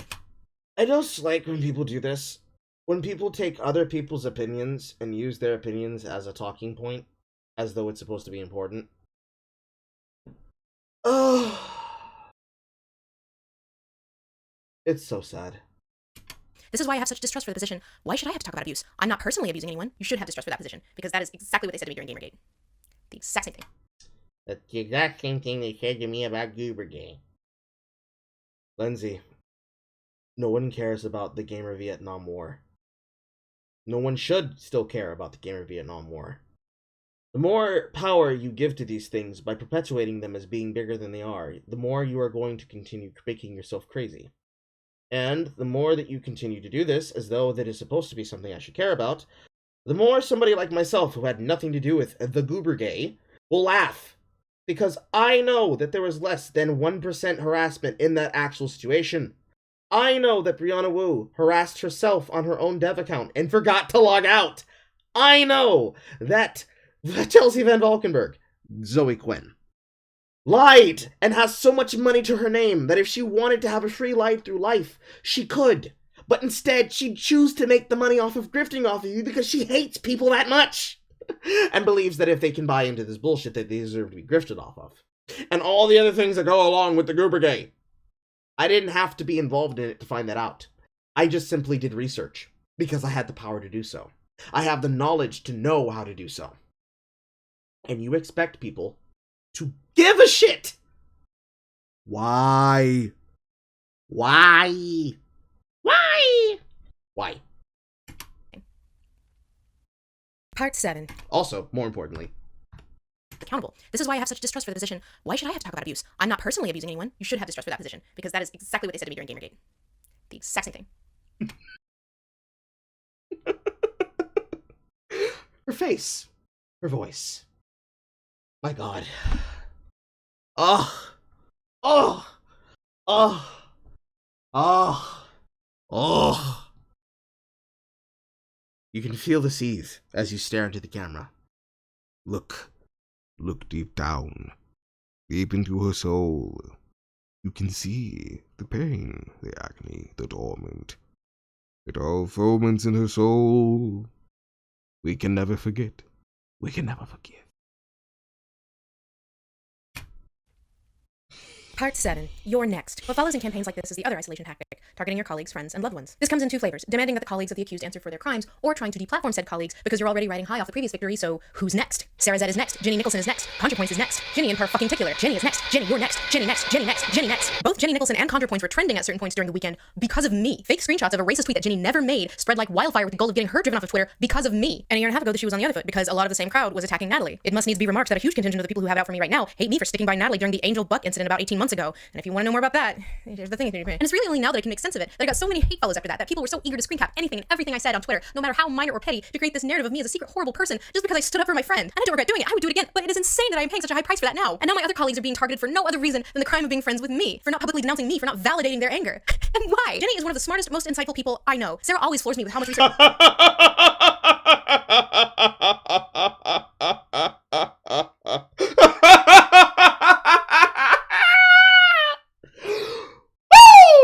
Nuance and sensitivity she brings to her topics, and she's only 22. Natalie is, well, she's a whore, but she's my whore. These obsessive campaigns to try to push these narratives of my friends as bad people and secret turfs and secret racists are just baffling to me. Global fascism is on the rise on a level we haven't seen in more than a generation. Global fascism. Global fascism.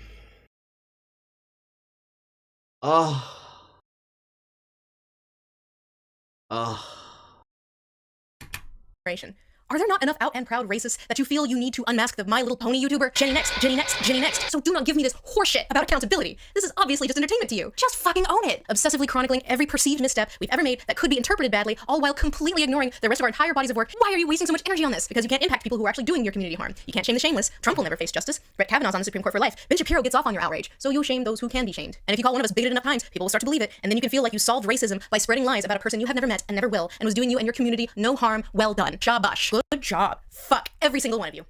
You do not deserve grace. You do not deserve sympathy. Interesting take.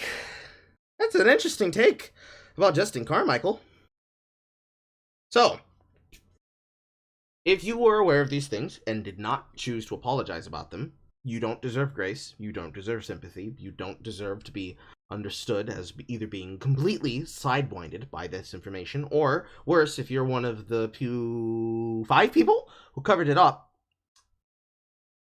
and you said absolutely nothing at the time, and you continue to say nothing now, all of the shit you just said. Also, Trump is a fascist. Therefore, that's why he was replaced with Biden. Because when you destroy a fascist, it's by voting them out of the system.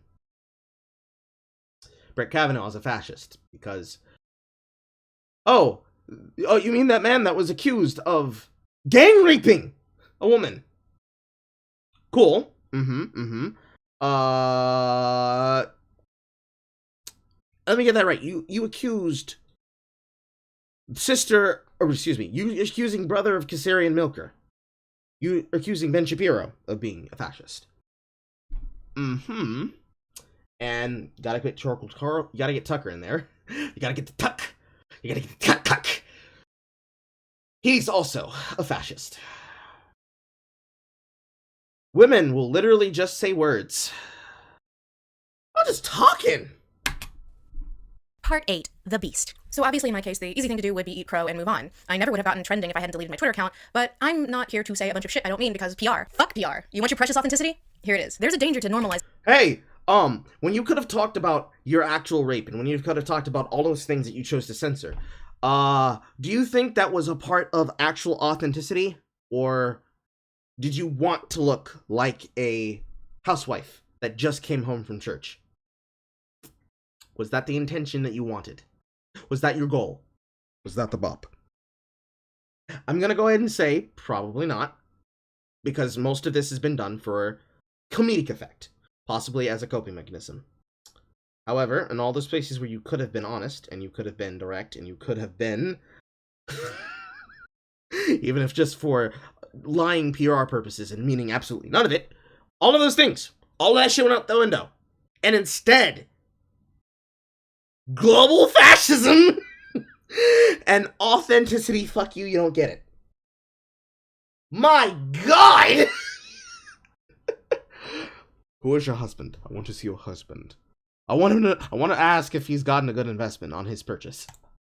The insincere apology, and if we normalize acting like PR bots and dole out disingenuous apologies whenever they are demanded for any reason, valid or invalid, any harm, real or imagined, then this isn't discourse. This is performance. The reason campaigns like this gain traction is because they— No, Lindsay, it's always performance. It's always performance when it's done.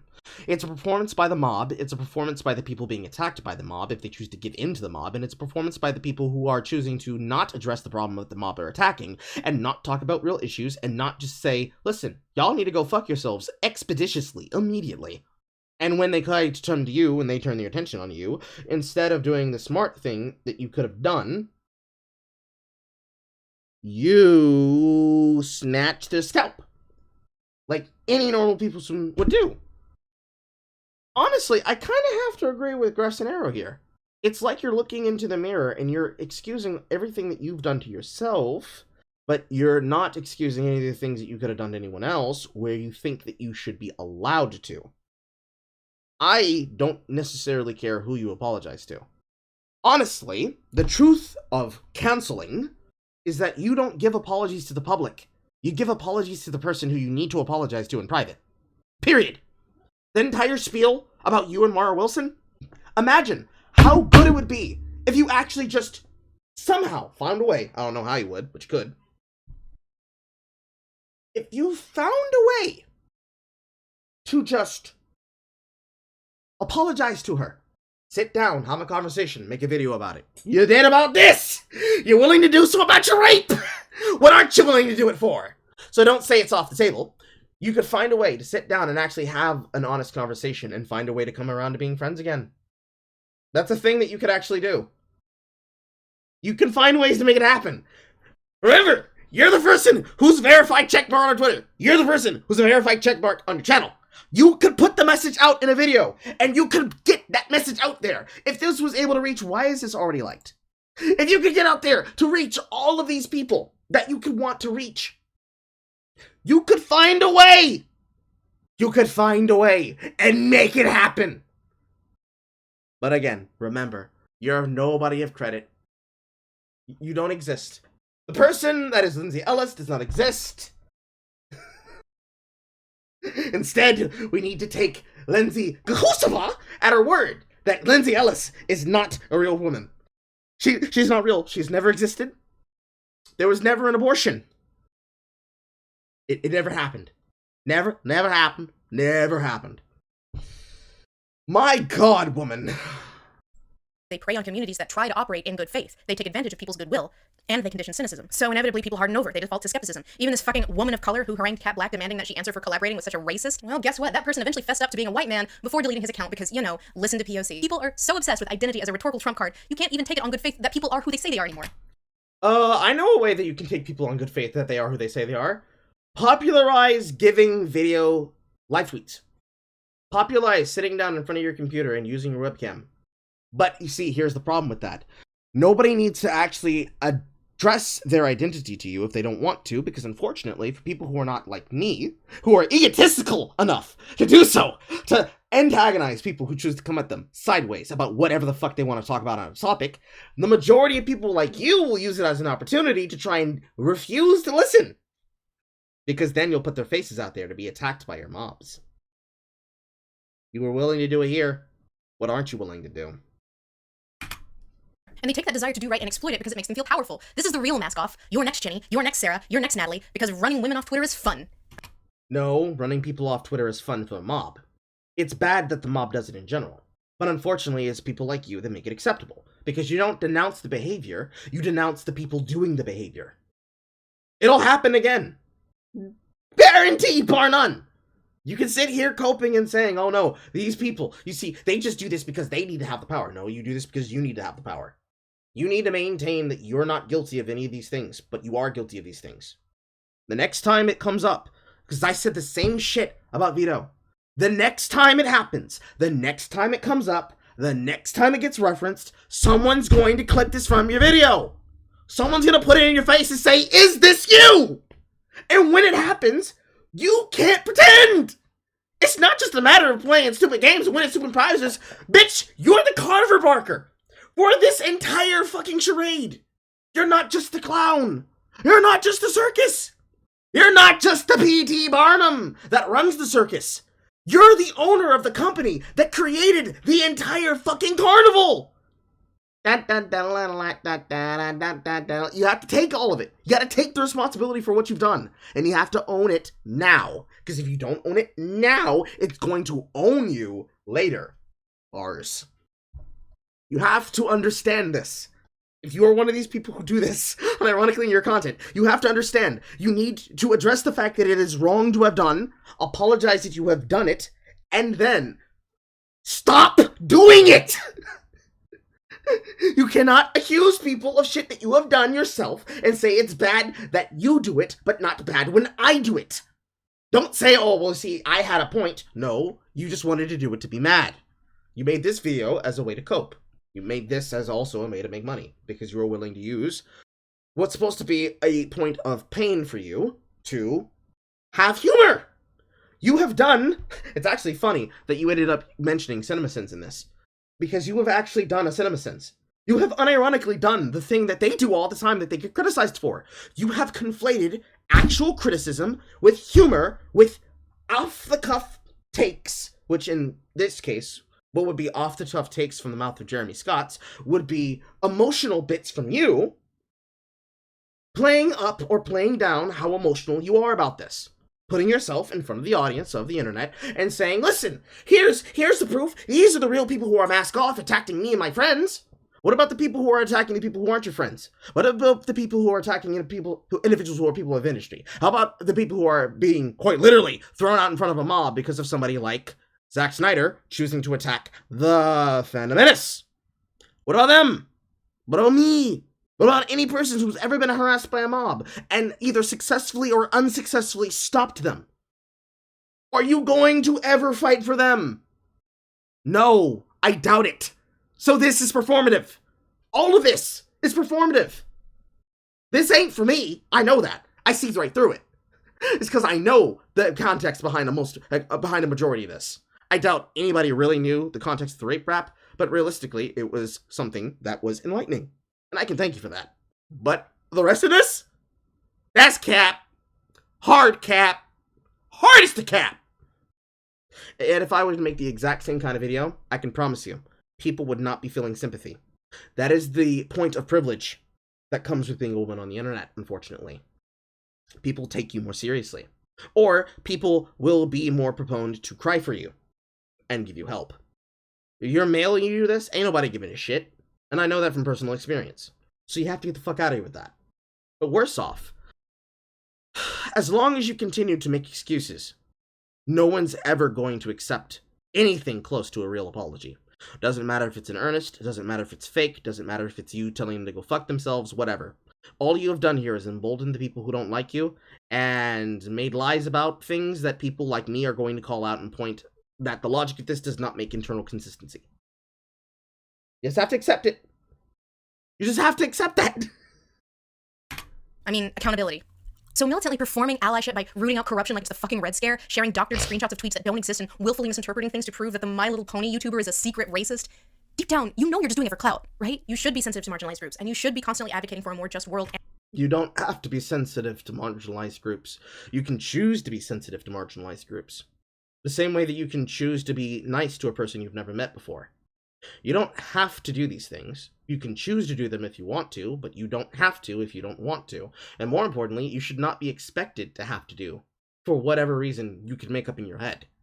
It is ridiculous to think that you have to do this because someone said. You really don't. Honestly, y'all really don't. Suggesting that everybody should, because you say so. That is a great way to get laughed at. Because unfortunately, Lindsey, when you try to treat people like they should be handled with kid gloves, you can piss the people off more than you would have if you had just called them hard R.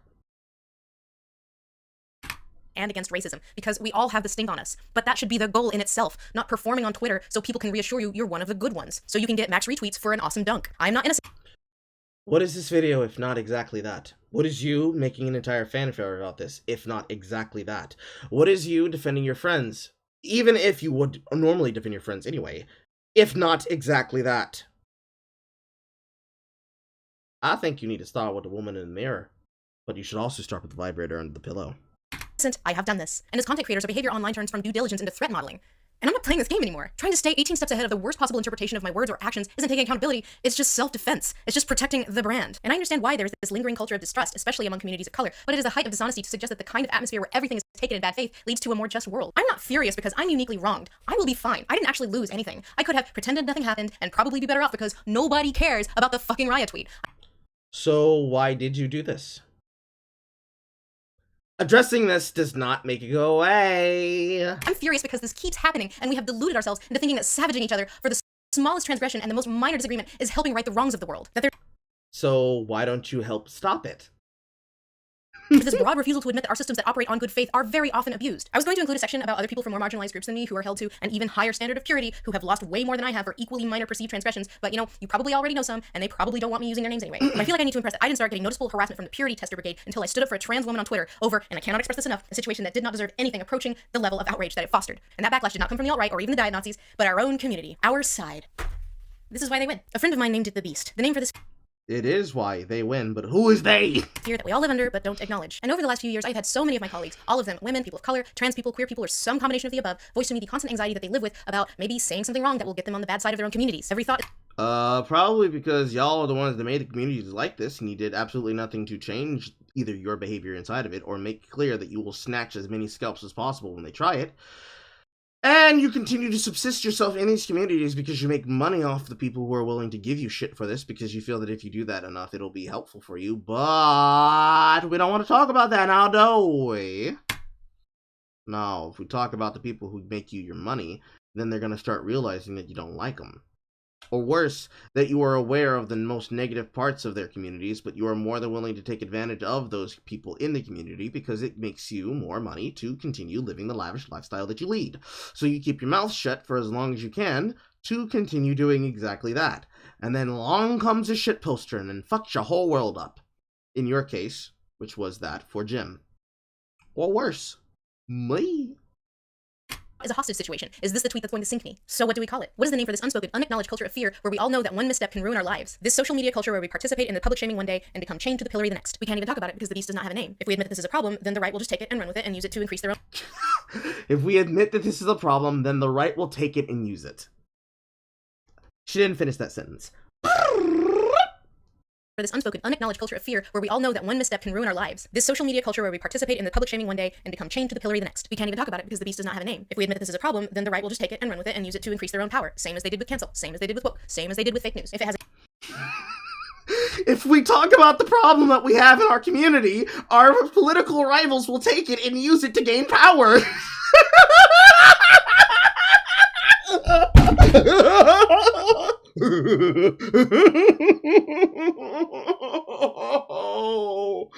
Oh, you stupid woman. Oh, you stupid woman.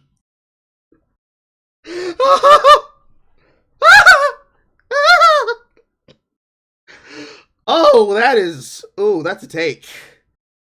Oh, that's a take. That is a take. Oh, fuck me, that's a take.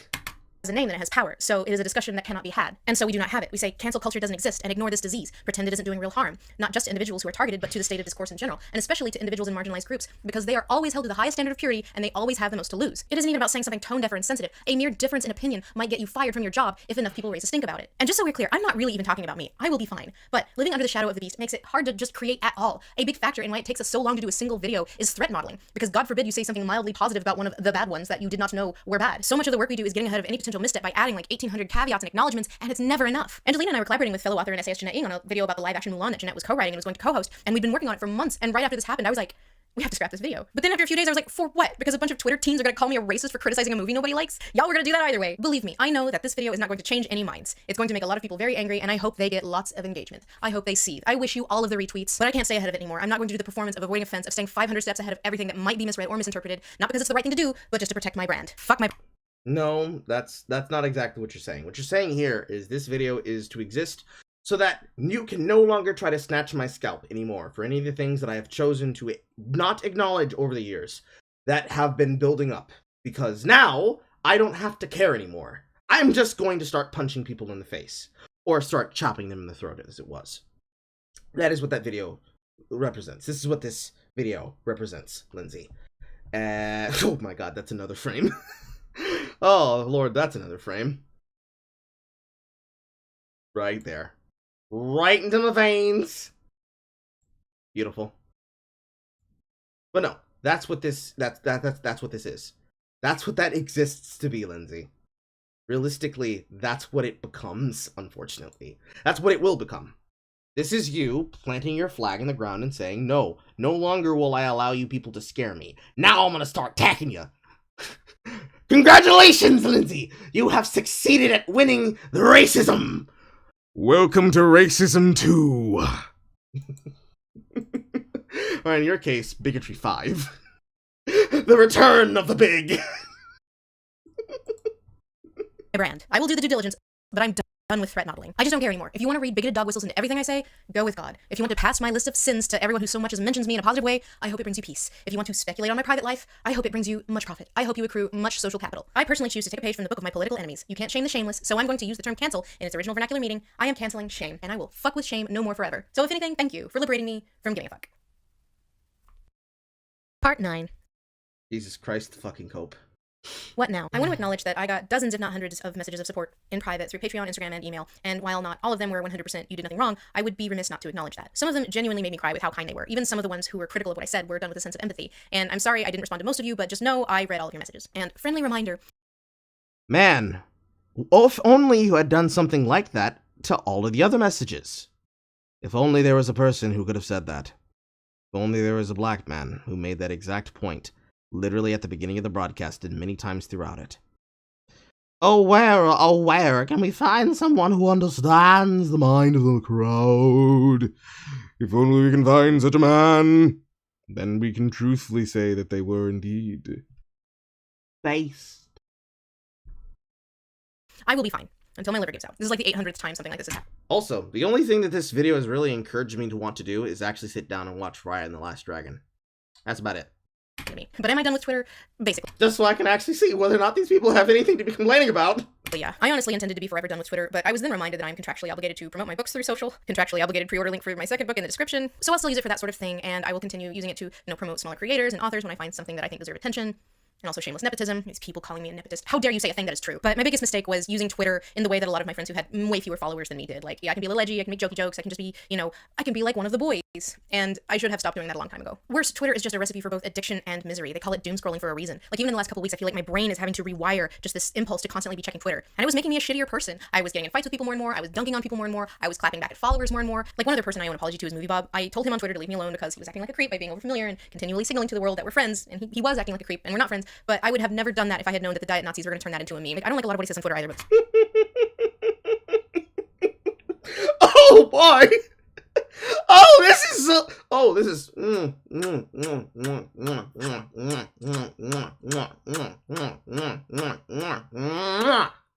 beautiful! She didn't just leave this man to the goddamn wolves. She kicked his ass into the fucking abyss and said, swim. Please stop using my face to torture this man. Leave him alone. So at its core, this was a wake-up call, and that is why I deleted my account. Part and it can happen to you. I want to reaffirm that the roots of this do stem from a rise in anti-Asian racism, and that racism is very real. As I was writing this video, a friend of mine on Facebook posted a screen cap of this truly heinous thing that Mike Huckabee said, which not only regurgitates this inane conservative garbage about identity politics, it completely dismisses the very real wave of hate that is happening in America right now. And he posted it with this comment: white people, please pay attention. Every day, a person of color has to look at something like this, or worse, every literal day. Just try to imagine what that would do to your psyche. And it hurt to read, and honestly, it hurts for me to eat. It does nothing to me. Because I know if I was to go down to a particular block in my city, I will get shot because somebody will assume that I must be an informant for the cops because I don't live there and they wouldn't recognize me. And not a single fucking person would cry. Not a single fucking person would miss me. And I have to see dumbass shit like this and more every single fucking day because every day I get onto Twitter. And even unfortunately, every day on Twitter, people send me shit to talk about. You don't know what real pain is, Lindsey. Not real pain that haunts you every single day of every single moment. And I mention that despite knowing your rape case. Ma'am, if you have all of this time to be able to talk about this shit, it clearly is not big enough of a problem for you. Sympathy all around. But clearly, if you're more than willing to put that into a video so that you can put it as an opportunity, not just to throw a man down the goddamn pipeline, but also to try and open all of this up as an example of how you're standing up to the mob, and really, you're just throwing away all your principles, and you're making it clear that you're going to throw them away. I don't care what you have to say about, oh, think about how this would make you feel if you just knew how it would hurt. Bitch, imagine how you would feel if somebody tried to dox you because they were mad about comic books. Imagine how you would feel if you have people in your personal life who are scared for you through social media, asking if they're okay because they just saw a picture that they had never seen of you that was taken out of context, posted by a person who was posting about how they were going to the person's house to try and harass them. And for hours on end, were harassing your personal friends. Or worse, people looking on from states away who have no idea that I have a fucking career like this. Having to ask questions about who the hell is this person and, I didn't know you made content! It's terrifying that I have some people who fear for me who fear for me like that. And yet, that happens more often than not, every single week, and twice on Sunday. You have to get the fuck out of here if you're trying to hold yourself up as some martyr. You're not. You're not going to suffer like this at all, if ever again, if any more. You have the money, you have the clout, you have the routines, but it's not enough. Even read out loud right now because it's true. I literally only can imagine. Few of the people stoking anti-Asian violence right now will suffer consequences, and probably more racist attacks will occur, and this is... Also, you claim a lot about anti-Asian attacks, but where the fuck were you with BLM? Were you one of those people who said, listen, we have to say that Black Lives Matter because Black Lives Matter, because all lives won't matter until Black lives do? Where were you when it was made clear that the persons who were harassing and attacking Asians were black men, and that all of you chose to stay silent because it would have hurt the BLM narrative if it came out that black men were fucking donkey punching women in the back of the head? Aha! It's just another chapter in our country's long, sad history of anti-Asian racism. And the reality is that another long chapter in the country's history of anti-Asian racism. Man, these are just zingers tonight. there's not a lot we as individuals can do about that. We live in a fundamentally unjust world. I do acknowledge that. And at the beginning anyway, a lot of the frustration at the original tweet did stem from that. And I don't want to dismiss all public feedback as inevitably harassment. I think it's important to retain this nuance, lest we always frame the issue of harassment as a blanket condemnation of the public and public feedback. But I also cannot stress enough how quickly this whole situation went from valid criticism rooted in real hurt to straight up abuse. And not just of me, of my friends, my colleagues, this disease that is Twitter enacting the same passion play again and again and again. Even people who were sympathetic to me, they still wanted to attribute the hate to one thing, one slip of the tongue, one bad take, one wrong affiliation, one wrong tone I took. I've seen so many people try to rationalize it, even when they think I did nothing wrong. But the reality is, what gets you on the radar of the mob is nothing. A picture, a joke, a comment, just existing as a woman, a person of color, a woman of color, a queer person, doing your job. Doing your job, making jokes at someone's offense, making jokes to yourself, being happy, not giving a person attention, not falling for bait, not giving a person the ability to rest, or worse, in some people's cases, constantly taking shots at that person and making it clear that it will never go away and it will never stop being funny. job, one unpopular opinion, a poorly aged take, being online for too long, being associated with the wrong person, saying something nice about the wrong person. Sometimes all it takes is being successful. People want to rationalize your mistakes and list them and label them, not because it has anything ultimately to do with you. It doesn't. But because they want to reassure themselves that it will never happen to them, that it will never be them on the pillory. That is not why they do it. They label and they collate and they index the tweets. Because for some people, it is a morbid curiosity to want to look into the fucked up parts of the internet and the world and try to make sense of them, and try to understand what gets people and makes people tick to do things like this. There was an entire fandom full of people on Reddit, actually, under Watch People Die, that did exactly that. It was a very morbid bit of the website, but one of the few places you could actually be able to understand that there are some people who will never be remembered, never be seen again in this life, and worse, have thrown their lives away for whatever reasons they might have been. Or worse, were murdered for whatever reasons they might have been. But, unfortunately, like many of the subreddits that have been shut down over the years because of the entrenched politics of the website, they were the ones that ended up getting privated and then eventually banned because of Christchurch. It is unfortunate. And much like with the feuding that happened with the beauty parlor that came before it with Pretty Ugly Little Liars, a lot of the people that would have been a part of that website and were a part of that website ended up fleeing to places like Kiwi Farms. Because, and when you're talking about people who love the idea of people watching and the morbid curiosity and task of documenting sins and writing tragedies, who else other than people who would get a kick out of that? Which isn't necessarily to say that's the point of Kiwi Farms, it's just the internet. The internet in general does that. 4chan does that. Reddit does that. Something Awful does that. Poll does that. Kiwi Farms does that. Every single place on the internet, in any fandom, even in the most positive ones, do that. Because it's the ability to see outside of yourself. It is the Heraclean task of trying to give care and concern to things that you normally would not be able to, or didn't even know exist, because of people like me, and being able to say, damn, that's so fucking horrible. I wonder why people would have done that. And then being able to sit down, take a rest, and then think about your day, and then go to bed, get back up, and then possibly do it again, while dealing with the pressures and stress of your own life.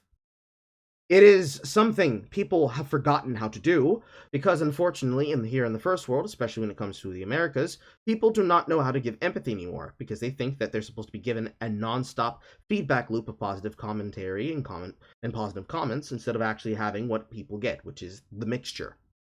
When you get something that steps outside of the mixture, it's supposed to be the worst thing ever. And when you get something that is even a little bit teensy bit toxic, you throw a fucking tantrum. So when you get some really dark shit, well, it's comical. Because you're supposed to be one of the old ones, Lindsey. That's a take you tried to make here. You said, I'm one of the old ones. I'm one of your grandpappies on the internet. I remember. I was there in the beginning. And yet you act as though you haven't, and that you're not. You're upset about this because, and this is my take, this is my opinion, come cancel me for this take. You are upset about this because you have been able to do something that not many people have been able to do. You were able to make a career out of being a ha-ha funny woman. And for some of those people who hate you, they hate you because of that. For some people who hate you, they hate you because of your takes and the fact that you have quite literally made a career out of climbing off of issues and ignoring things and trying to continue building up whatever notoriety you have, but while at the same time doing what you've done here, trying to play down those things and say, well, you see, maybe if you squint hard enough, maybe it's addressable, maybe it's mockable, maybe it's funny, and yes, I get it. You want people to be upset and be hated and be angry and be horribly disgusted that they would criticize you on the internet, but you have to understand, as long as you choose to take this position, everything that you're doing here is performative. It will never not be performative, and it'll always come back to this, where you're going to find yourself in front of a camera having to explain to an audience of people how, if you look at these things in the right context, you can understand how horrible these people are. But how are people supposed to make that understanding through the internet, ma'am? Do you take the attempts like I do to try and pull people out of their comfort zone and make them actually address you in real time? Do you at all want to hear the real opinions that people have for you? Do you actually want to have conversations with them? Do you want to create a podcast, maybe? Or do you want to make a live stream podcast, even, that could address those questions and concerns? Or even make comments for them? Do you want to be the person who takes up that chain that you're trying to swing around at people? No, you're not? You're just going to keep mentioning it because you want to make people feel bad? Cool. Wonderful. Great.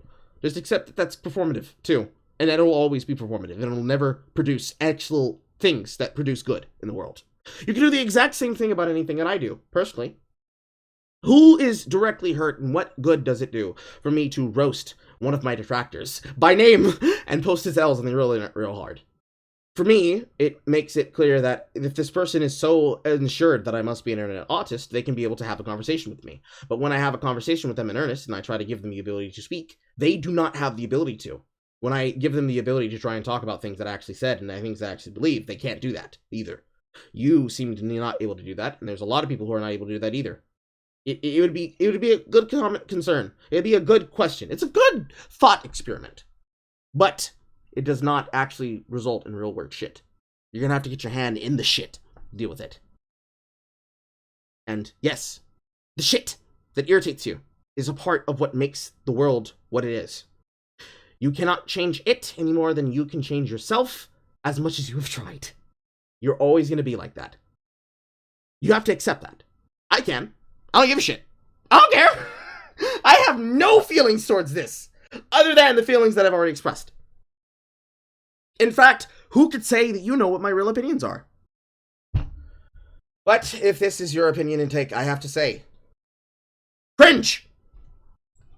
So even if you don't think I did anything wrong, if you can still pin this on a specific error, then you can distance yourself and sleep well that you would know better than to make the same mistake. And it would never happen to you. And that's just not how it works. Part of what makes Twitter so toxic is the sense of hopelessness it engenders. You're exposed to this never-ending stream of bad news and constant examples of how fucked the world is, and reminders that you have the power to affect very little change. That compounded with the fact that platforms... Do you do anything to possibly put forward any kind of light of hope, to possibly make it any less dreary and a little bit more better? Like myself and Poe do. No? You just bitch, whine, and moan and complain about problems that you can't fix and that you obsess about trying to solve anyways? Okay then. Like Twitter rely mostly on shorthand and are constantly encouraging you to produce and encourage knee-jerk reactions with very little context means that hopelessness and powerlessness and aggression, it's gotta go somewhere. And on March 26, 2021, it got funneled to me. And I cannot in good faith say I have not done the same. Mindlessly joined in on a dogpile on someone who said something stupid or insensitive because it felt good. And for a brief moment, it gave me a sense of power. But then, that moment is gone, and the world is still shitty, and that person's life, whatever their infraction was, deserved or undeserved, is marginally worse for my involvement in it. And that is why I'm stepping away. So for all of the people who used me as their outlet for their pain and aggression on that crisp spring morn, I understand that you feel hopeless and powerless in an increasingly shitty world, and I understand that there's a reason to assume bad faith when so many other people have let you down. And the only thing I can do for you is extend the same grace and compassion that you extended to me.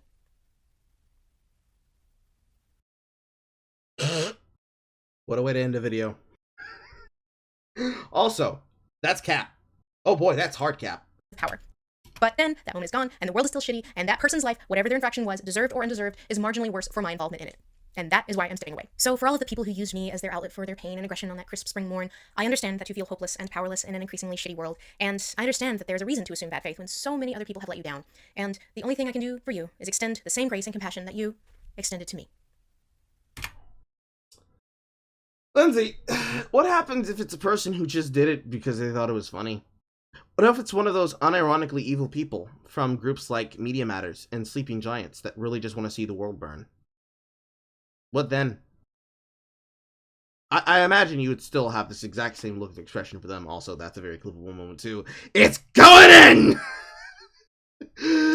I can imagine that these are takes and opinions and things that you feel as one feels. But you have to understand, no one has to care, honey. Honey, no one has to care. No one has to care. No one has to care. No one has to care. No one has to care. The more you make it about something that has to be somebody feeling these things for these reasons is more telling of you than it could ever be of anyone else. You have to just accept that. It's really weird. Really weird that this is the thing that drives you to do that. But hey, that's your take, not mine. And with that, we have reached the end of another video by Another Works Gold. And so ends the stream. Or excuse me, as ends the video, so ends the stream. What time is it? 1 in the morning! Hello. Hey, thank you. Thank you for coming. Thank you all. I did not enjoy any of this. This was horrible. My mind is melting, and I possibly might even take a shower from how bad this is. My god, why did people give people like this power? What were you people thinking?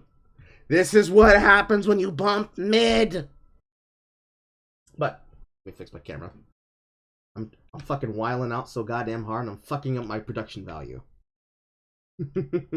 Thank you for coming to join me again for another night. For almost as long as I did the last one. Comments, questions, concerns before I leave, ladies and gentlemen. The E-boy must take his leave of you. I have a video to work on that I have been working to work on. I've been planning to work so I could work on it. And I need to go do that. Like, soon.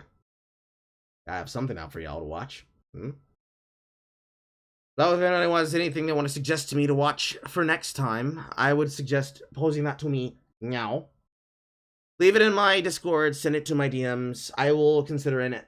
If I like it, I will, or if I don't like it, I will watch it. Thank you for everybody, and thank you for a big fucking representation from Zach. I have enjoyed your takes, Jack. And I hope you all have a very good night. I will be going now. I'm going. I'm leaving. I'm gone.